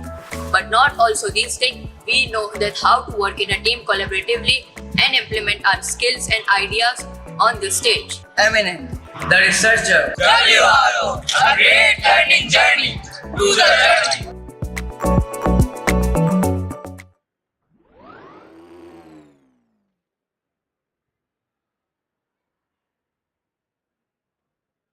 I participate in WRO because I want to learn about programming and I want to develop step skills. And I also want to know about how to build a robot. And I love to do teamwork. Thank you. Good morning, my name is Krish and I'm participating in WRO this year. While I expect to do well in the competition, me and my teammate are planning to progress towards nationals, which will be held in Germany later this year. Being a coach is not just only about being good in technology, being good in engineering or mathematical abilities. Being a coach is a passion. WRO is that we can work as a team and build friendship, and in WRO we can improve our programming and build our robots. Thank you.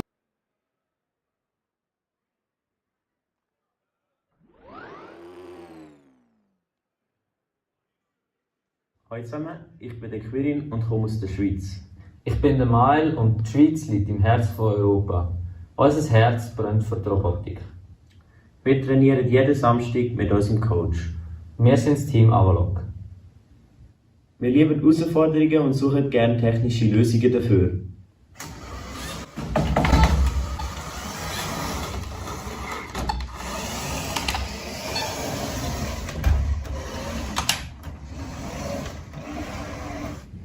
Für komplexe Probleme programmieren wir gerne sichere Lösungen.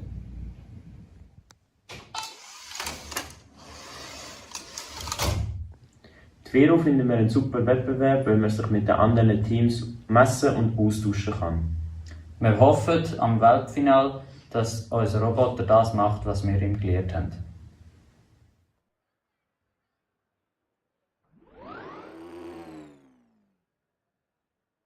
I'm Dave Young Perjun from Malaysia.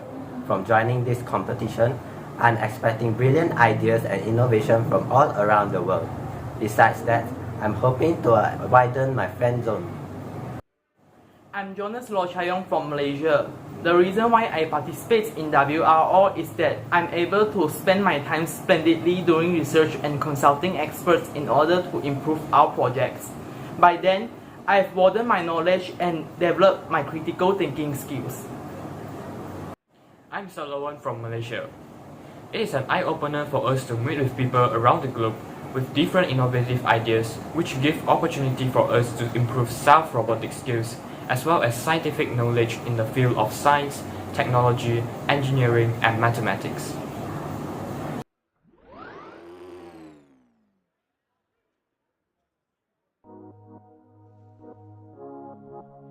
What does WRO mean to you? Infinity possibility. Exponent growth. All I know, all I see is Dankeschön.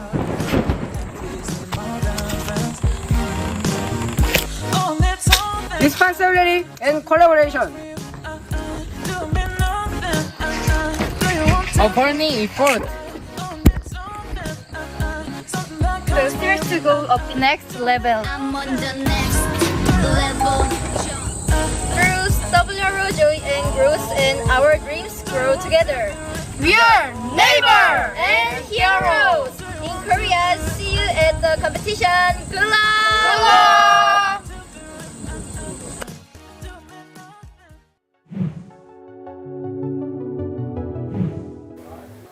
And now I'm joined by Karen Bebela, Program Manager at the WRO. Good to have you. Yeah, nice to be here. Program Manager at the WRO. That sounds Interesting. interesting. You just said that means you're doing everything.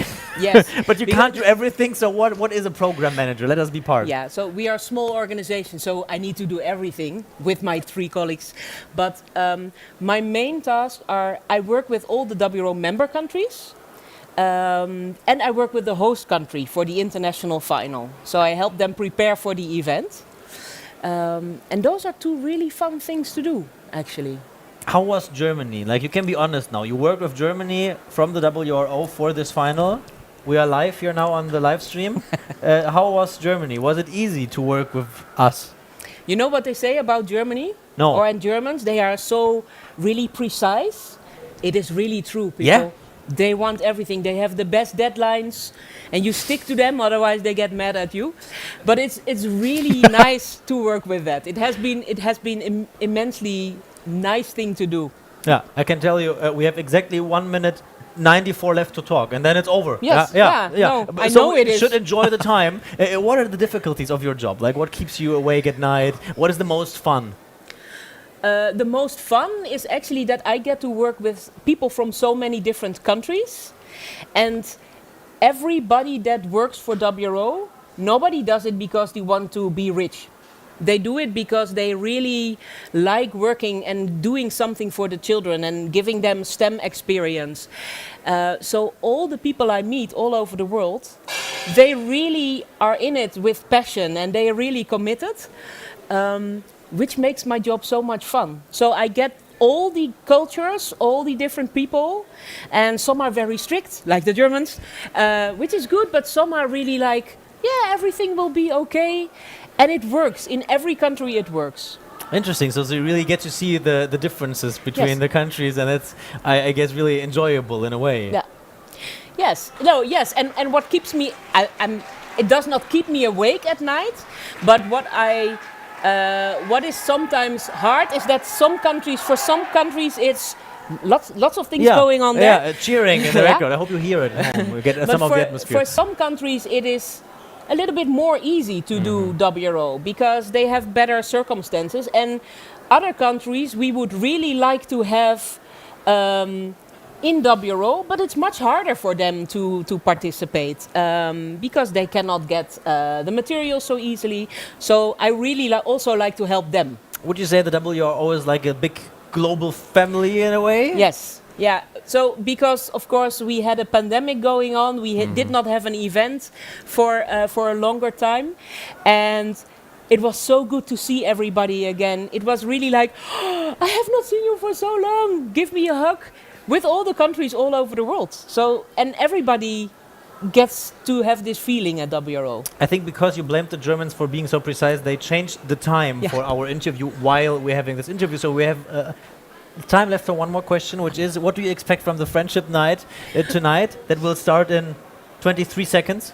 I think from what I've heard, it's all a surprise, but I think it will be a really nice German tradition, which I have learned from the Netherlands is really much more fun than I expected, actually. It's a Weihnachtsmarkt. Yeah. It's a Christmas market. Yeah. And everyone knows people from the Netherlands come to Germany in thousands of buses to visit German Christmas markets. Yeah. Tonight you only need to change to a different hall and you have a Christmas market. Yes. That's amazing. And that's where we are going right now, you and me, and you guys as well, because we are actually switching over to the Friendship Night now with our live stream. We'll try to run there in how many time? 5 minutes. Okay, that's a tough call. So you will see it here. Stay tuned if we make it to the Friendship Night in 5 minutes. Thank you. I'm Yannick Buschhaus, and I am mainly for the technical part of the live stream responsible in the World Final. Yeah, and I'm glad to be here and to participate in this event.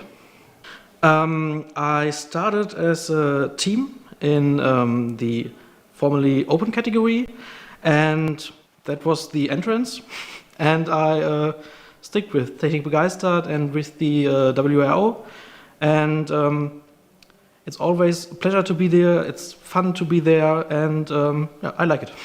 Yeah, I'm here in Dortmund mainly for the technical support of the live stream, and yeah, I'm doing mainly organizing stuff for the live stream, answer technical questions, and have an overview about the whole team. It's a chance. It's a chance to participate on such an event, to see other countries, to yeah, feel the spirit of WRO, and it is just, yeah, just do what you want, have a cool time, don't take the judging too seriously, and have fun.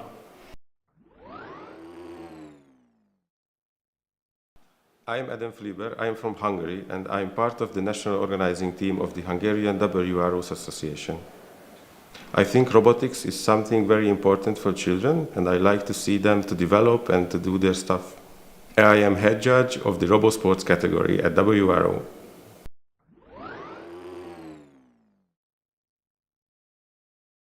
I'm Pia, I'm 26 years old. I really like the atmosphere at the event, and it makes fun. I'm here in Dortmund today, and I'm helping at the live stream, being an assistant for our moderator. I hope you're having a wonderful day and just have fun.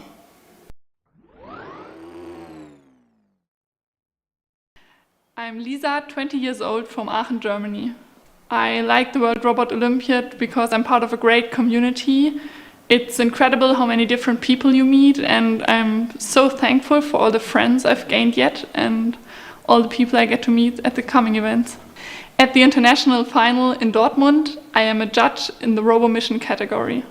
Cool. Try to meet as many new people as you can. Just go up to someone you've never seen and say hi, and maybe you will become friends.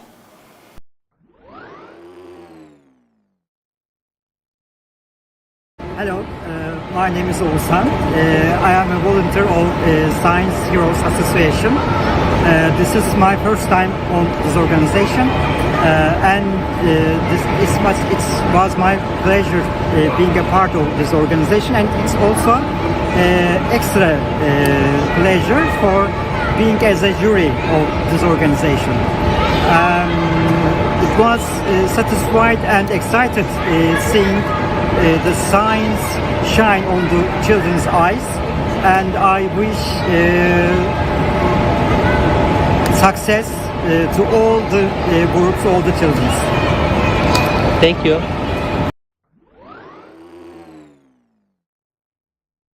I'm Gareth James, and I am responsible for the strategic programs and partnerships for the WRO Association.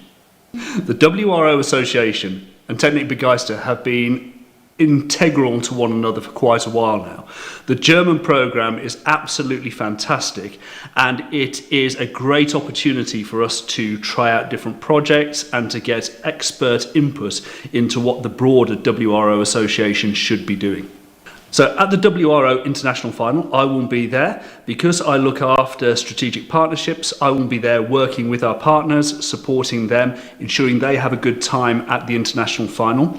And one of the reasons that we're doing this is because we want to ensure that they remain as partners and that we can encourage more organisations to partner with us, because it's only through these organisations working with us that we can ensure that WRO keeps going and keeps growing, but we also want to ensure we bring in their expertise and their knowledge to ensure that the experiences that the young people have are related to real world situations and real world employment.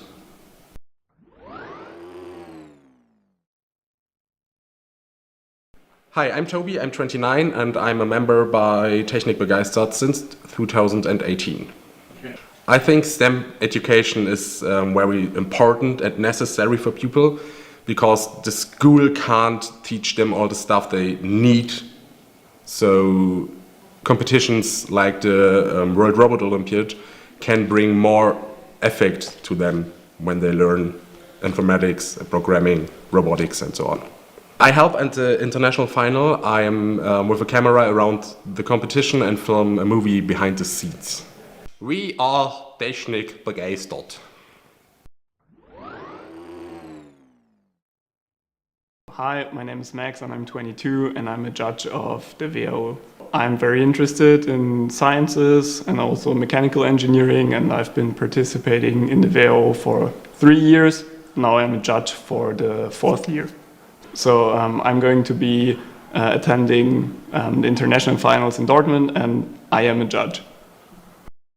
We are Technik begeistert.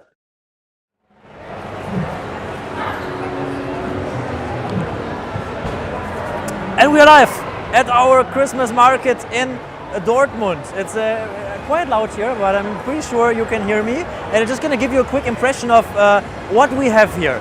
We can switch to our mobile camera and you can follow me a bit around. We have everything you need for a Christmas market. We have trees, we have wonderful Christmas trees. We even have, let me show you, Christmas presents already. But of course we can't unpack them because it's not Christmas Eve yet, but it's fine. We have what you hear in the background, games. Let me see, sorry. What are you playing? Reindeer game. Reindeer game. How is it called? It's a reindeer race. It's a reindeer race? Yeah.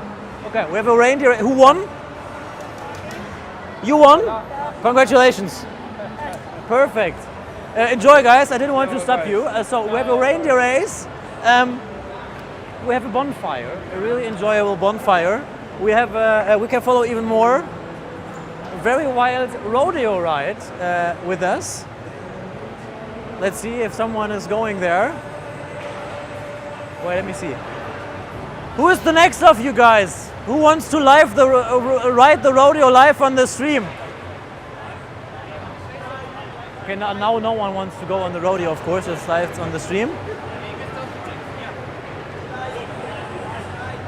Hello, guys. Hello. We don't need you to talk. We need one of you to go on the rodeo. Again? Okay. Yeah, again. Yeah, we need to see like. Yeah, who is your best? He's your best rider. Where are you guys from? Romania, I see. Yeah. How did you like it until now? You're enjoying it? Yeah, totally. Yeah, it's very nice. Perfect. We have an extra microphone? Oh. Who's going to wear it? You can put your microphone with you. All right. So who is your best rider now? Who is? I guess Theo. Okay, go ahead. Why is he your best? Okay, now he's first. He was Okay, he was in the queue. We have to stick to the queue. I mean, yeah. How are you enjoying the Christmas market? Until now, a lot. Actually, we weren't ready for this, to be like this. What do you mean you weren't ready? Have you ever been to a Christmas market? Sure. Yeah. But it's big, right? It's really pretty big. full size. That's why I said yeah. ready. If we Germans do a Christmas market, we do a real Christmas market. Yeah. We don't do half things. Okay, now it's time for your... Yeah, okay, you have one more. The expectations are high, you know, the longer we wait, the bigger are the expectations. Yeah. We have one more. How did your competition go? Where are you taking part of? Which discipline? We are at Robo Mission. Yes. At juniors, seniors, and also our best rider is at Future Engineers. Yeah. Now it's time for the best rider. We need to show him with the camera. What was his name? Theo. Oh, sorry? Theo. Theo. Okay, Theo is riding the bull, the Christmas bull. Really concentrated, keeping it tough. 9 seconds already. 10 seconds. 13 seconds. 18 seconds. 20. Big round of applause. Theo. 22 seconds of riding the bull.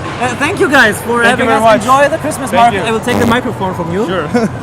Don't run away with our mic. Thank you. And with those impressions, we will see each other again very soon. But now, of course, I'm not alone here.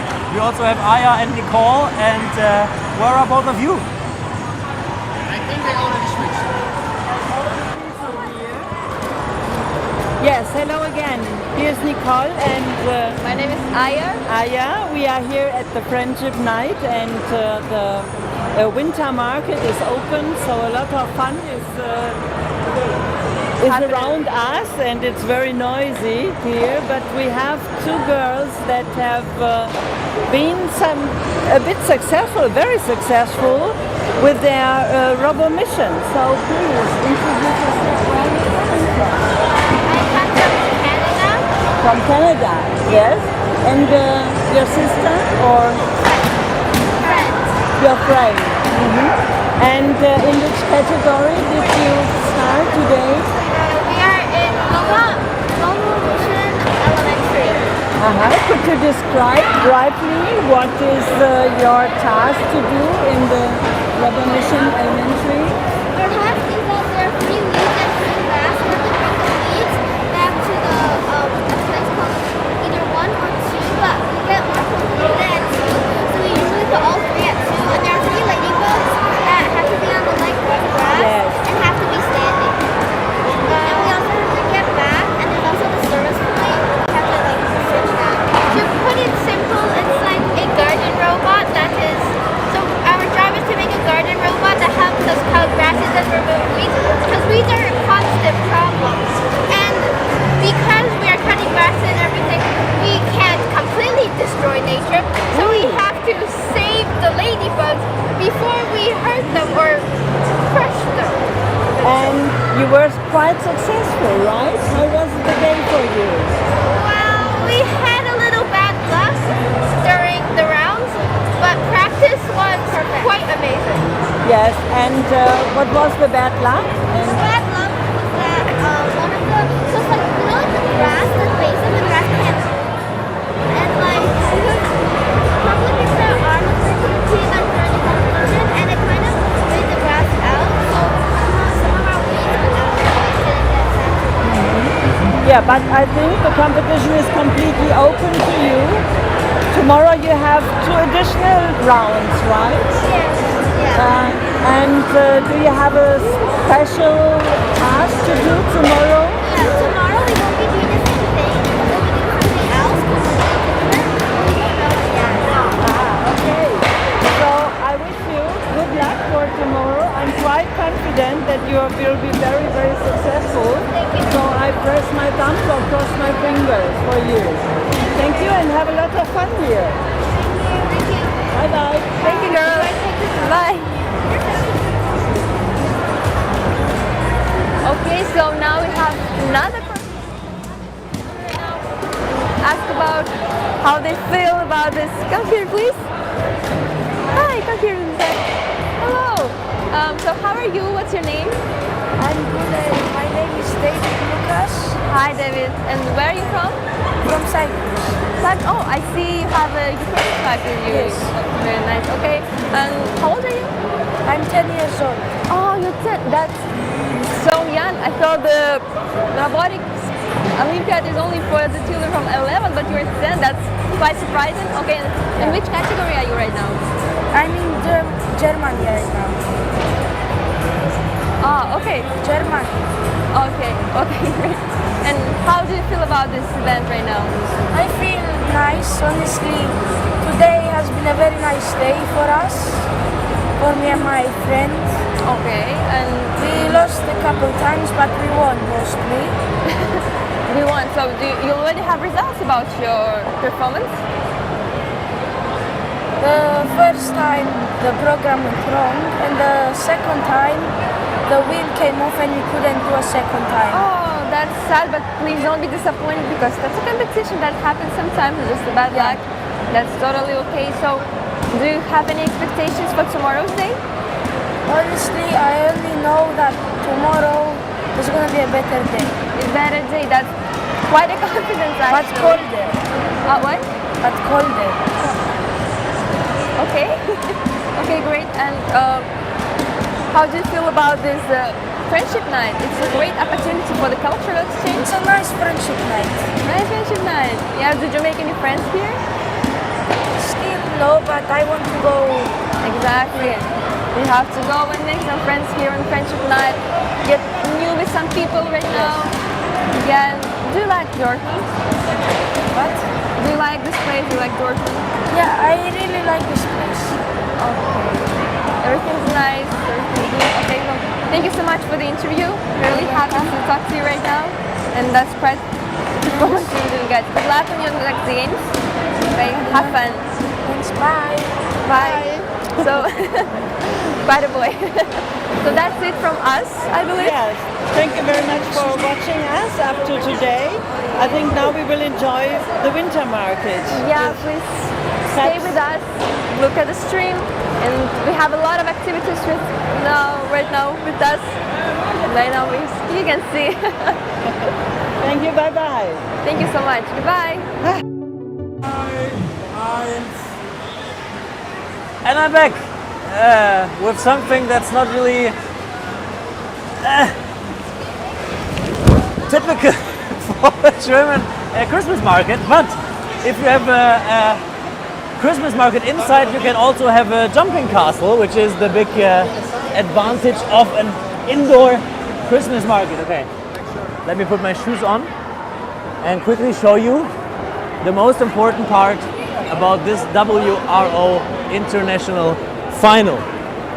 The best and the most important part about this WRO International Final is, not that I almost lost my microphone, give me a second, okay? The best part is this. If you turn around, you're not only seeing our team almost, you're seeing all these people. If you look through here, it's so many people here together, enjoying the night, chatting with each other, meeting, making new friends, connecting.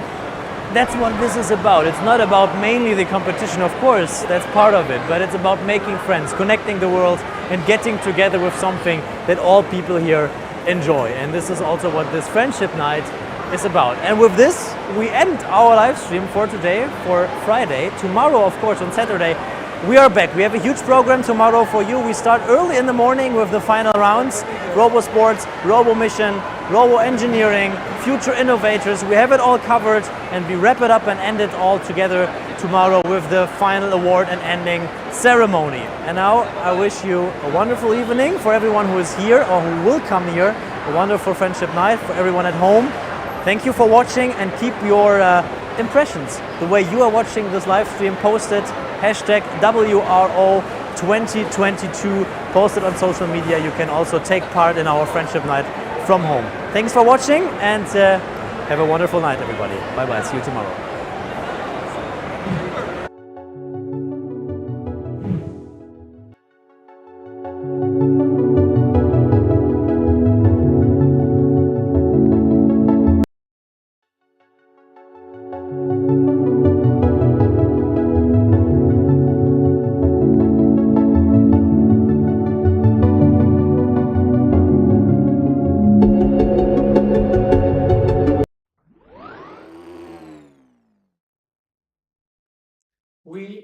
TECHNIK BEGEISTERT.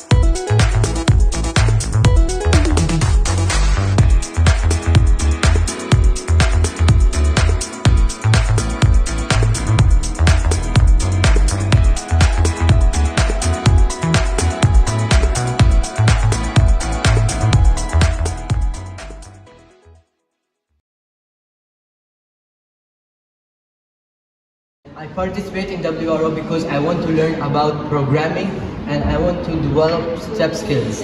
And I also want to know about how to build a robot. And I love to do teamwork. Thank you. Good morning, my name is Krish and I'm participating in WRO this year.